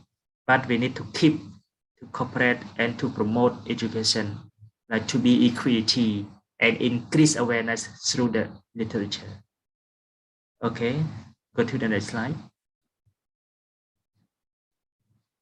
Okay, thank you very much for your warm watching or your warm listening my presentation. If you have any question or you want to ask about me, you can contact to me like number phone or email. Or thank you very much for this time to respond to moderator. Thank you very much. Thank you, Mr. Nabi. I think your presentation gives us like inspiration for education, especially in ASEAN countries. And I also like to mention one quote from the former president of South Africa, Mr. Nelson Mandela. Education is the most powerful weapon to change the world.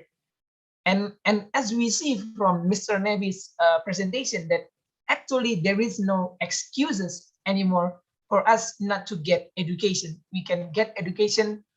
Poor economic is not the excuses for us not to get education. And also from Mr. Nevi also tell us about the equity and justice in education, especially related in SDGs number 4, especially about the importance of education. And we see also from Mr. Nevi's presentation, there is also about how ASEAN collaborate to promote the equity and justice in education. And I think this is so important for us, and it gives us so much inspiration to get more and more knowledge in our education. And Mr. Nevi, actually you still have around 19 minutes for Q&A session, and I think all of our friends have so many questions actually, and therefore I would like to invite all of you guys to give any questions.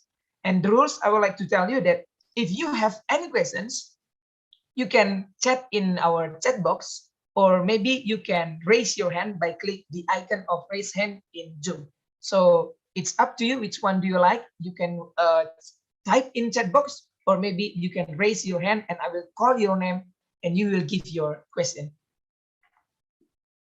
By waiting for the questions, I would like to ask you, Mr. Nevi, I have a questions actually.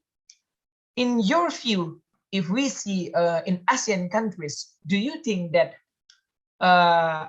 the education system has been able to promote the equity and justice in ASEAN countries, or there is still problem that we need to be fix, repair?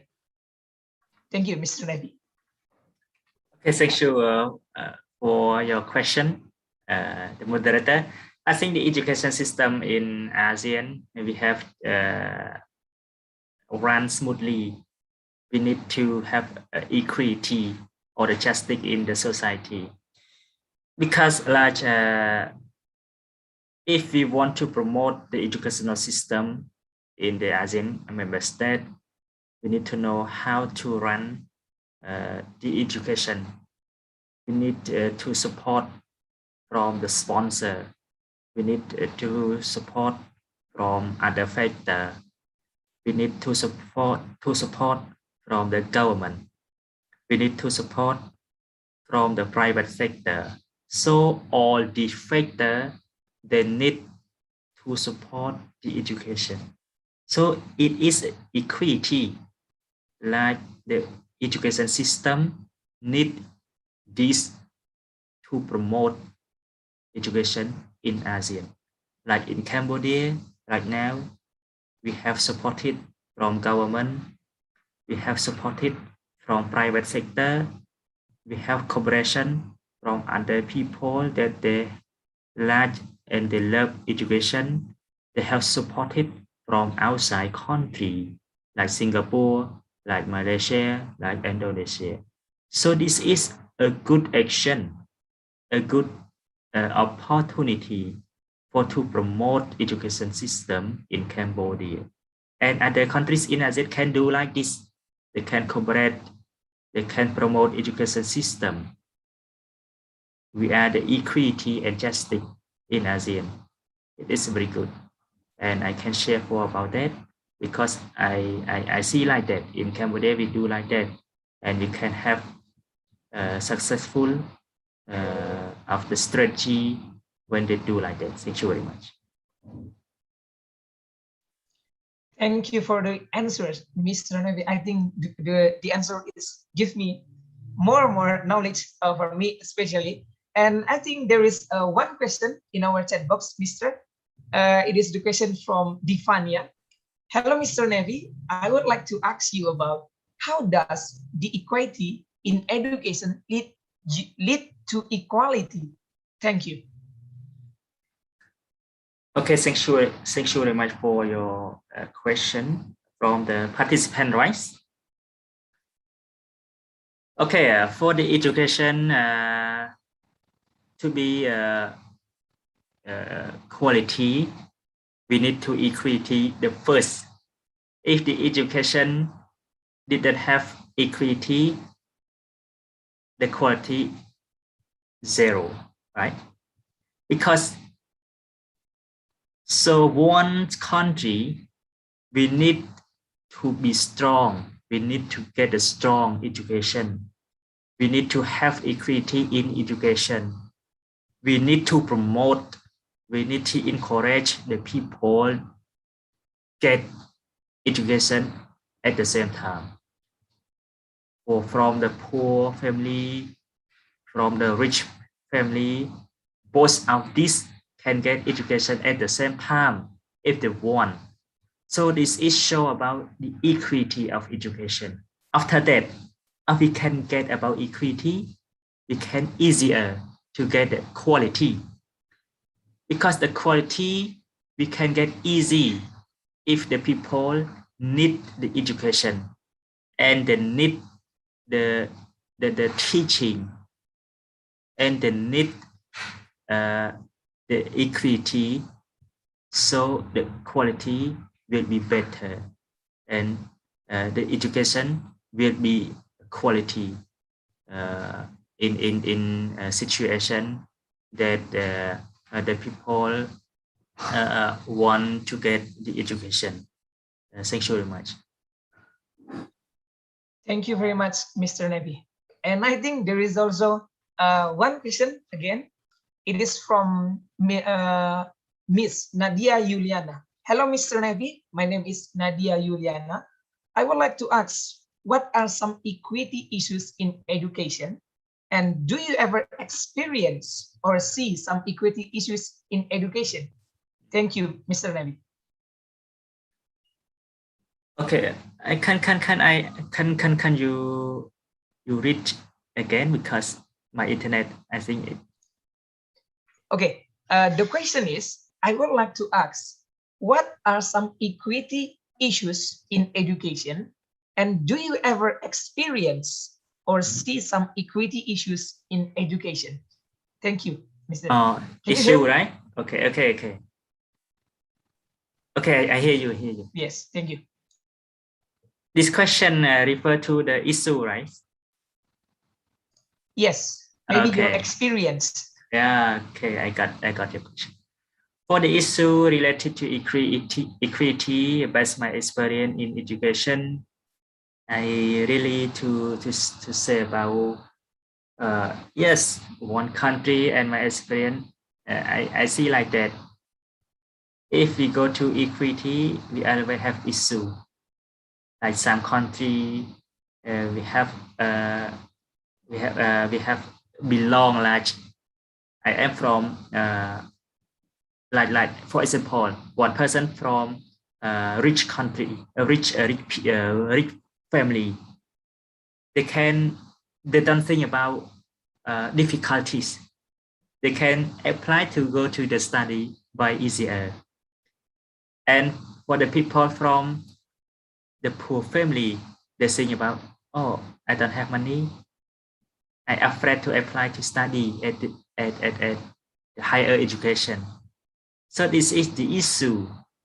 But the poor family, the poor people from the family, they won't have way to find a scholarship, because the scholarship can change their lives to get a higher education. This is the good way for the people that are from poor family.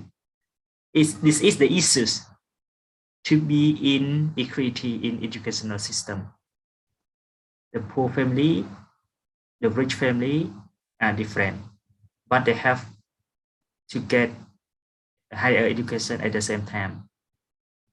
And the poor family, they can get the scholarship, and the rich family, they can get money from their family and they can go to study. So this is different, and this is the issue for education. Thank you very much. Thank you, Mr. Okay, and we will still wait for the questions. And I still have a question for you, Mr. Nevi. Okay. Do you think that there is a privilege from rich family in our education system? Sorry, can you? Do you think there is a privilege from rich family in our education system? And do you think it's a problem or what? Okay. For the rich family, if they want hardly, they love the education, they like education, it's very good if they are from rich family. But if they take the money first, they think that money first to support their study, I think it is no success. It's no success. Because the money can pay the school fee, but they go to school, they don't study. If they think about that, from the poor family, like they cannot, or they are difficult to find the money, but they have hardly. They are happy to study, so they have a success.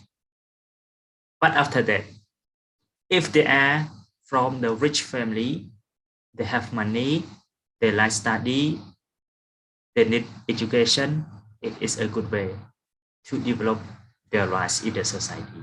Thank you. Okay, thank you, Mr. Nevi.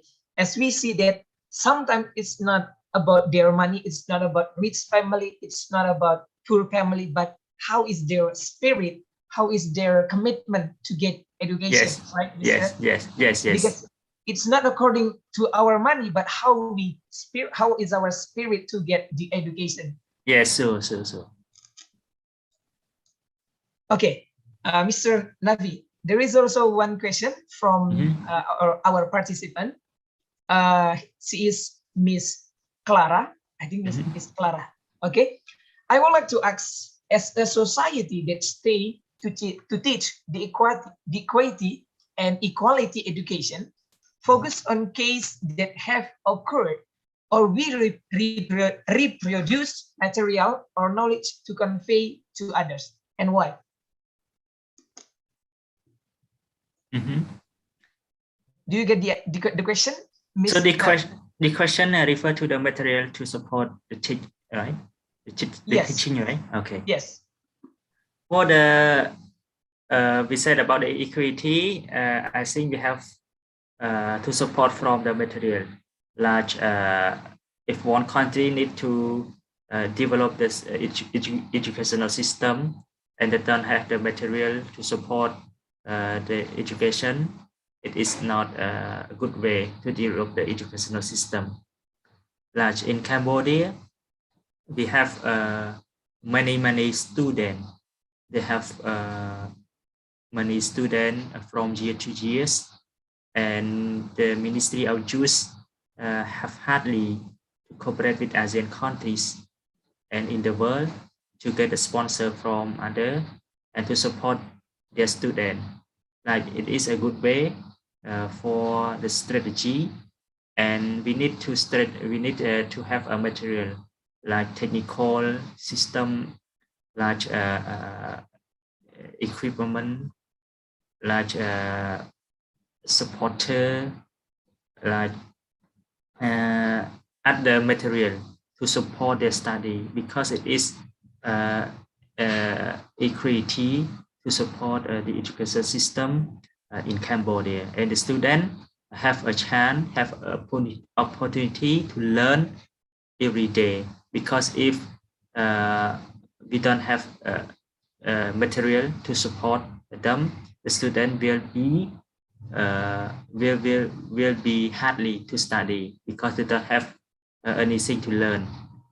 It is all material, no new material, so it's not good. We need to cooperate, and we need to get the new material to update the educational system, and the children and the student will be developed for their study sexually. Okay, thank you very much, Mr. Nabi. And I think there is no question anymore. And Mr. Nabi, I would like to tell you that for the certificate session, you will have to wait here, and we will hear the second presentation from Miss Sarah. And we would like to invite you to hear the presentation with us, and then after that we will have photo session together, and we will give and receive give the certificate for you. It's Okay, okay, thank you. Mr. Abby? Thank you very much. Okay, I am watching. Okay. Okay, thank you, Mr. Navi.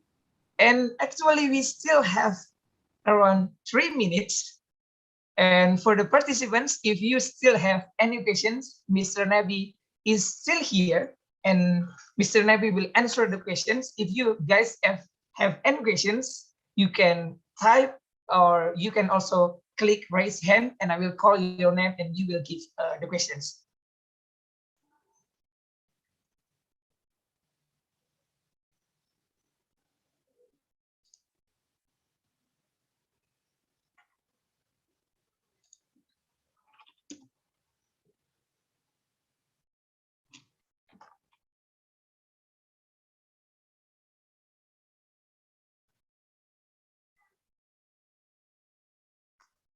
Okay, I think it's enough, Mr. Nevi, because the time is up.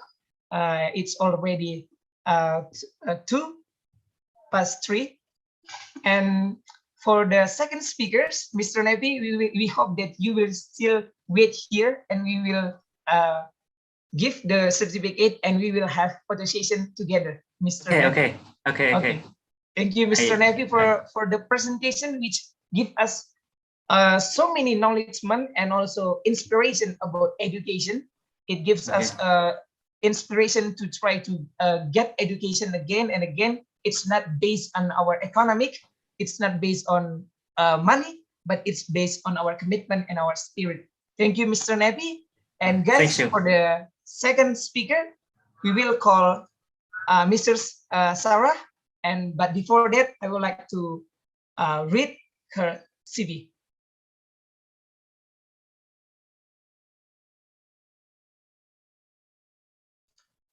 Okay, ladies and gentlemen and friends, Mrs. Sarah, our second speaker, is a lecturer in English literature at University Brunei Darussalam. She recently completed her PhD in comparative literature at the University College London, where her thesis focused on the global campus novel genre. Her primary research interests are in the comparative literature and the campus novel genre, particularly in looking at its global potential and moving beyond the Anglo-American tradition. She is presently working on a chapter on the university in the millennial novel, as well as an article on the literary predecessor of the concept of dark academia. Mr. Salah is also the festival director of the Tiny Lit Fest 20 and 21, and is affiliated with University Brunei Darussalam as a recipient of its counselor's scholarship. Mrs. Sarah, are you there? Can you hear me? Yeah, hello. Okay, how are you doing, Miss? Sorry? How are you doing? I'm good, thank you. How are you? Okay, thank you, Mrs. Sarah. And in this session, we would like to invite Mrs. Sarah to give her presentation. Ms. Sarah, time is yours. Okay, thank you. I'll just share my screen.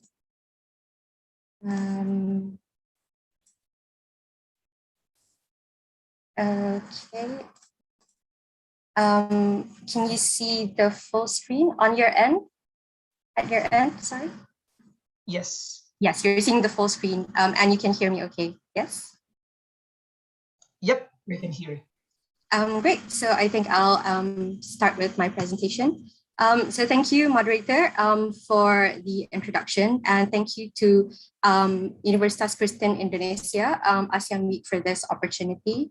I think the UKI ASEAN Week theme of promoting equity and justice in ASEAN, educating, collaborating, and promoting awareness through literature is brilliant. So kudos to the organizers for coming up with this theme, especially considering how around the world we are living in.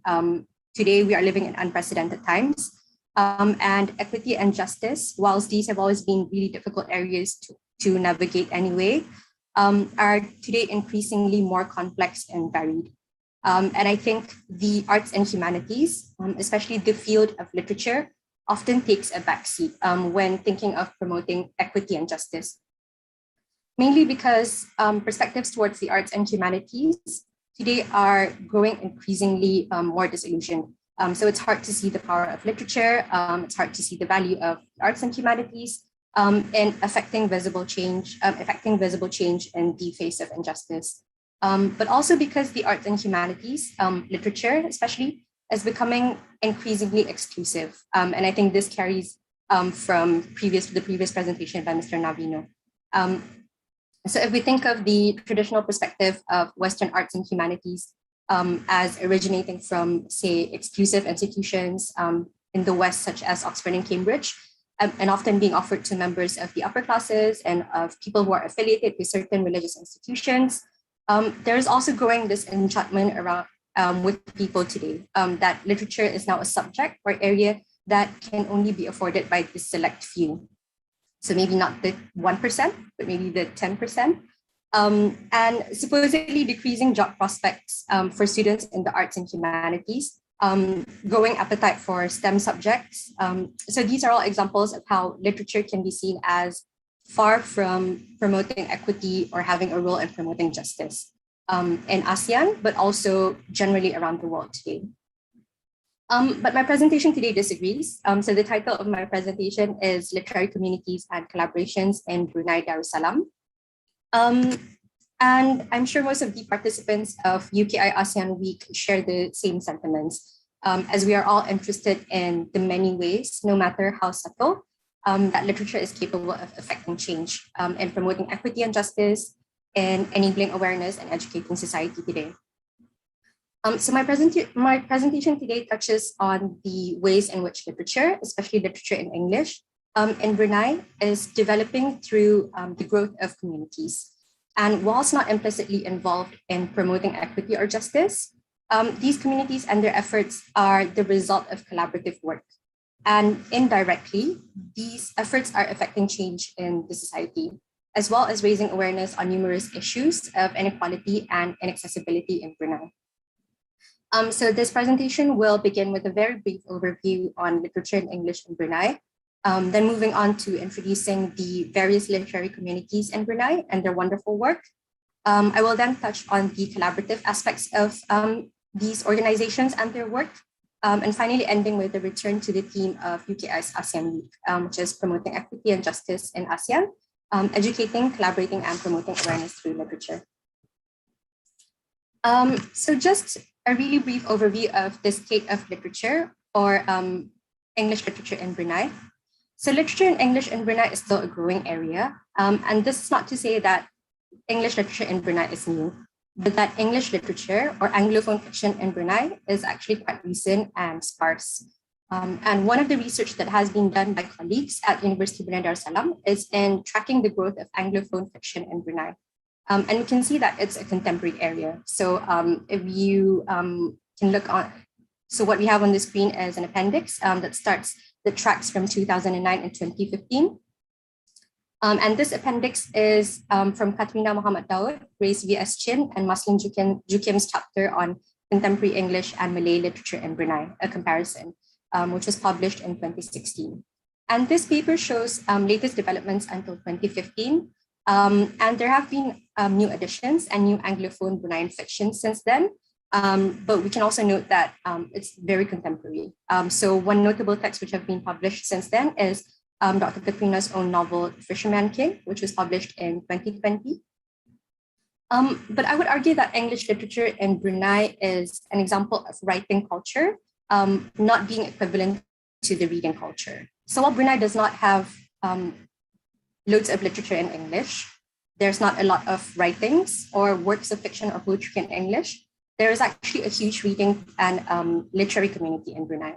And this is what will be expanded in due course throughout this presentation. And of course, there's a lot of factors that can be considered. So things like the official language in Brunei is Bahasa Melayu, but this can be countered by the fact that the medium of instruction in Brunei is in English, with the exception of a few subjects during secondary school, such as Bahasa Melayu or religious education and others. So I would point towards the work of colleagues at UBD for more information on these areas. So Dr. Ishamina Atira and Professor David Richarding's work on English medium education in University in Brunei Darussalam, which was published in 2017, as well as the latest book on by Dr. Hannah Ho and Professor David Richarding, which is entitled Engaging Modern Brunei, Research on Language, Literature, and Culture. But thinking to the theme of UKI's ASEAN Week, I would like to offer some insight into literary communities and collaborative work in Brunei and how it feeds into this nexus of educating, collaborating, and promoting awareness through literature. And this is an especially pertinent thing because in the COVID-19 era, so it's really hard for us to escape COVID-19 in conversations regardless of topic.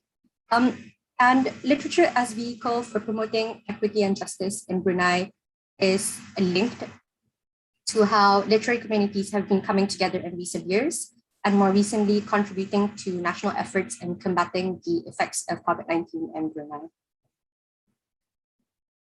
So one of the foremost and most prominent literary nonprofit organizations in Brunei is Bruneians Read, or also known as BRead. So BRead has been around for a while, since 2011, and their current chairperson is Sally Hani Hazman. And Bruneians Read is active in organizing activities for readers in Brunei, as well as for younger audiences and for the general literary community in Brunei. And one of the major activities hosted by Bruneians Read throughout the years is the organization of book swaps. So for one day or one weekend over the past few years, they would host a pop-up event at a local venue, usually bustling shopping malls or cafes, where they would invite people to bring books that they would like to swap. And in turn, BRead would organize their own collection of previously donated books for people to come and swap with. And in recent years, they've begun creating book donation crates. So that's what we have on this slide in the middle.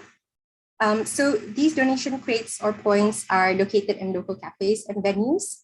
And the idea for this is to provide reading nooks in cafes for people to pass their time away reading a book, but also for people who are interested in donating books to drop off their books in these crates, or for people who are interested in getting new books to grab a copy from these many crates around Brunei.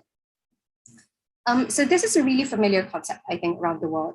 If you're done reading a certain book and would like to share it with others, then you would swap it with someone else if you're happy to part with it. Usually in the hopes of gaining a new book for yourself. But in Brunei, truthfully, access to reading materials is quite difficult. There is only one major bookstore chain in Brunei, with this smattering of smaller bookstores and independent booksellers. And these avenues are interestingly thriving on Instagram. We can talk about this again later. But the books that are stocked in these brick and mortar bookstores usually start at around $20, reaching up to $60. I think Obama's recent book went all the way up to $70. And this is understandable. So these books are all brought in from abroad. There's little competition for book selling prices, and people are still buying these books, as is evident from how they continue to thrive over the years. However, for people who find these prices exorbitant and these books inaccessible, especially for younger students, undergraduates, the unemployed in Brunei, projects like Bruneians Read book swaps are really important lifelines for readers in Brunei. So another evidence of the growth of Brunei's literary communities is through the growth of its online literary communities. So just probably some tidbit on Brunei. Brunei is a small nation of just under 450,000 people. So in a digital report published in 2020, Brunei is ranked third in the world for number of Instagram users in terms of population ratio. So 210,000 people, or 60% of the population of Brunei, are on Instagram. Brunei also ranks really high for internet penetration rate. So internet penetration rate is the percentage of the population of a given country or region that uses the internet. So in 2020, Brunei was fourth in the world for internet penetration rate with 94%, or 410,000 users. So what all this means is that Brunei is a country where, arguably everyone uses social media and the internet to some degree. So it's no wonder that the growth of the literary community largely takes place online. And in recent years, there has been a massive boom in the number of Bruneian bookstagrams, booktubes, book podcasts, Bruneians on Goodreads, etc. There's also Book Talk, which I'm less familiar with, but it's on TikTok. And these are really interesting new developments on bookish social media in Brunei. So these accounts are usually readers who take to social media to share their reading experiences, to provide tips on sourcing books in Brunei, to share their book hauls, reading lists, book reviews. But we also have groups of people on social media, groups of people who use social media as a way of selling secondhand books, bulk ordering books for people, or even coordinating book swaps on social media. So what we have on the screen is are examples of accounts on Facebook, on Instagram, bookstagrams, Instagram booksellers, booktubers, book swaps on Facebook. But these communities also then migrate beyond the online and the virtual to real life interactions, particularly through the creation of book clubs in Brunei. So the most prominent one would have to be Read Like a Feminist, which is the logo that we have in the middle. It's a Bruneian book club founded in 2017 by a colleague of mine at UBD, Dr. Katrina Muhammad Daud. And in recent years, we also have emerging book clubs. There is Booksis, there's also Diverse Lit Circle, Nonfiction Book Club, and most recently, the Scare Readers Club. So these groups are often groups of friends who enjoy reading and would like to share their experiences and thoughts with other people. And usually, but not often, they would have an online presence or an Instagram account. But there are also book clubs comprising of complete strangers or acquaintances coming together by their affinity for a particular genre.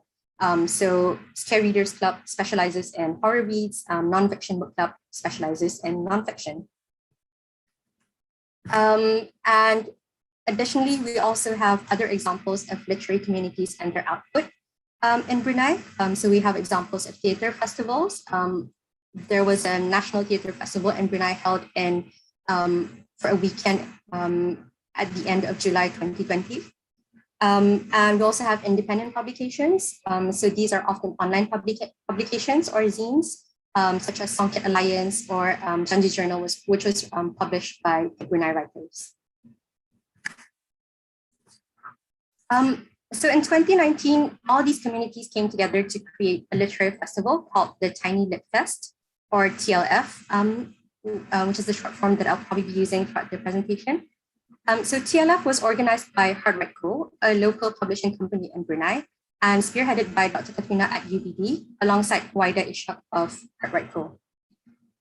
So the first TLF took place over 5 days in December 2019, comprising of live events in the pre-COVID world. And TLF in 2019 was able to bring in international authors, as well as host live events, spoken word nights, panels, writing workshops, children's activities, and so on. And in December 2020, TLF grew to become a 10-day festival spanning over 2 weekends. So in 2020, TLF was not able to bring in international authors due to travel restrictions, but events involving international participants continued virtually, and the festival took on a blended live and virtual format. So there were exhibitions, live and virtual panels, dialogues, master classes, literary walks, and many more. So these are images from the Tiny Lit Fest of 2019 and 2020, the dialogues, the readings, and the exhibitions. So this year's festival is directed by myself as the festival director for 2021, taking over from the amazing foundations which have been set by Katrina and Huwaida, as well as Heartright Co in the past 2 years. So following new COVID-19 restrictions implemented in Brunei in August 2021, the whole festival planning was revised to a fully virtual format. So all events during the festival this year are completely virtual. So this is just a brief promo. If friends in Indonesia and across Southeast Asia would like to join us this December. And this year's festival will take place from 6th to 12th December 2021. So 1 week at the start of December. And our theme is Lit at Home. So touching on the idea of bringing literature to people's homes, but also using this version of the word lit as understood in today's lingo. So things are getting lit at home. So we hope that this festival would be a refreshing outlet for readers, writers, creatives in Brunei, and also for the general public, especially because restrictions are still in place to a certain degree in Brunei for evening activities. So hopefully the events organized and by TLF will help people to fill their time while staying at home. But of course, nothing can be planned to the T in these times. So Brunei recently announced relaxing of restrictions following high vaccination rates. So we're reaching 70% fully vaccinated population at the moment. So what this bodes for TLF is something that we can only wait and see. So this is the full festival schedule. It's held for 1 week in December. If anyone is interested, we are at the Tiny Lit Fest on Instagram and Twitter. I've included these contact details at the very end. But what I wanted to highlight with the Tiny Lit Fest and all the evidence of literary communities and growth in Brunei is the importance of collaborative work. So this is the list of event partners who are helping organize events for the Tiny Lit Fest, as well as sponsors, booksellers, and marketing and design partners. And the many groups mentioned earlier, the book clubs, the online literary communities, Bruneians Read, the group of writers, are active organizers of events working together with the Tiny Lit Fest. So it's evident that the direction for literary communities in Brunei is through collaborative work, through working together in educating and raising awareness, as well as promoting reading culture in Brunei. So just returning back to the theme of UKI's ASEAN Week, promoting equity and justice in ASEAN, educating, collaborating, and promoting awareness through literature. I want to further explicate the ways in which this relates to the work of literary communities in Brunei, particularly looking at Southeast Asian literature and its reception in Brunei, as well as thinking of COVID-19 fundraisers and the support from the literary community. So for the past 3 years, the Tiny Lit Fest has been inviting ASEAN writers as special guests.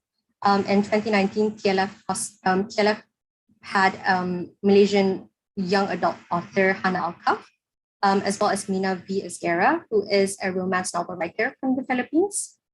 In 2020, TLF was able to host virtually authors from Singapore, such as Alfian Saad, as well as Southeast Asian authors based further abroad in the States. So authors who were shortlisted by the Epigram Books Fiction Prize in Singapore. So TLF had Joshua Kam from Malaysia, who won the prize, Ernie Saleh from Singapore, Sunisa Manning, who is based in the United States, and Brunei's own shortlisted author, Dr. Katrina. And this year, TLF is excited to host Zencho, who is a Malaysian author of speculative and fantasy fiction, who is presently based in the United Kingdom. So this evidence of the efforts into promoting Southeast Asian literature in Brunei, but also of efforts at promoting awareness through literature. So the works of these authors are often revolutionary, touching on various issues such as social justice, discrimination, racial disparities, amongst many others.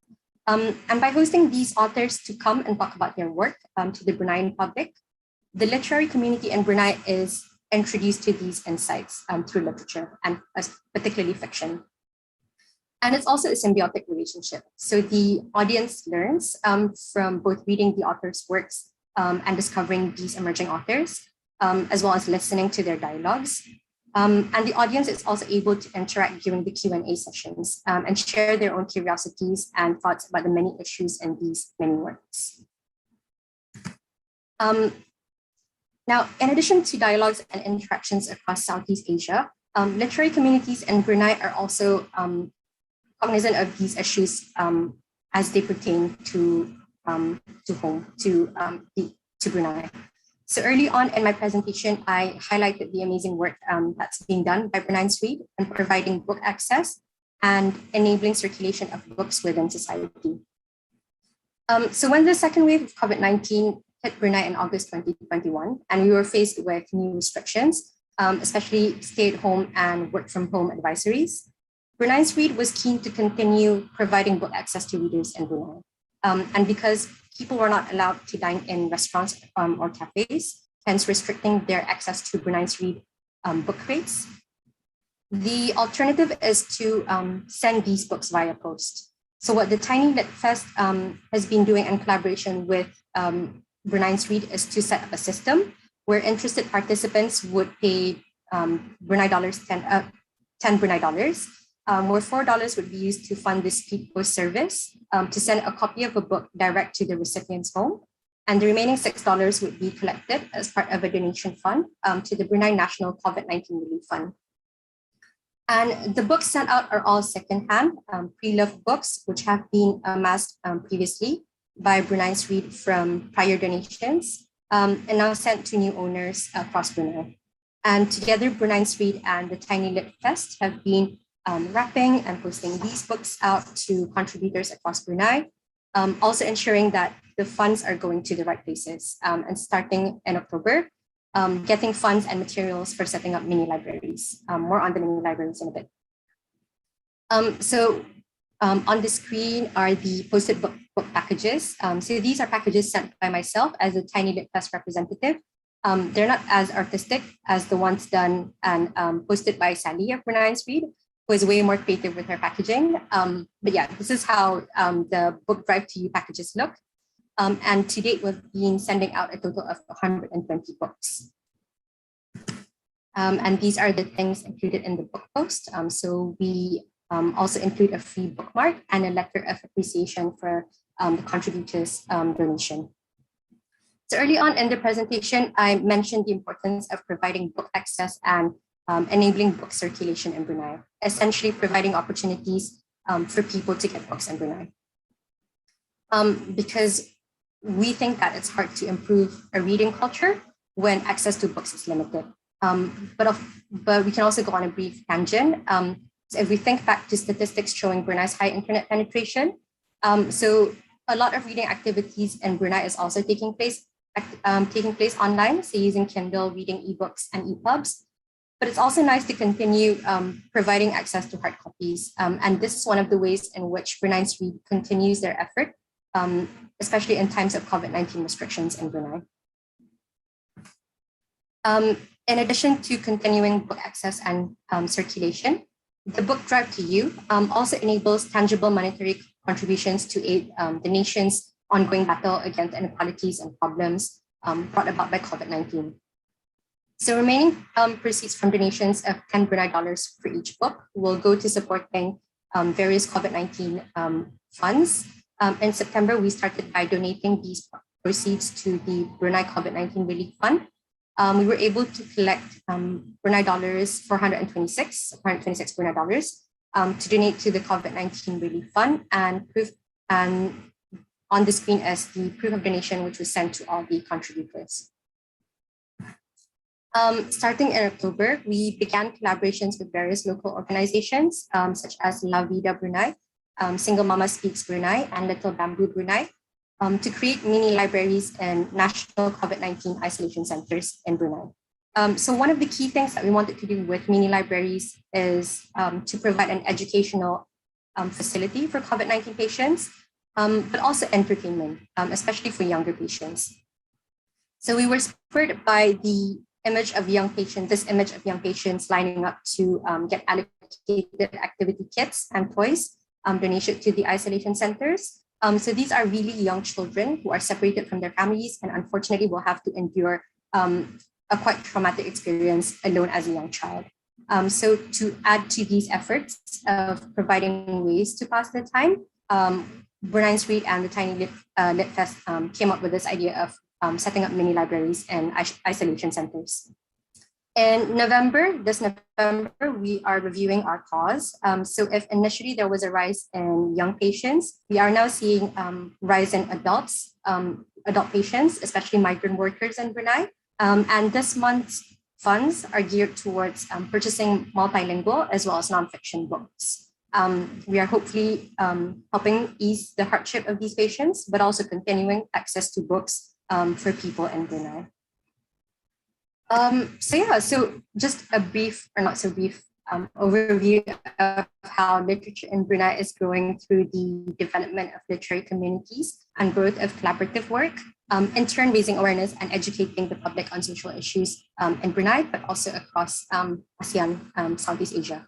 We always think of literature as a solitary activity, so we read alone.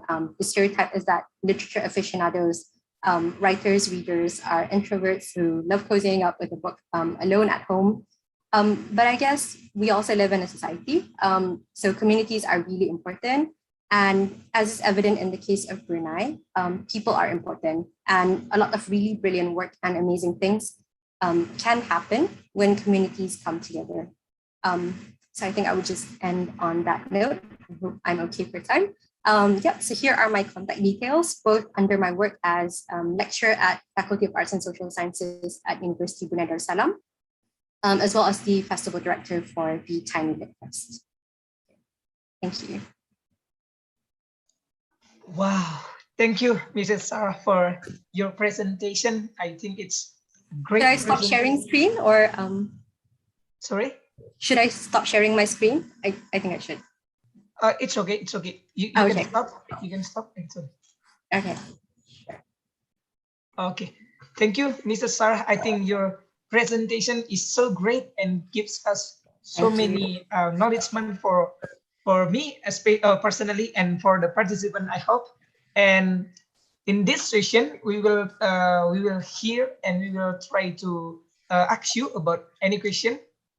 And for you guys, if you have any questions for Mrs. Sarah, you can type in our chat box, or also you can also raise your hand, and I will call your name and you will give your questions. And Mrs. Sarah, by waiting the questions, I would like to give you some questions for your presentations.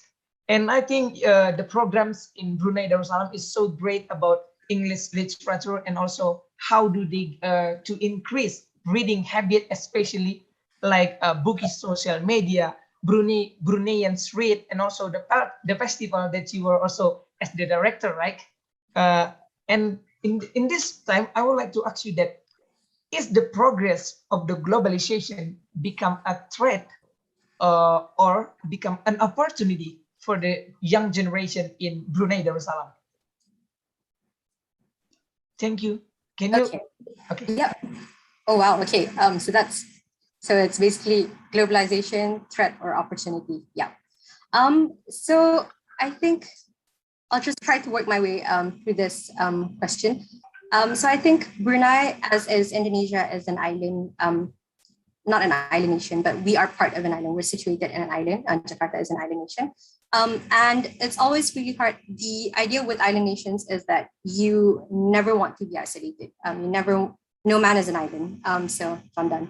So you never want to be isolated. And so we would see opportunities like globalization, internationalization, and its many, the whole government would be an opportunity for small nations and island states around the world. And I think Brunei is especially keen for its younger generation to be part of globalizing processes, be it through education or through online communities, through all these different ways in which we would participate in the globalizing process. So far, I think it is seen as an opportunity. And it has been the case for many years, I think, because Brunei has a long tradition of sending students abroad. And I think this also relates to the earlier presentation by Mr. Navy. And we see this as an opportunity, mainly because it's also a need for small nations such as Brunei. But of course, there's always caveats with these things, especially when we start seeing the threat of encroaching ideologies, contesting with national interests, and possibly also there's also this problem of brain drain, where the society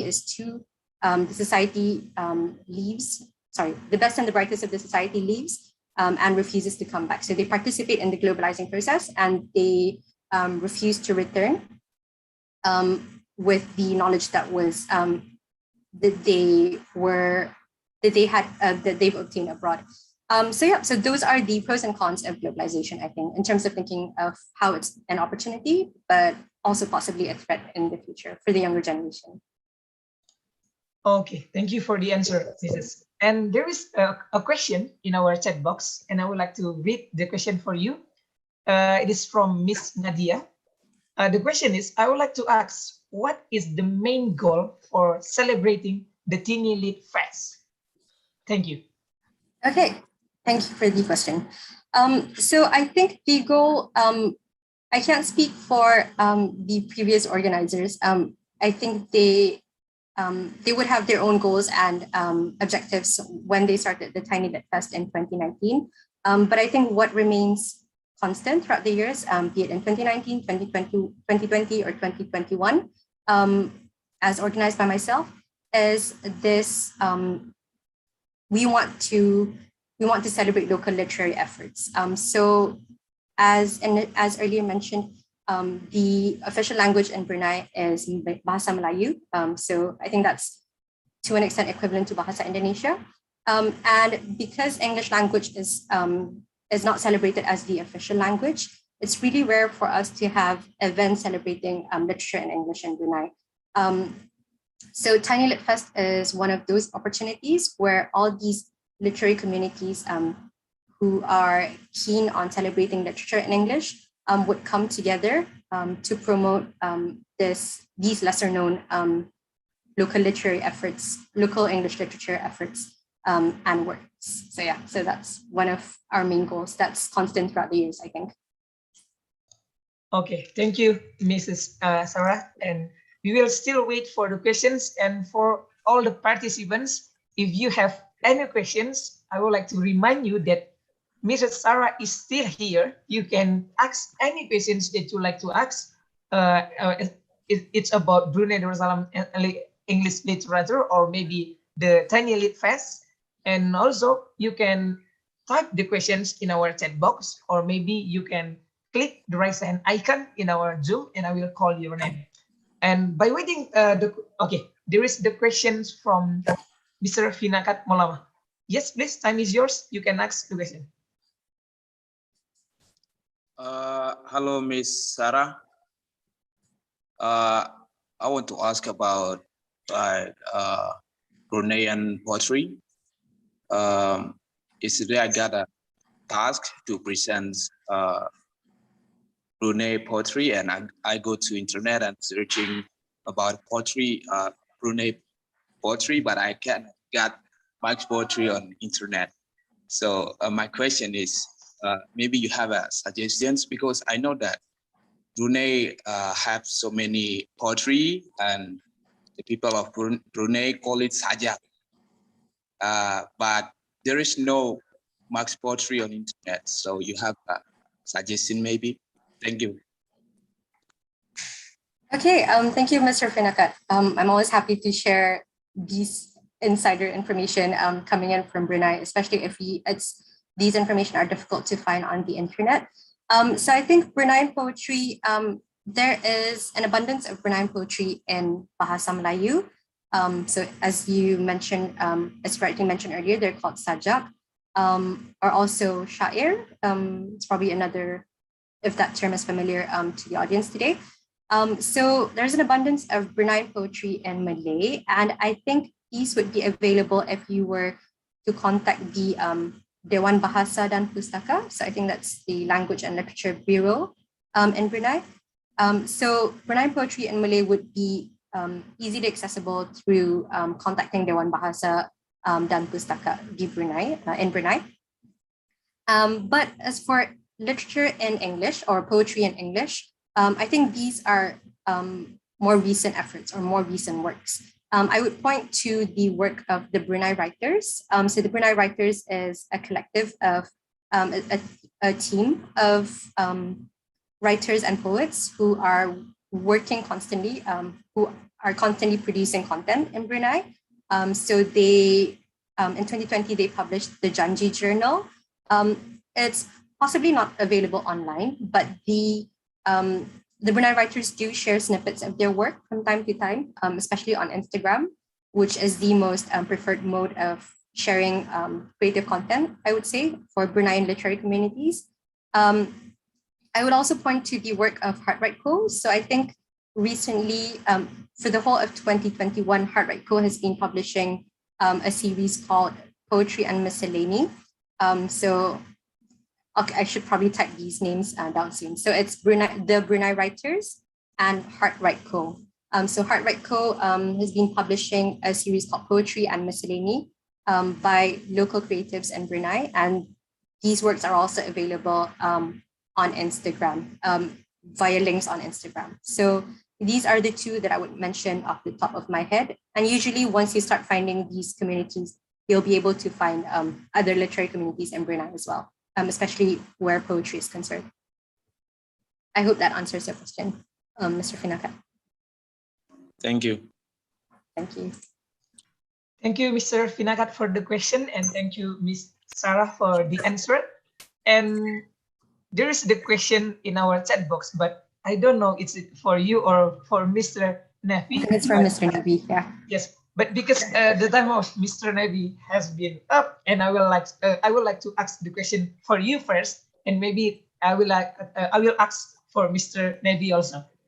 For Ms. Sarah, I would like to. It is from Paulus. How does the impact of the equity in education? Okay, so impact of equity and education. I'll probably provide a broad answer to this. I think I'm not sure if I can, if I have the expertise to go into specifics to answer this question.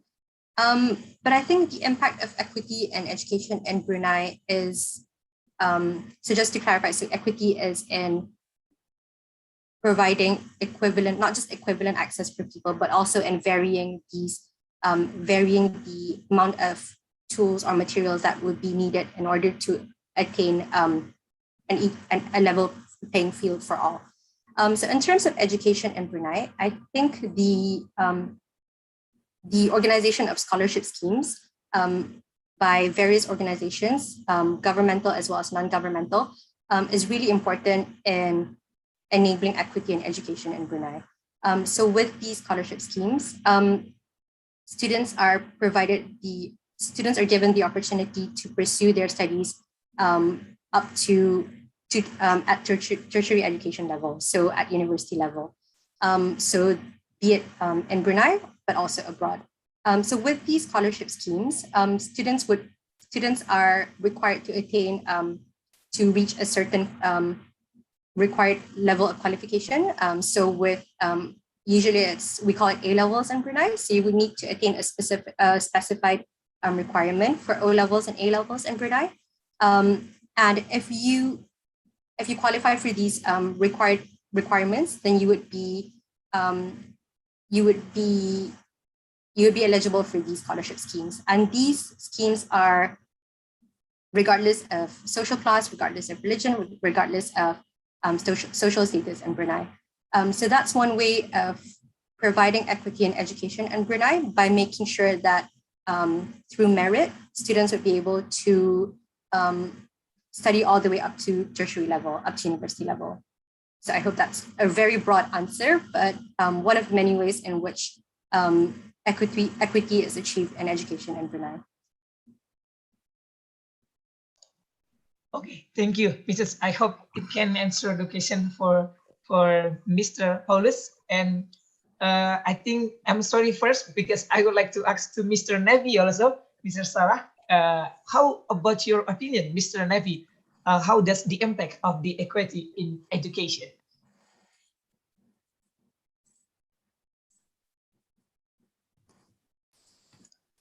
Hello, Mr. Nevi, are you there?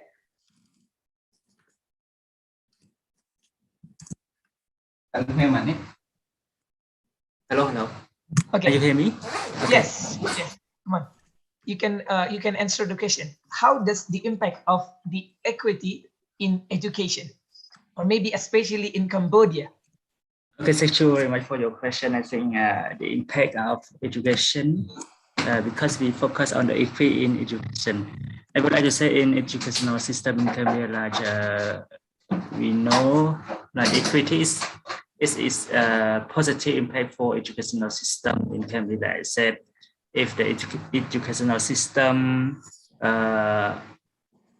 is to be better, we need to have equity.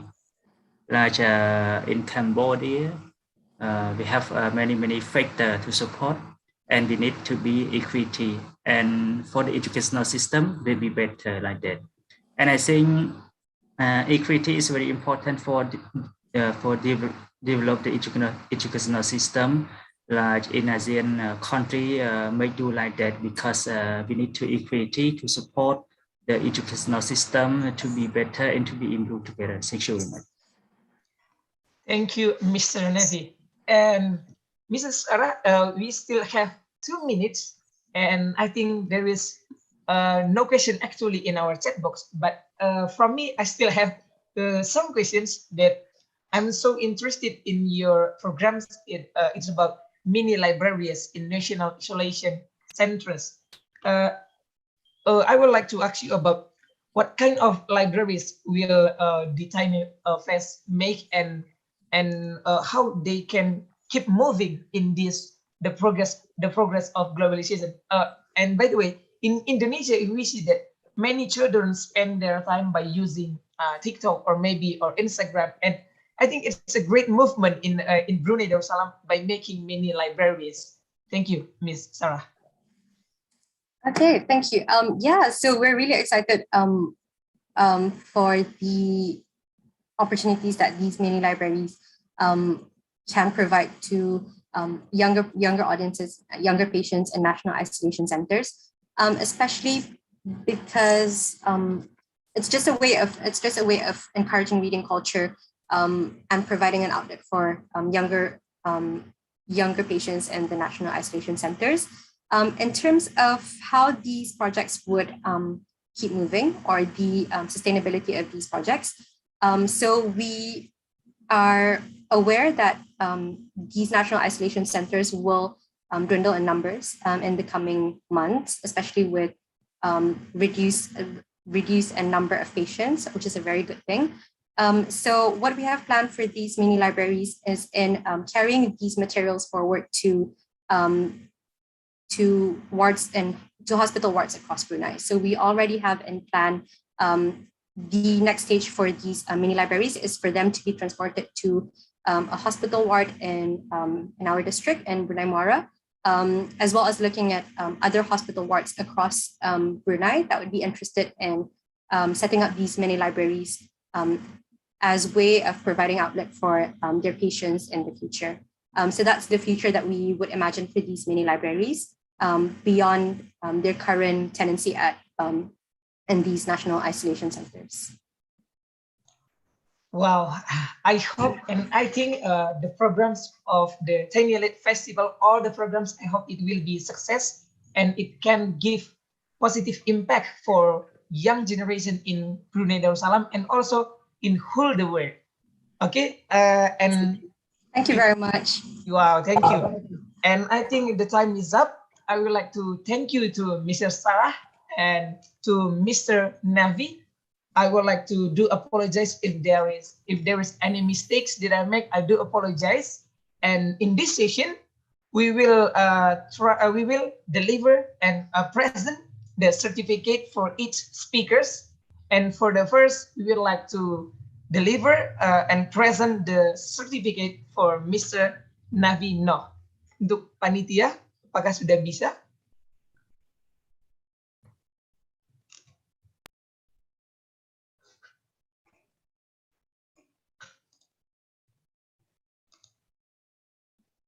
All right, we would like to present the certificate for Mr. Novnevi for becoming the speakers in our ASEAN Week, and we would like to thank you to Mr. Nevi Nov and to Miss Sarah.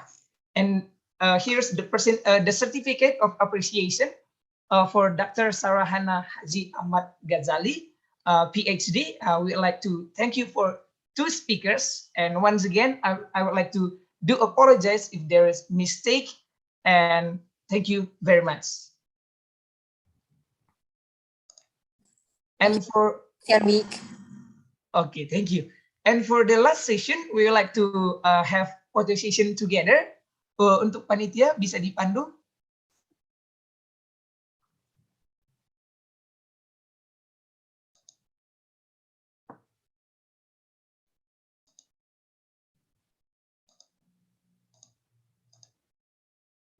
All right. Thank you, Bang Alright. Janli, for moderating us. Yes. Thank you, Mr. Navino. Thank you, Dr. Sarah, for the presentation. What a great Okay. presentation ya Kak Faro ya. That's right, Mhm. Mr. Khalifa. Okay. Okay. Next to We're the about photo to. session. Yes, that's right. We're about to start the photo session. Yes, for the participants, Uh-huh. please open your camera, please. And please help us, Kakak Panitia, to take the photo. Okay. First slide.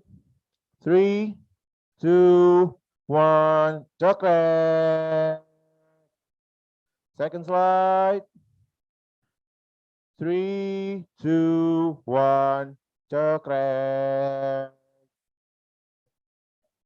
Third slide. Wow. 3, 2, 1. Chocolate. Last slide. 3, 2, 1. Chocolate. All right. Thank you. Okay, guys, I want your virtual applauses for Dr. Sarah, Mr. Navy, and Bang Janli. Okay. Woo. Oke, teman-teman semuanya. Kita mau ada apa nih Kakak Faro? Kita bakal ada presentasi lagi Kak Presentasi Khalifa. dari mana tuh? Dari negara lagi nih, Dari tapi negara mana nih? aku kasih tebak-tebakan ya. Oke. Aku bisa tebak gak ya? Tadi sih aku udah makan siang. Oke, berarti bisa Harusnya dong, harus sih bisa nggak ya. lola ya. Harusnya bisa ya. Oke. coba. Kita bakal ada presentasi lagi dari negara mana? yang berinisial V. V. Aku tahu. Apa tuh? Pasti Vietnam. Bener Wah. banget Kak Khalifa. Kita bakal yes. ada presentasi dari negara Vietnam.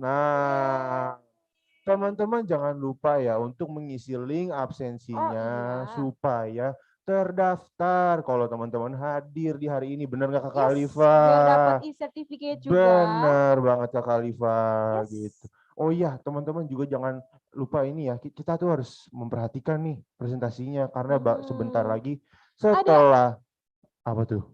Online quiz. Online quiz itu dia maksud aku. Yes. Bakal ada online quiz yang hadiahnya ada apa hadiahnya. Tuh, Kakak Faro? Tadi kan kulkas 12 pintu kayaknya udah 12 ya. Sekarang pintu. apa tuh? Kalau Mobil itu berapa pintu? Sebentar. Kalau 12 pintu itu kan buat tadi siang kan. Okay. Tadi Hari pagi. Kalau sekarang bakal ada apa ya? Apa? Berapa pintu? Pintu mulu nih maunya nih. Terus maunya apa dong? Aku maunya ini. Request boleh nggak sih Kak? Boleh. Seriusan nih. Custom. Boleh. Custom. Kalau custom, kalau gitu aku pengen laptop layar 50 inci deh Kakak. Wow, gila. Pasti Harus kalian ada ya, harus ada ya. kan? Oke, kalau begitu kita langsung aja ya teman-teman. Jangan lupa nih sekali lagi nih. Perhatikan karena bakal ada online quiz. Yes, after this presentation ya Kak Faro ya. Ada 3 pemenang. Itu hadiahnya pasti menarik kok. Bakalan menarik pasti sama hari-hari kemarin. Perhatiin gitu. presentasinya bakalan bisa jadi pemenang ya. Bener banget Kak Khalifa. Oke deh kalau begitu. Kakak panitia langsung aja check it out. Kan Kakak panitia.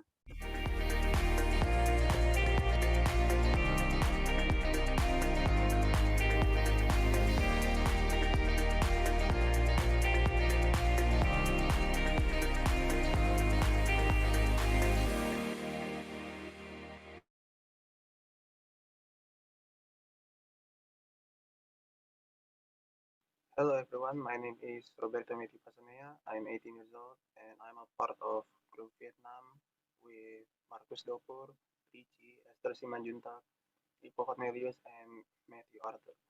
And today I'm gonna talk about Vietnam a little bit. Vietnam is a country in Southeast Asia that located at the eastern edge of mainland Southeast Asia and it covers around 311,699 square kilometers with a population of over 96 million, make it the 15th most populous country in the world.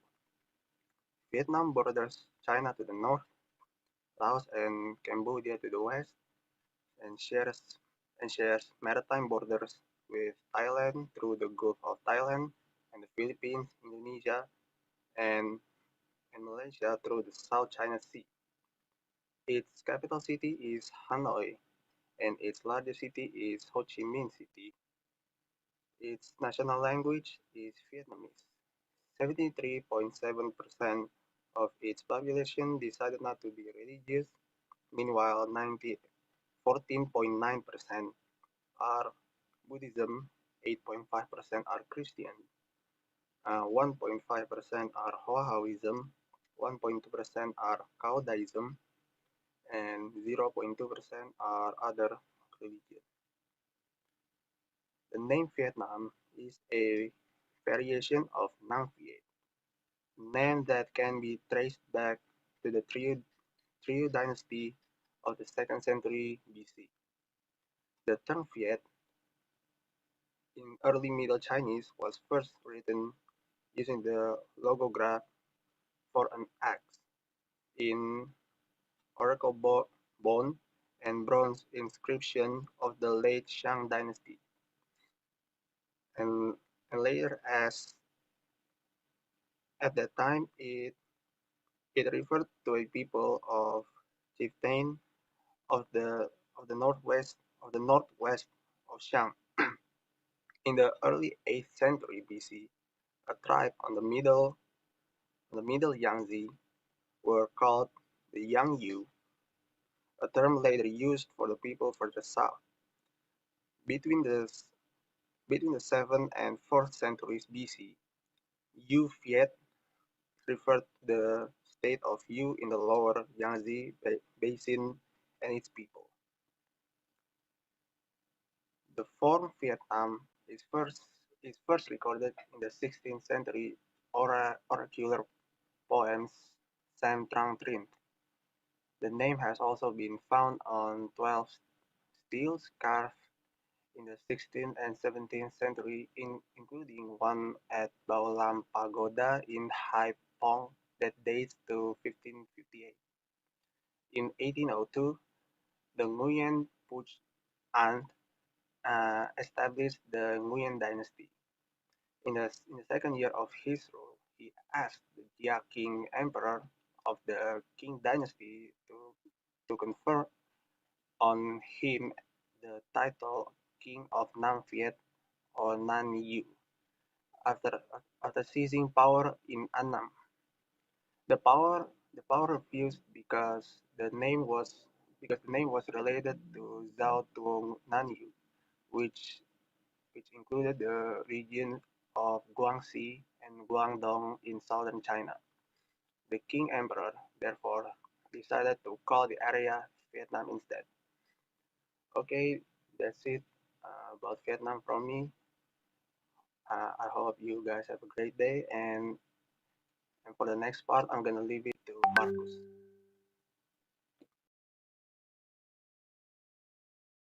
Hello, my name is Marcus Dopermalau, and this is my presentation about culture of Vietnam. Philosophy and ideologies. At the start with primitive and rudimentary cognition of materialism and dialectics, Vietnamese thought was mixed with beliefs, customs and practices. The Vietnamese gastronomic habit tends towards vegetarianism. Rice and vegetables are the main course of the meal that may be diversified by aqua products. Boiling is a special way of cooking of the Vietnamese people. The Vietnamese people like a synthetic food processing style that involves many materials and ingredients. Today, although meat and fish are the main dishes of the meal, the Vietnamese do not forget pickled eggplant. Religions and beliefs. The Vietnamese folk beliefs since the ancient time consists of belief in fertility, worship of nature, and worship of man. Human beings need to be reproduced, crops need to be lastly green for the nourishment and development of life. So belief in fertility come into existence. Languages. There have been many theories regarding the origin of the Vietnamese language. The most persuasive on argues that the Vietnamese language previously belonged to the Hmong group of the Southeast Asian linguistic system. It was later transformed into Vietnam Hmong language or Vietnamese language, and then separated to form the modern Vietnamese language. In the present-day Vietnamese language, many words have been proved to contain Hmong roots and to be phonetically and semantically relevant to the Hmong language. Literature. Parallel and deeply interacting with other cultural aspects, the Vietnamese literature came into being at an early date, including two major components, folk literature and written literature. Folk literature held a great significance in Vietnam and made immense contribution to the preservation and development of the national language as well as nourishing the people's soul. Folk literary works were diversified by myths, epics, legends, humorous stories, riddles, proverbs, folk songs, and so on, with many identities of Vietnamese ethnic groups. Arts. Vietnam has got some 50 national musical instruments. Among percussion instruments, the most popular, diverse, and long-lasting are trong dong, cong chieng, and dan da. Dan trung, the set of blowing instrument is represented by flutes and panpipes, while the set of string instruments is specified by dan bao and dan dai. And the next part, I will give it to Richie. History of Vietnam. In 214 BC, a few years after Emperor Qin Shi Huang unified China, he sent armies to southern China to conquer what is now Guangdong, Guangxi, Fujian, and northern Vietnam. The conquest was accompanied by the conquest of the ancient Bai Yue tribe. After that, the Qin dynasty supported the massive migration of the Han people to the south and formed three provinces in the south. Decades later, in 203 BC, the Qin dynasty plunged into chaos. At this time, the Qin military leader in Nanhai, Zhao Tuo, took this opportunity to form his own state, Nanyue with King Wu. The capital city of Nanyue is in the present-day Guangzhou area. However, Nanyue was later conquered by Emperor Han Wudi of the Han dynasty in 111 BC. In 939 AD, the Vietnamese managed to defeat the Chinese military at the Bac Dang River and gain independence after 10 centuries under Chinese control.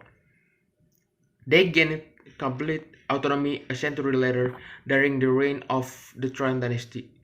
The Dai Viet defeated three Mongol invasion attempts under the Yuan dynasty, three times with very large armies as well as with careful preparation for their attacks, but three times in a row the Mongols were utterly defeated by the Dai Viet. Communist rule over North Vietnam was rejected by the United States or the US for its similarities to the Soviet Union and the People's Republic of China or PRC, and the US began to increase the contribution of military advisors.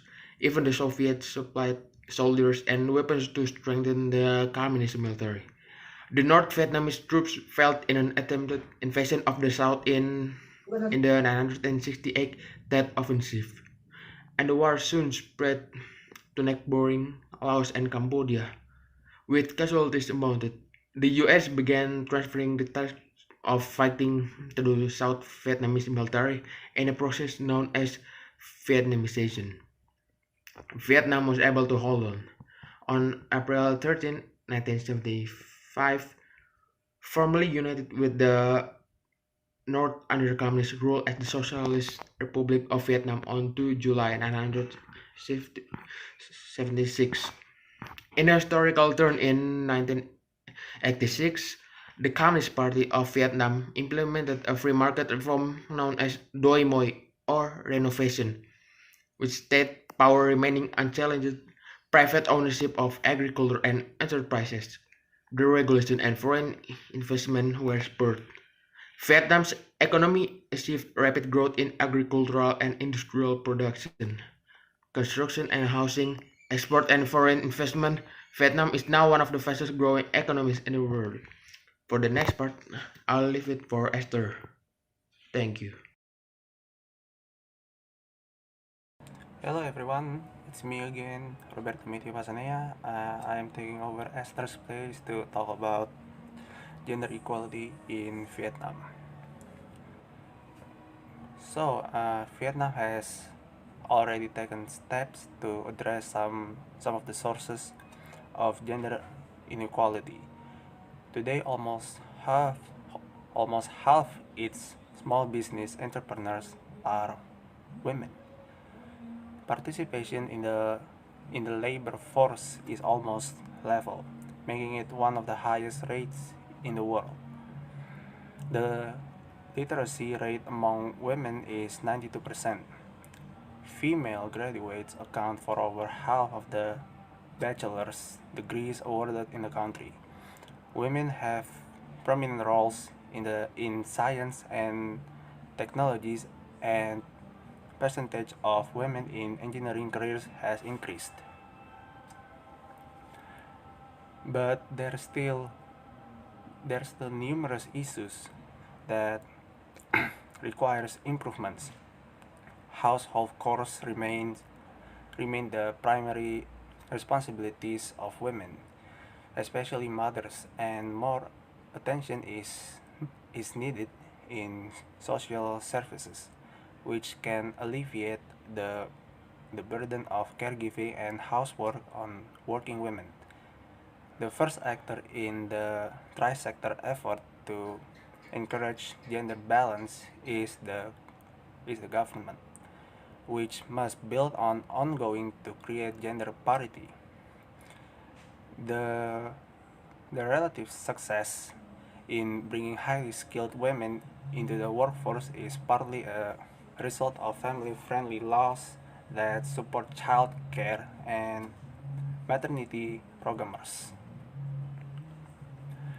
But there's still some challenges, especially in terms of pay gaps, high-level presentation, and access to wage employment. Continually improving policies in these crucial areas will help sustain the country's exemplary rate of participation by women in the workforce. Okay, everyone, that's it from us. Thank you. Okay, I wanted to say for real guys, what is the pho? The pho is a Vietnamese soup dish consisting of broth, rice noodles or banh pho, herbs, and meat. Usually beef pho bu and sometimes chicken or pho ga. Pho is a popular food in Vietnam where it is served in households, street stalls, and restaurants countrywide. And pho is considered Vietnam's national dish. Okay, the next will be explained by our friend Matthew. Pho was born in northern Vietnam during the mid-1880s. The dish was heavily influenced by both Chinese and French cooking. Rice noodle and spice were imported from China. The French popularized the eating of red meat. In fact, it is believed that pho is derived from pot au feu, a French soup. The popularity of pho spread southward starting in 1954, when the country was divided into North and South Vietnam. As the dish moved south, cooks infused it with additional ingredients until it evolved into the version that is commonly served today. The origin of pho as a northern dish, let's first self-explain the key difference between the northern and the southern variation. The northern style pho tends to be simpler and is made with less ingredients. These are fewer cuts of meat and small slices of ginger are laid on top of the soup. The pho is served without bean sprouts and herbs. Instead, it is accompanied by green chilies and lime only. Southern style pho is complex dish made from dozen ingredients. Bean sprouts, fresh basil, and saw herbs are typically served with each bowl. As with the northern style pho, green chilies and lime are used as condiments. Refugees fleeing Vietnam in spring of 1975 brought with them their hopes and dreams of a better life. They also brought their culture and cuisines, of which pho has become the most popular among Americans. Today, there are almost 2,000 pho restaurants spread across the United States and Canada. One typically finds Southern-style pho served, although a few outlets also serve Northern-style pho. Typically, establishments sell pho and other Vietnamese dishes like spring rolls and egg rolls. Thank you, and that's the origin of pho. Hi guys, I'm Maria Gading, reporting from Yogyakarta, and I will show you guys how to make Vietnamese beef soup or pho. Check it out.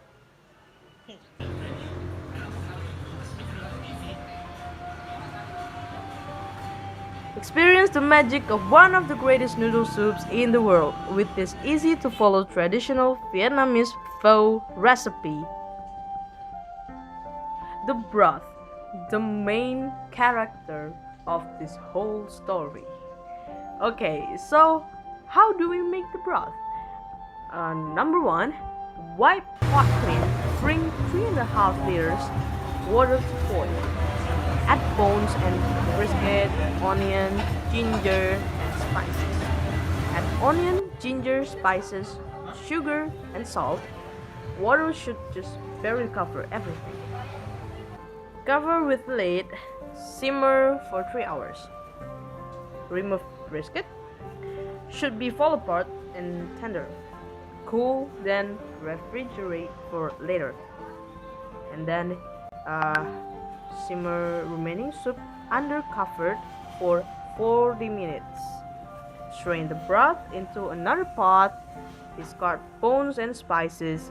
Should be about 2.5 liters. If load more, reduce. Add fish sauce, adjust salt and sugar if needed.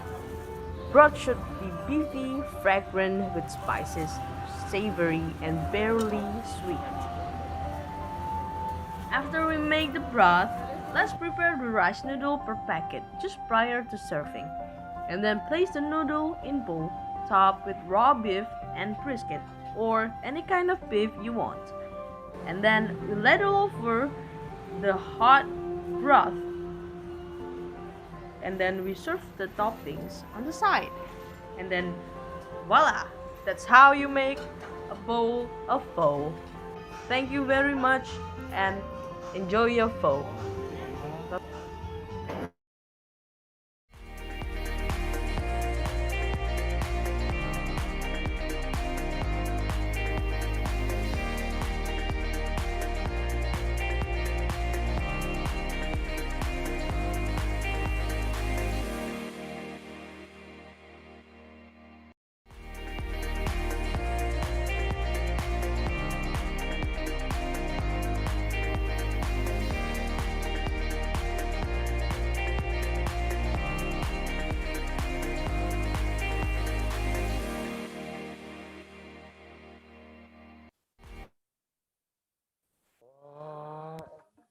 Wah, gila keren Aduh, banget. mic aku Sorry, sampai nggak sorry. nyala tadi. Gak nyadar tadi ternyata mic aku Iya. dikunci nih gitu. Aduh, gimana Oke. nih presentasinya Kakak Faro tadi? Itu tadi keren Vietnam. banget sih Vietnamnya, makanan juga yang pasti Parah. enak-enak kan Kak Alifa, nggak mungkin nggak Yes. enak gitu kan.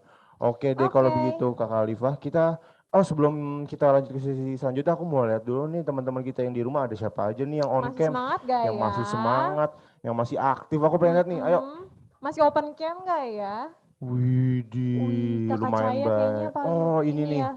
lihat tuh, Semangat. yang Ada lihat loh. tuh, harusnya aku sama dia tuh, kakak Nadia. Coba kakak Nadia tuh. Enggak sama aku Oh, direbutnya aku mati nih, ya? aku direbutin nih. Enggak juga sih. Enggak juga. Aku yang kepedean ya, aku yang kepedean. Halo kakak Nadia. Mana kakak Nadia? Gimana kakak Nadia? Apa kabarnya? Halo, Gimana Masih semangat kabarnya? gak kak? masih dong.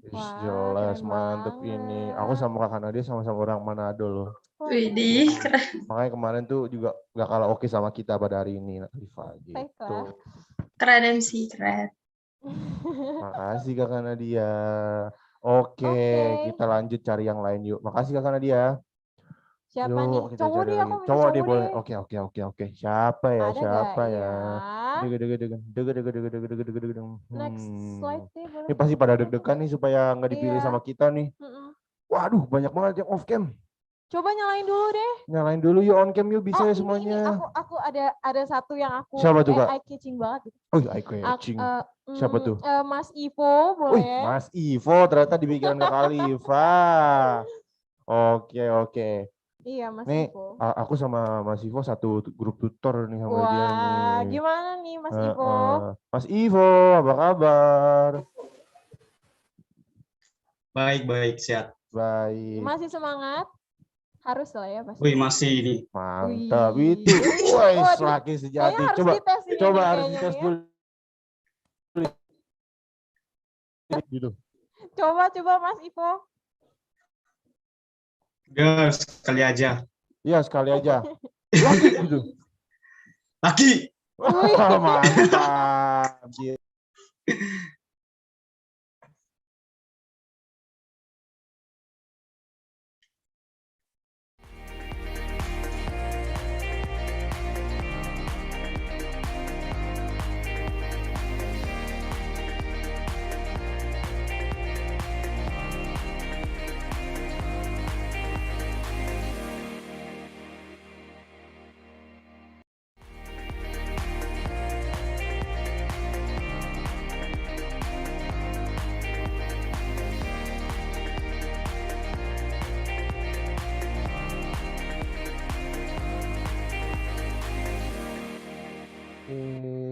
Wah, kita udah balik lagi. Tadi kita kemana? Gak tahu nih, emang suka di prank nih kita nih sama kakak panitianya nih.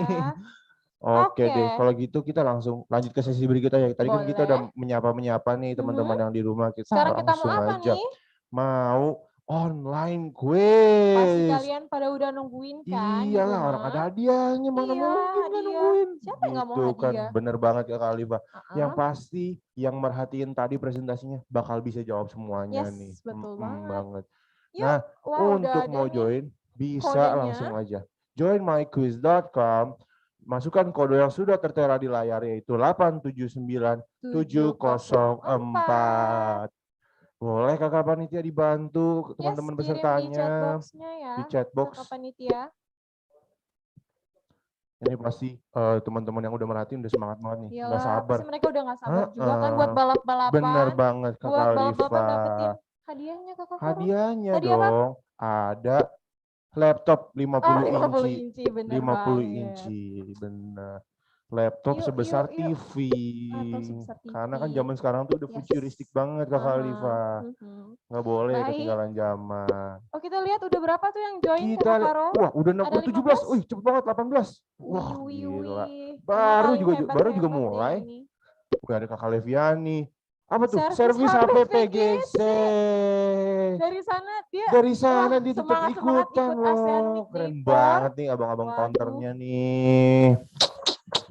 Anak UGI berarti dapat diskon lah ya Kak di servis HP PGC.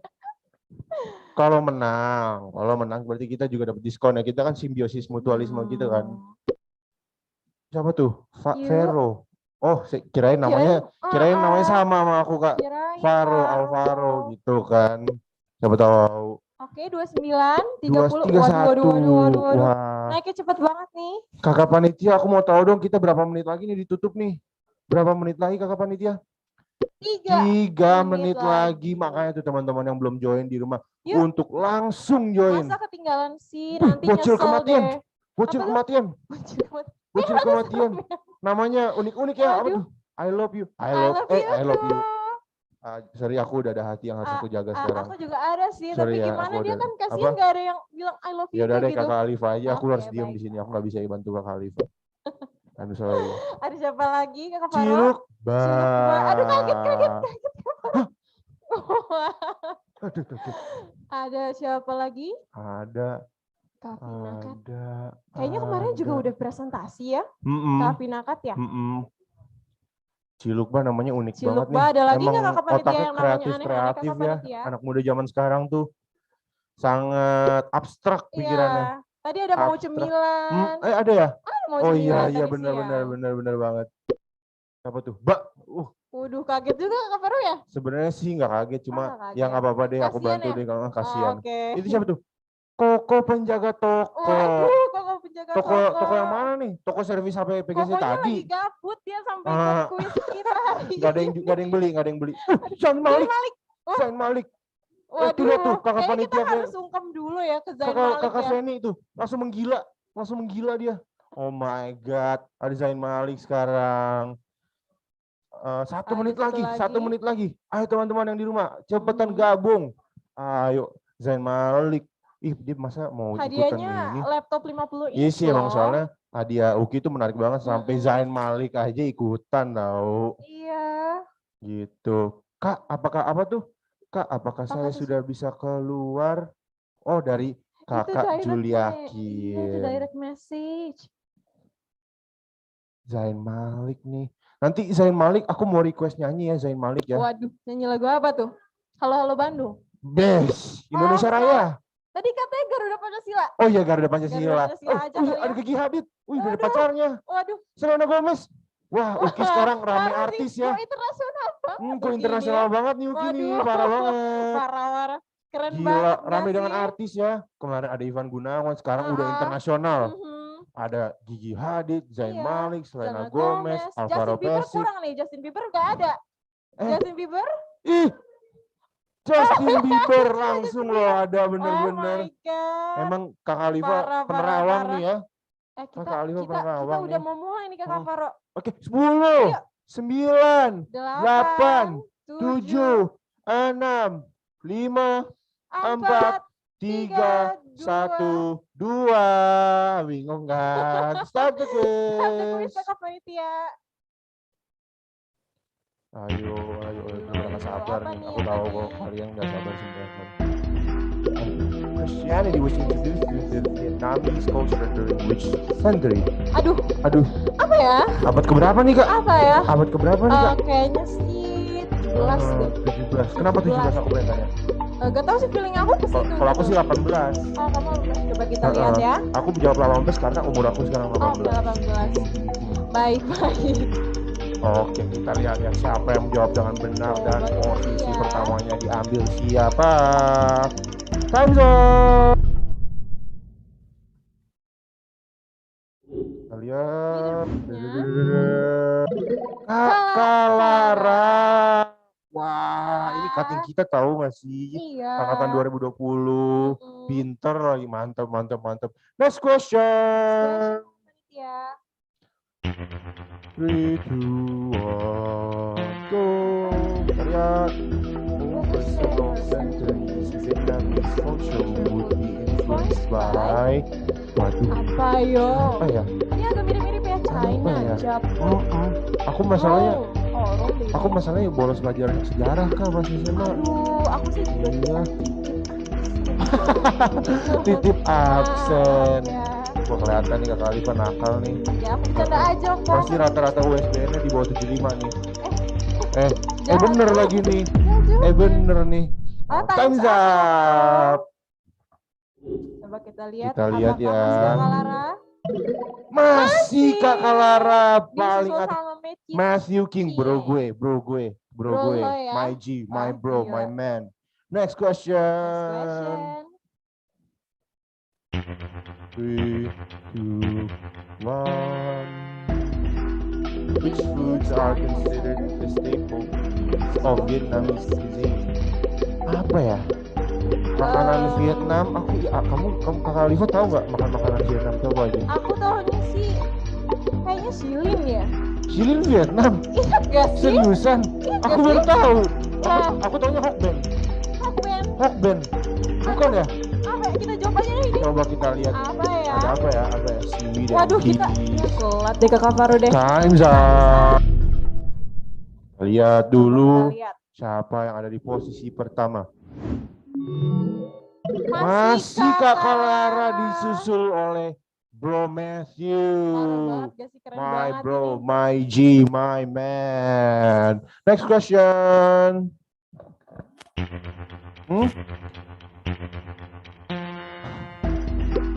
Vietnam nearly has musical instruments to choose from. Berapa tuh?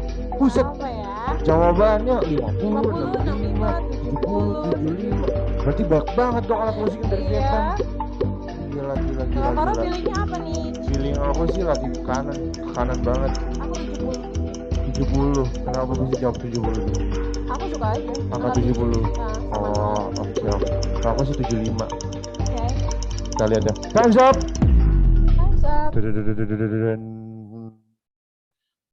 Lihat leaderboard. Masih kakak Lara dengan Matthew. Wah. Ayo Bro Matthew, pasti bisa nih nyusul kakak Lara. Kakak Lara juga jangan mau kalah nih sama Bro Matthew. Next question. Yang lainnya juga jangan mau kalah sama kakak Lara. Siapa tahu comeback loh, bisa ngalahin mereka berdua. There are religions that most people usually identify with in Vietnam. Apa ya, berapa agama nih yang ada Aku di 7 lagi deh, aku suka 7. Suka 7 ya? Kayak kamu penggemar Ronaldo nih. Kayaknya angka keberuntungan. Oh. Angka keberuntungan gitu. Berarti kamu kayaknya penggemar Ronaldo nih. Gak tahu sih. Kamu tahu Ronaldo nggak siapa? Ronaldo, aku punya teman namanya Ronaldo. Bukan itu maksud aku kakak Liva. Cristiano Ronaldo Wati. Time's up. Kita lihat. Apakah sudah digeser? Wah, Bro Matthew, bro gue sudah menyingkirkan kakak Lara. Sudah naik nomor 1 dia. Mantap. Next question. Yang lain. Kita lihat. Pho is a traditional soup made out of noodles and thinly sliced meats. From which Asian country does pho originate? Dari Waduh. mana ya? Oh, aku baru ingat. Gampang banget. Gampang banget ya. Ini kalian tinggal pikir-pikir lagi. Barusan presentasi. Presentasi barusan dari negara mana? Dari negara mana? Kalau sampai salah, parah banget sih. Parah banget ini, parah banget. Aku pengen jawab nih, gatel banget mulut aku nih sekarang nih. Aku gatel banget nih. Time's up, kita lihat. Siapa nih?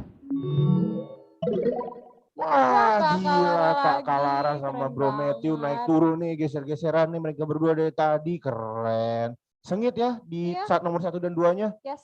Ayo yang lain jangan mau kalah dong. Naik turun terus. Next question.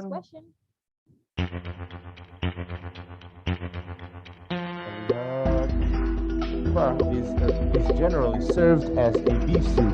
Which of the following is rarely seen in beef pho? Apa ya? Aku mulai jawabannya dong kakak-kakak ya. Ini aku rada susah sih soalnya.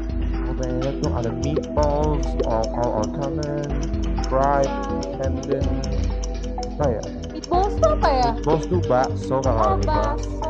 Oke, ini bakso nggak sih jawabannya? Aku nggak pernah ngeliat bakso soalnya. Kayaknya ya. Coba kita jawab, aku pengen jawab bakso deh. Benar nggak ya? Ntar kita check out aja deh. Yes. Kita lihat nomor 1 siapa? Masih mereka berdua loh. Keren banget ini. Bro Matthew. Memperhatikan banget ya Kak Faro nontonin ya. banget presentasi tadi negara Vietnam. Yes. Next question. Kita lihat. Itu Kak Geraldo Pargoy lo dari tadi. Mantap banget. Kita Pargoy bareng ya di bareng sini aja ya. gitu sama Kak Geraldo. Pho noodles are usually long and thin. Though sometimes you can also order white. Either way, what kind of noodles are used in pho? Aduh, apa Waduh, ya? waduh, aku nggak tahu nih soal mie gitu. Aku mau tahu Indomie doang, Kak. Kayaknya sorghum. Apa tuh? Sorghum. Aduh, aku nggak tahu, Kak. Sorghum itu apa ya? Nggak tahu aku juga. Coba kita lihat ya siapa yang benar nih. Kita lihat saja. Coba. Time's up. Time's up. Masih Kakak Lara dong. Wih, keren banget. Tapi nomor 2 udah digeser. Iya. Bro Matthew gue udah digeser lagi nih sama Kak Riz kalau nggak salah tadi. Ya udah kan nggak namanya apa-apa juga deh. kan. Namanya juga lomba kan. Iya. Bener-bener. Next question. Next question. Lagunya asik ya? Asik dong, tegang gitu loh. Iya. Pho broth has a very distinctive flavor. Which of the following spices are used in the making of pho? Apa ya? Ada cinnamon, star anise, all of these, dan ginger. Apa ya? Star anise apa ya? Star anise aku taunya honey Banyak star. yang kita nggak tahu ya tadi ya. Star anise aku apa ya? Kak? Aku taunya honey star. Aku taunya sih. Karena aku tahu.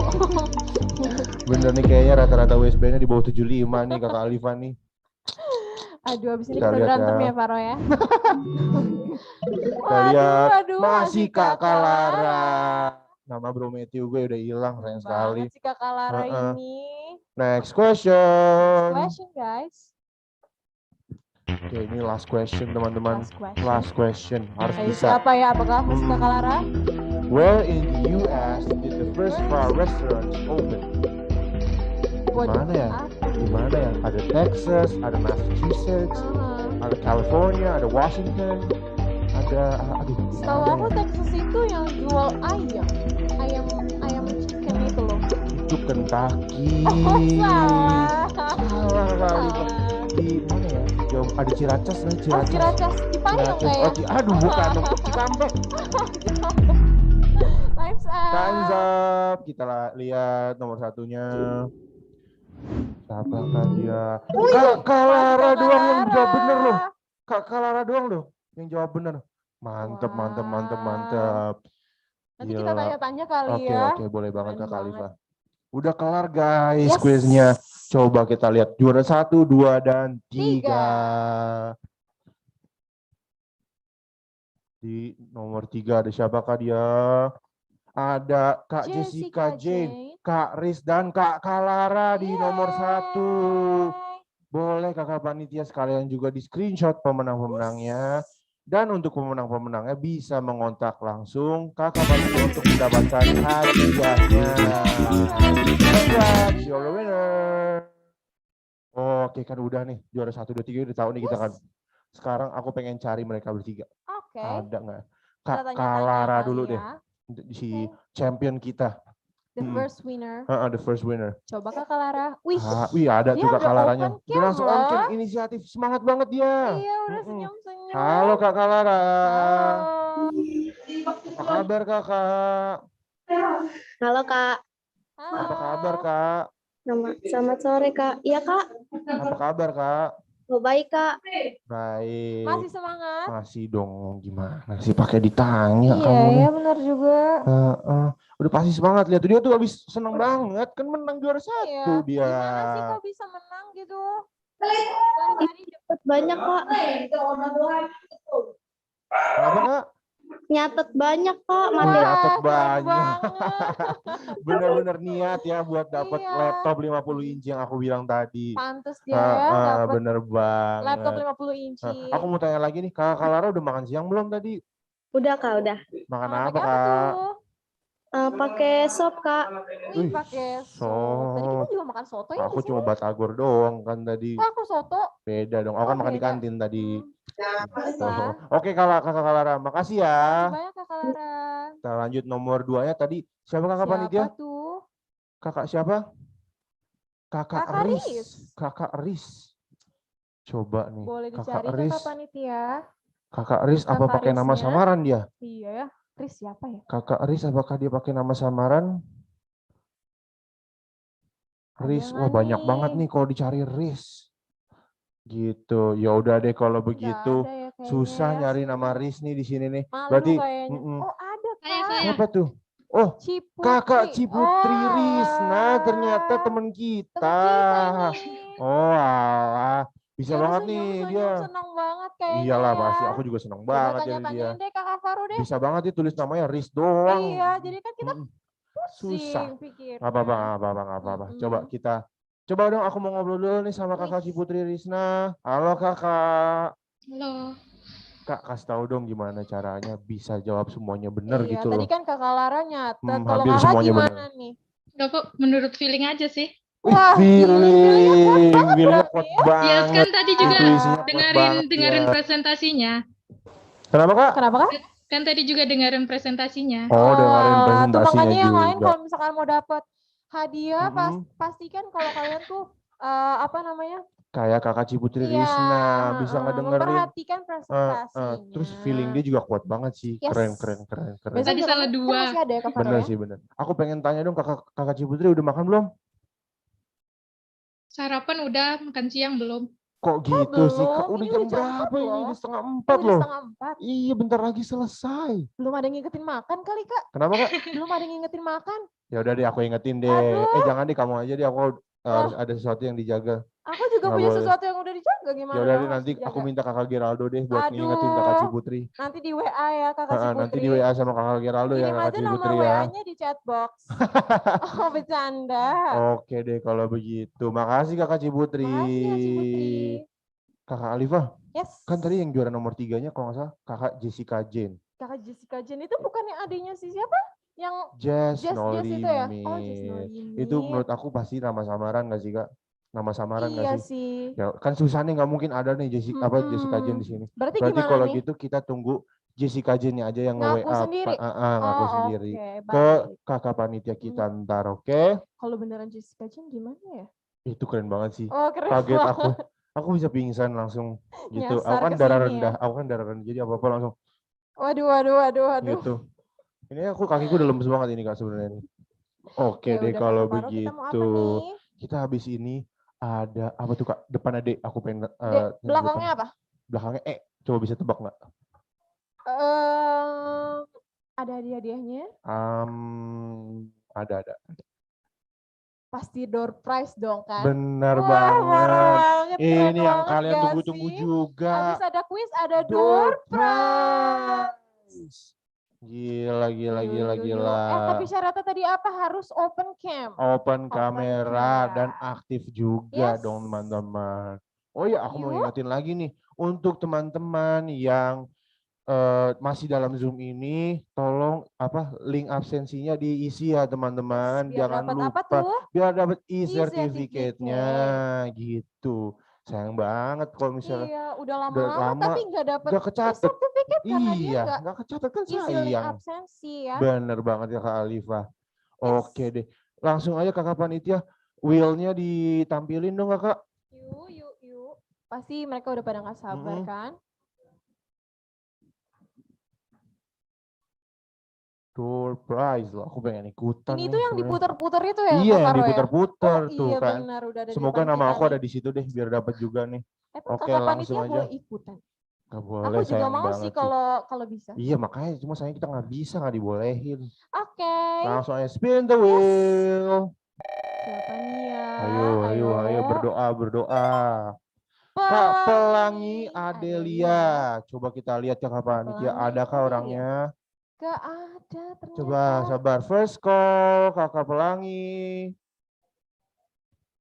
Oh ternyata nggak ada. Second call, sebentar kita coba, siapa tahu baru join dia. Ada kayaknya. Third call, last call. Oh iya bener nih. Sorry. Oke, kita lanjut aja deh mendingan. Kita pasti lanjut mereka aja. udah pada nggak sabar soalnya. Yuk. Kita langsung cari aja ya.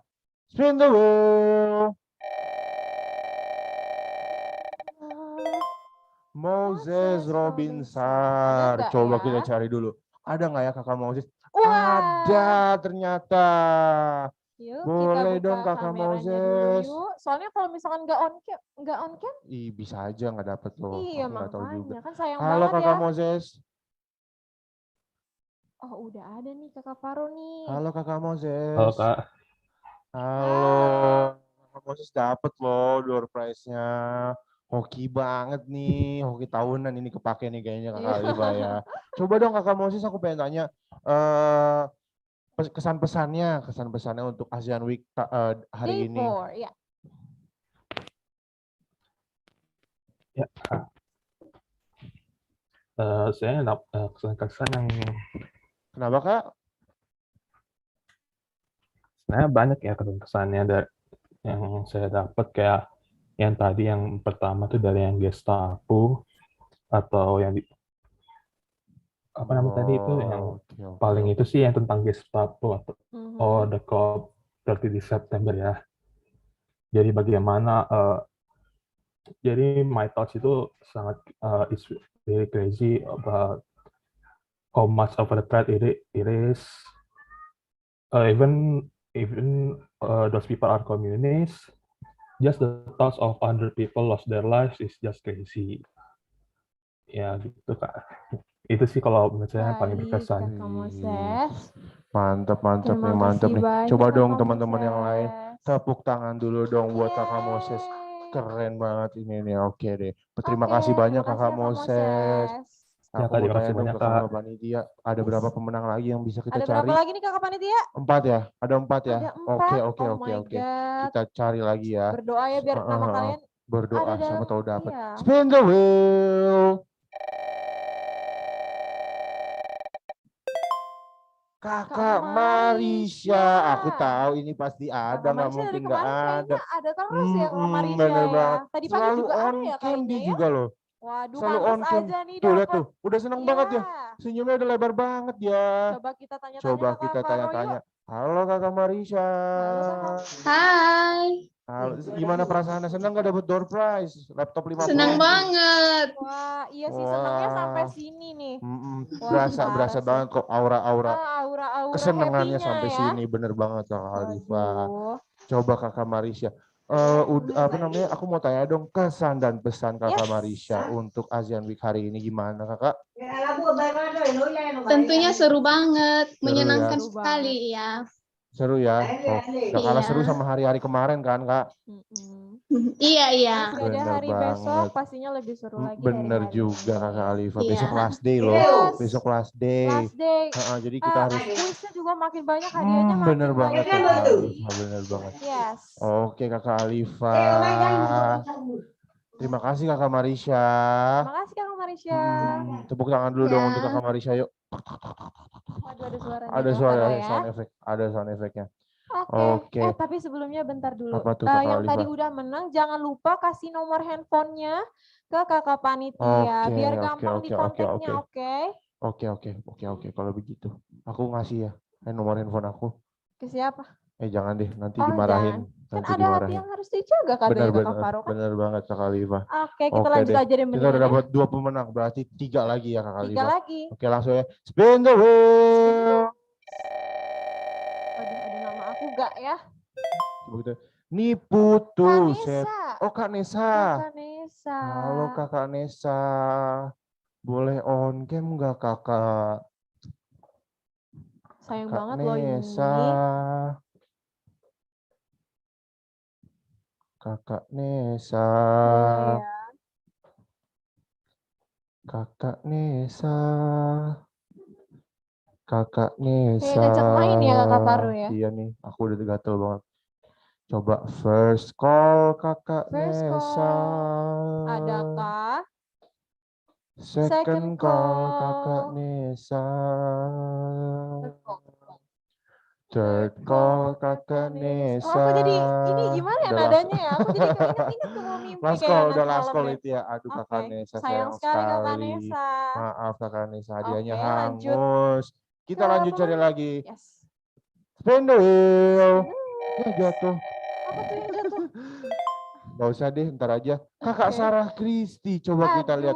Cari Kakak Sarah Kristi. Halo Kakak Sarah, apakah ada di dalam Zoom ini? Adakah Kakak Panitia? Coba kita cari dulu ya. First call Kakak Sarah. Ada nggak? Second call aku maunya yang tadi nadanya kayak tadi. First call Kakak Sarah. Second call Kakak Sarah. Oh, gitu ya Kak Faro ya. Ada nggak ya kakak Sarah Kristi? Laskol kakak Sarah. Tidak Oh, tidak ada ada kakak ternyata. Sarah. Oke deh, Nggak hadiahnya ada. hangus. Sayang banget, padahal mereka Hangus. nggak harus ngapa-ngapain. Dapat door prize. Iya loh, sayang banget. Oke, kita lanjut cari lagi pemenangnya ya. Ada berapa Kita lagi sih tadi? Tadi kan udah dapat 2 pemenang nih. 3 lagi kakak Liva. 3 lagi, oke. 3 lagi. Kita Baik. langsung cari lagi ya, oke? Spin the wheel kakak panitia.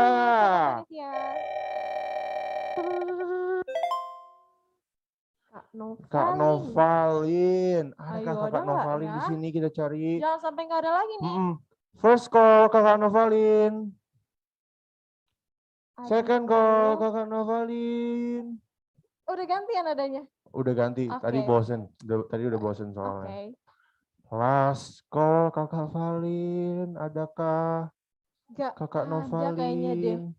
Aduh. Adakah kakak panitia? Ah, nggak ada kakak Sayang sekali nggak ada. Sedih Padahal banget. ini door prize-nya laptop 50 Kayaknya inci. dari tadi nggak ada. Nggak ada terus ya. Jadi kayaknya gimana ya? Mungkin mereka kurang semangat. Oke. Coba Iya. kita sayang sekali nih kakak Alifa nih. Kita udah harus last spin. Iya Spin nih, karena terakhir. dari tadi Iya nggak pada dapet gitu orangnya ya. kakak Alifa. Oke deh, last Nih, spin buat yuk. yang masih ada di dalam Zoom ini, berdoa ya. Semoga last spin ini jadi milik kalian. Yes. Bener-bener. Oke, langsung ya. Ayo, Kita ayo. spin the wheel again kakak panitia.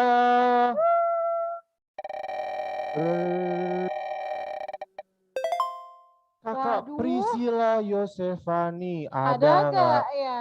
Coba kita panggil lagi. Kalau nggak ada berarti nggak ada pemenang, lagi ya? cuma 2 orang doang. Kakak Priscilla Yosefani. Coba ada First nggak ya? call. Ya, nggak ada lagi nih orang-orangnya pada Second kemana ya? call.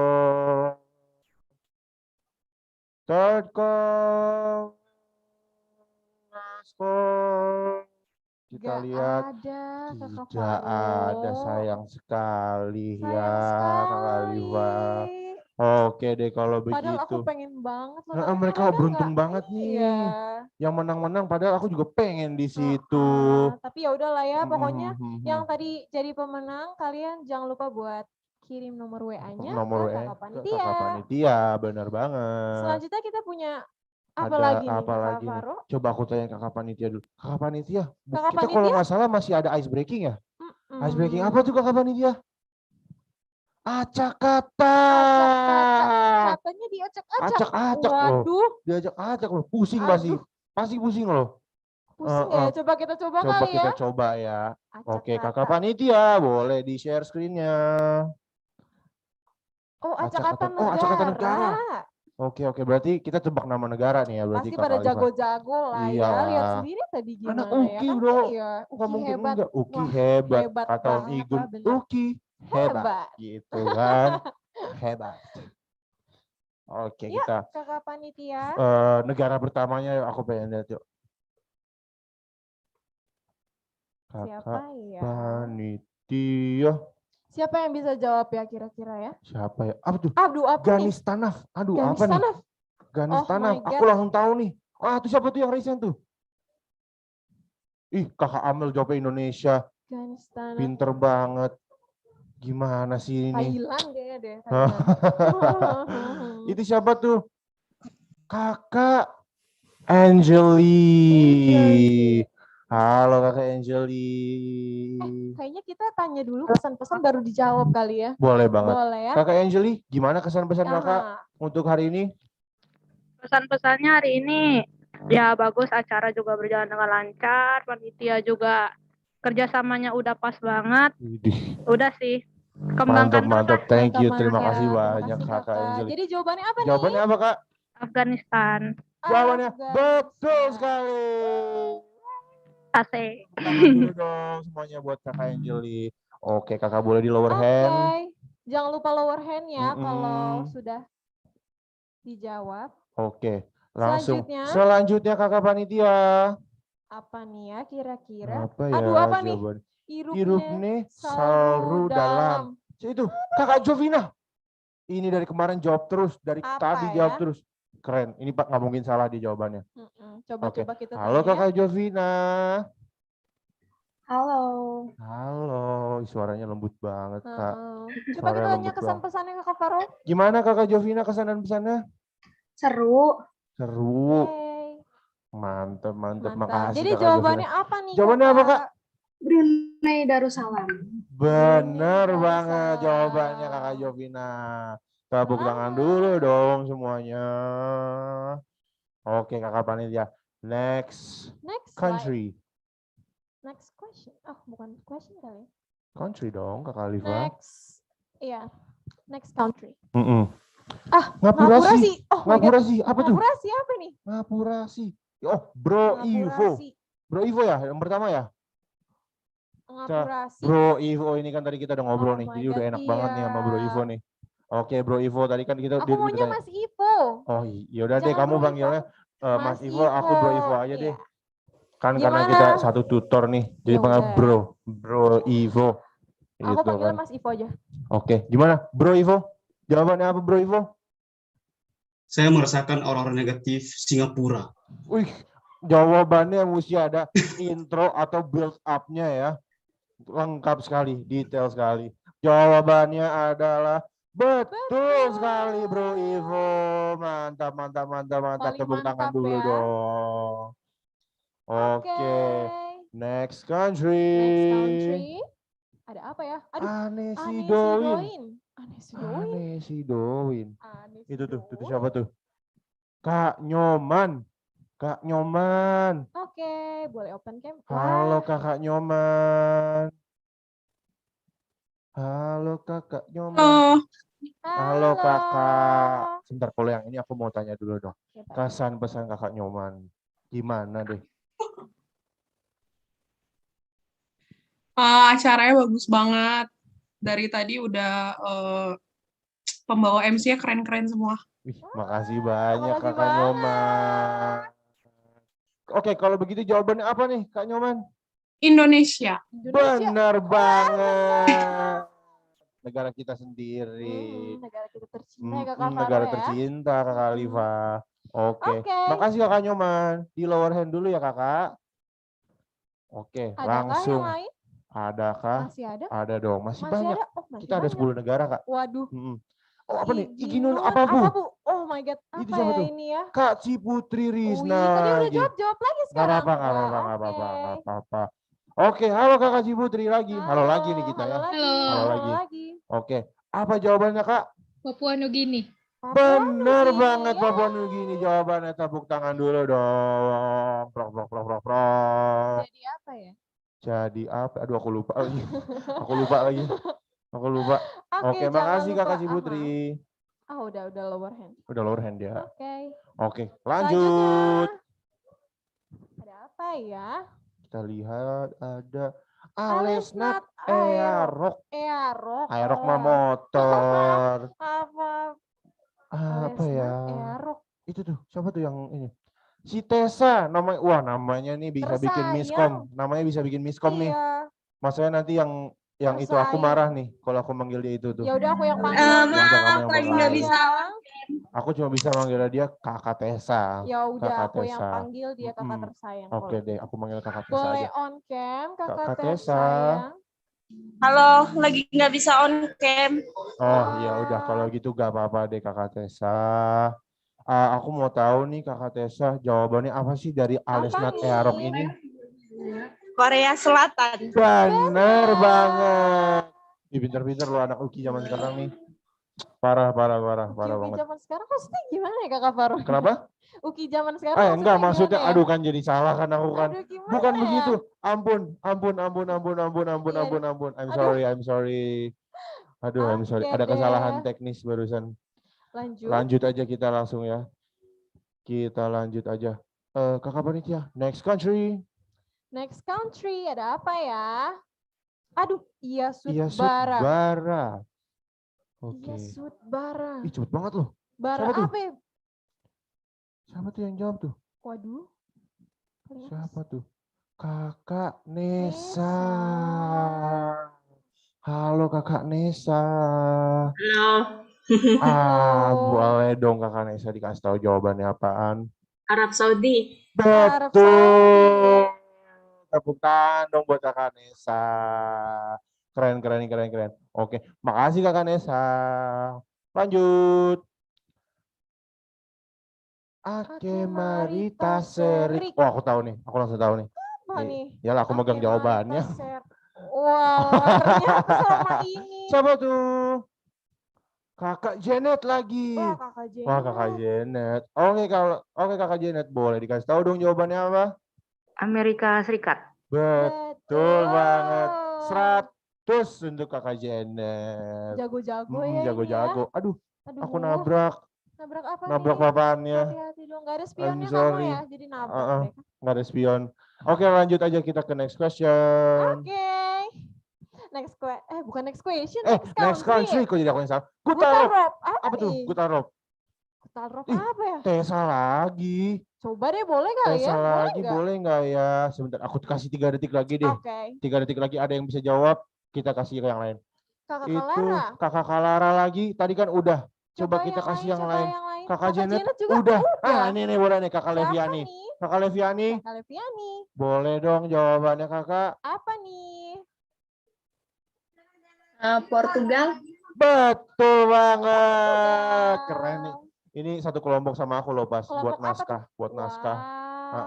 Ceritanya aku jadi dosen, dia jadi murid aku gitu. Gitu ya. loh. Harus gitu ya? Harus gitu dong. Karena kan aku mau masuk dunia entertainment. Hollywood ya tadi katanya. Hollywood. Bukan Bollywood, Hollywood. Hollywood. Oke, makasih Kakak Leviani. Nih kita ada last country, ada negara terakhir loh. Apa ya? Last nih. Kita coba lihat Kakak panitia ada apa nih? Ini Kakak. Ini mah gampang banget. Gak mungkin salah. Tuh Kakak Amel langsung raise hand. Kakak Amel yang ada di sini. Nih, bro gue nih. Bro gue. Bro Matthew. What is it, bro? Spanyol. Gak mungkin salah sih ini. Gak mungkin salah jawabannya. Betul. Kakak Matthew. Wih, jangan dep. Jangan dep loh langsung. Keren banget. Thank you Kakak Matthew. Waduh. Capek ya. Tapi gimana tuh? Besok masih ada lagi. Masih ada lagi. Jadi kita harus tetap semangat sampai besok. Betul sekali. Kakak Alifa nggak terasa ya kalau kita udah di penghujung acara. Terus kita harus, aku jadi sedih lagi kan nih, kayak hari kemarin masih di MC, hari kedua. Jadi sedih aku. Nggak sabar kan. Nanti gak ada yang ngelapin air mata kamu di sini. Kalau aku mah sekarang udah ada. Udah ada, jangan salah. Gitu. Oke deh kalau begitu. Sebelum kita mengakhiri acara pada hari ini, boleh dong Kakak Tirza, Kakak Tirza untuk memimpin kita doa penutup. Kakak Tirza. Adakah Kakak Tirza? Halo Kakak Tirza. Baik. Paling on fire ya kalau Kakak Tirza ini. Iya ini sahabat bestie. Benar. Oke Kakak Tirza, time is yours. Baik teman-teman dan Bapak Ibu dosen, mari kita satu di dalam doa kita berdoa. Selamat sore Bapak, selamat sore Tuhan Yesus, puji dan syukur kami panjatkan kehadiran hadirat-Mu Bapak, karena kasih-Mu yang begitu besar, kami masih ada sebagaimana kami ada saat ini ya Bapak. Bapak, acara Asean Week hari keempat ini telah berakhir Bapak, kiranya apa yang telah kami dengarkan sepanjang hari ini bisa berguna bagi untuk menambah pengetahuan kami ya Bapak. Terima kasih Bapak, dalam nama Yesus Kristus kami telah berdoa. Amin. Amin. Oke deh kalau begitu. Terima kasih Kakak Tirza. Terima kasih juga buat para peserta dan jangan lupa buat absen. Apa tuh Tadi absen? Benar-benar ya. absen. Iya, aku juga baru pengen ingetin itu loh. Malah aku yang lupa kan. Itu absen. Absen. Gak apa-apa, aku ingetin lagi aja biar siapa tahu langsung lupa kan, bener. Jangan lupa buat absen ya teman-teman. Sama yang tadi tuh? Apa tuh? Pemenang. Pemenangnya beri nomor WA-nya ke kakak panitia biar bisa dapat hadiahnya. Ikutin terus tiap sesinya dengan tetap on cam dan tetap pantengin terus kuisnya dari awal sampai akhir karena besok masih ada last day masih yang, ada pokoknya. Gak kalah Kita kasih menarik dari hari ini. terakhir yang paling heboh ya teman-teman. Paling heboh. Hadiah yang menarik. Bener banget. Besok ada mobil berapa pintu Kakak Faro? Ada 17 pintu. 17 pintu. Kebetulan itu mobilnya 3 lantai. Mobilnya 3 lantai. Waduh. Gitu. Oke, aku jadi penasaran. Kamu tahu nggak MC besok siapa? Siapa? Kita kasih tahu kisi-kisi aja deh ya buat mereka teman-teman.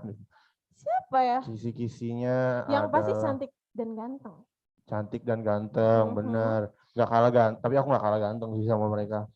Aku gak mau kalah. Aku jawabnya? Gak mau kalah aku sama mereka, kok gak mau kalah. Ya udah deh, kasih tahu ya. aja. Iya kan, kira ada yang jatuh. Siapa Kakak Faro?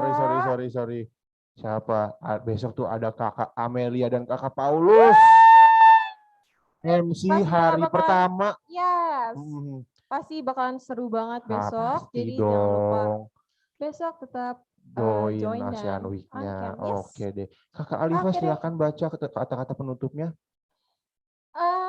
Well thank you so much buat hari ini buat para peserta dan kakak panitia. As the master of ceremony of today, we do apologize for our mistakes in today's event. My name is Aliva and my partner is Alvaro. Thank you guys for joining today's event. See you tomorrow. Dadah. Stay healthy ya. Dadah.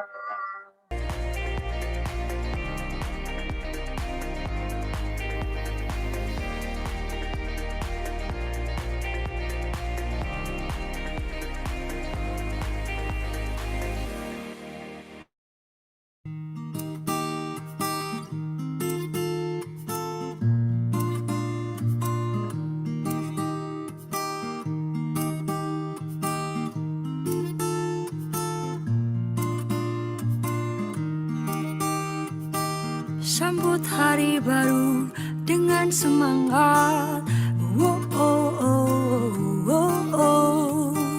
Jangan takut maju, wahai sahabat. Tak pandang hitam putih, kita maju bersama. Tak pandang hitam putih, kita maju bersama. Uki hebat, Uki hebat, Uki hebat, UKI. Uki hebat, Uki hebat, Uki hebat, UKI.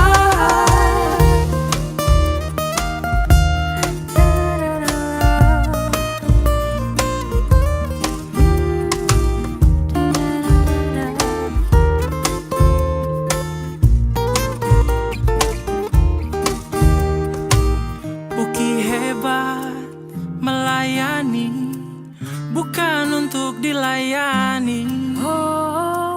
Uki hebat melayani, bukan untuk dilayani. Sambut hari baru dengan semangat. Jangan takut maju, wahai sahabat. Tak pandang hitam putih, kita maju bersama. Tak pandang hitam putih, kita maju bersama.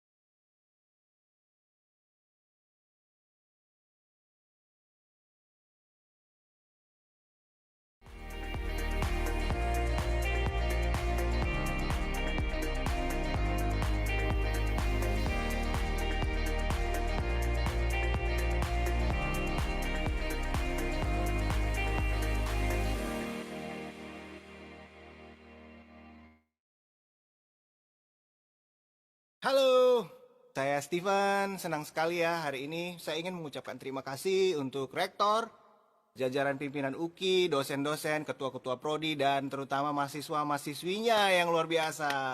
Tepuk tangan dong. Nah, Steven mau nyanyi satu lagu nih. Kalau kalian tahu lagunya, boleh. Nyanyi sama-sama ya. UKI hebat.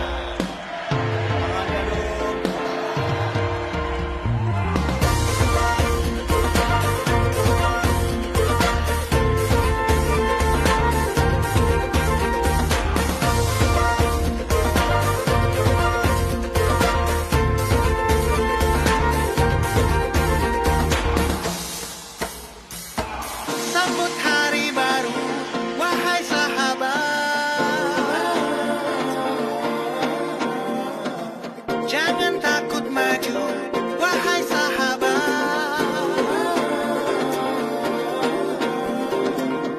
Pandang hitam.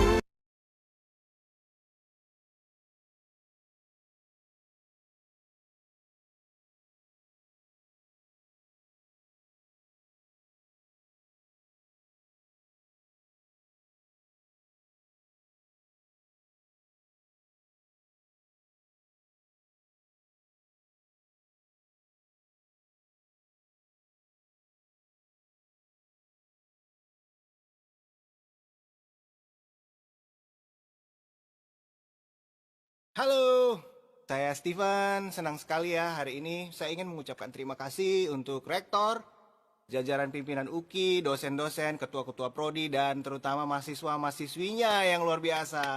Tepuk tangan dong. Nah, Steven mau nyanyi satu lagu nih.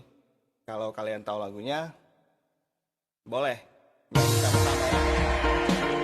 UKI hebat.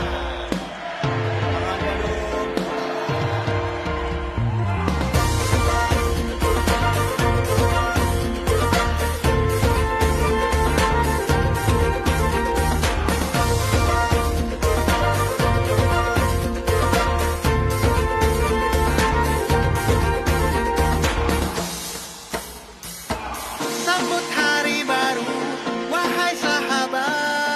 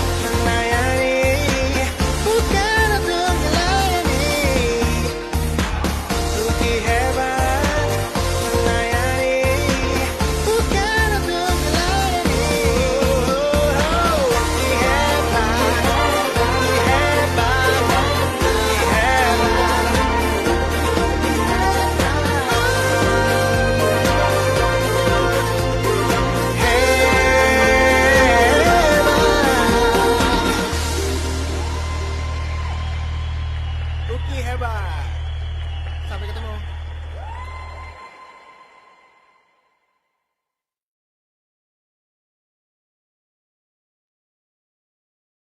Halo, saya Steven. Senang sekali ya hari ini saya ingin mengucapkan terima kasih untuk rektor, jajaran pimpinan UKI, dosen-dosen, ketua-ketua prodi, dan terutama mahasiswa-mahasiswinya yang luar biasa.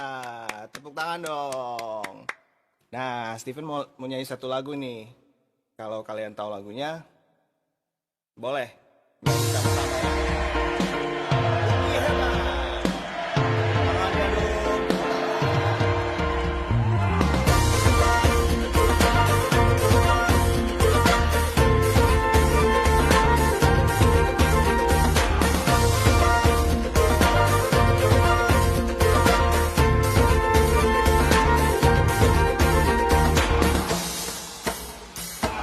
Sambut hari baru, wahai sahabat.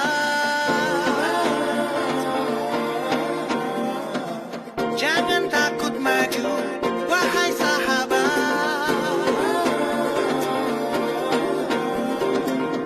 Pandang hitam putih, kita maju bersama. Uki hebat, Uki hebat. Hebat, Uki hebat, Uki hebat, Uki hebat, Uki hebat, Uki hebat, Uki hebat, Uki hebat, Uki hebat, Uki hebat, Uki hebat, Uki hebat, Uki hebat, Uki hebat.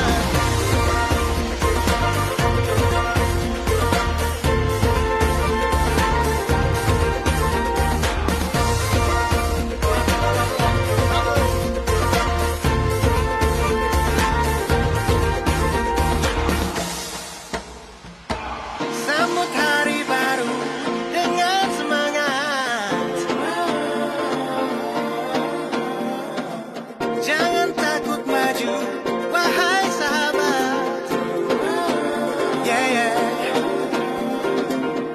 Pandang hitam putih, kita maju bersama. Uki hebat, Uki hebat, Uki hebat, Uki hebat, Uki hebat, Uki hebat, Uki hebat, Uki hebat, Uki hebat, Uki hebat, Uki hebat, Uki hebat, Uki hebat, Uki hebat, Uki hebat. Uki hebat, Uki hebat, melayani, bukan untuk melayani. Uki hebat, melayani, bukan untuk melayani. Uki hebat, Uki hebat, Uki hebat.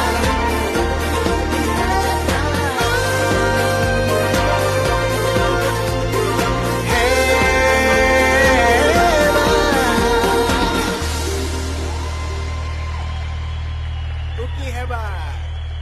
Sampai ketemu.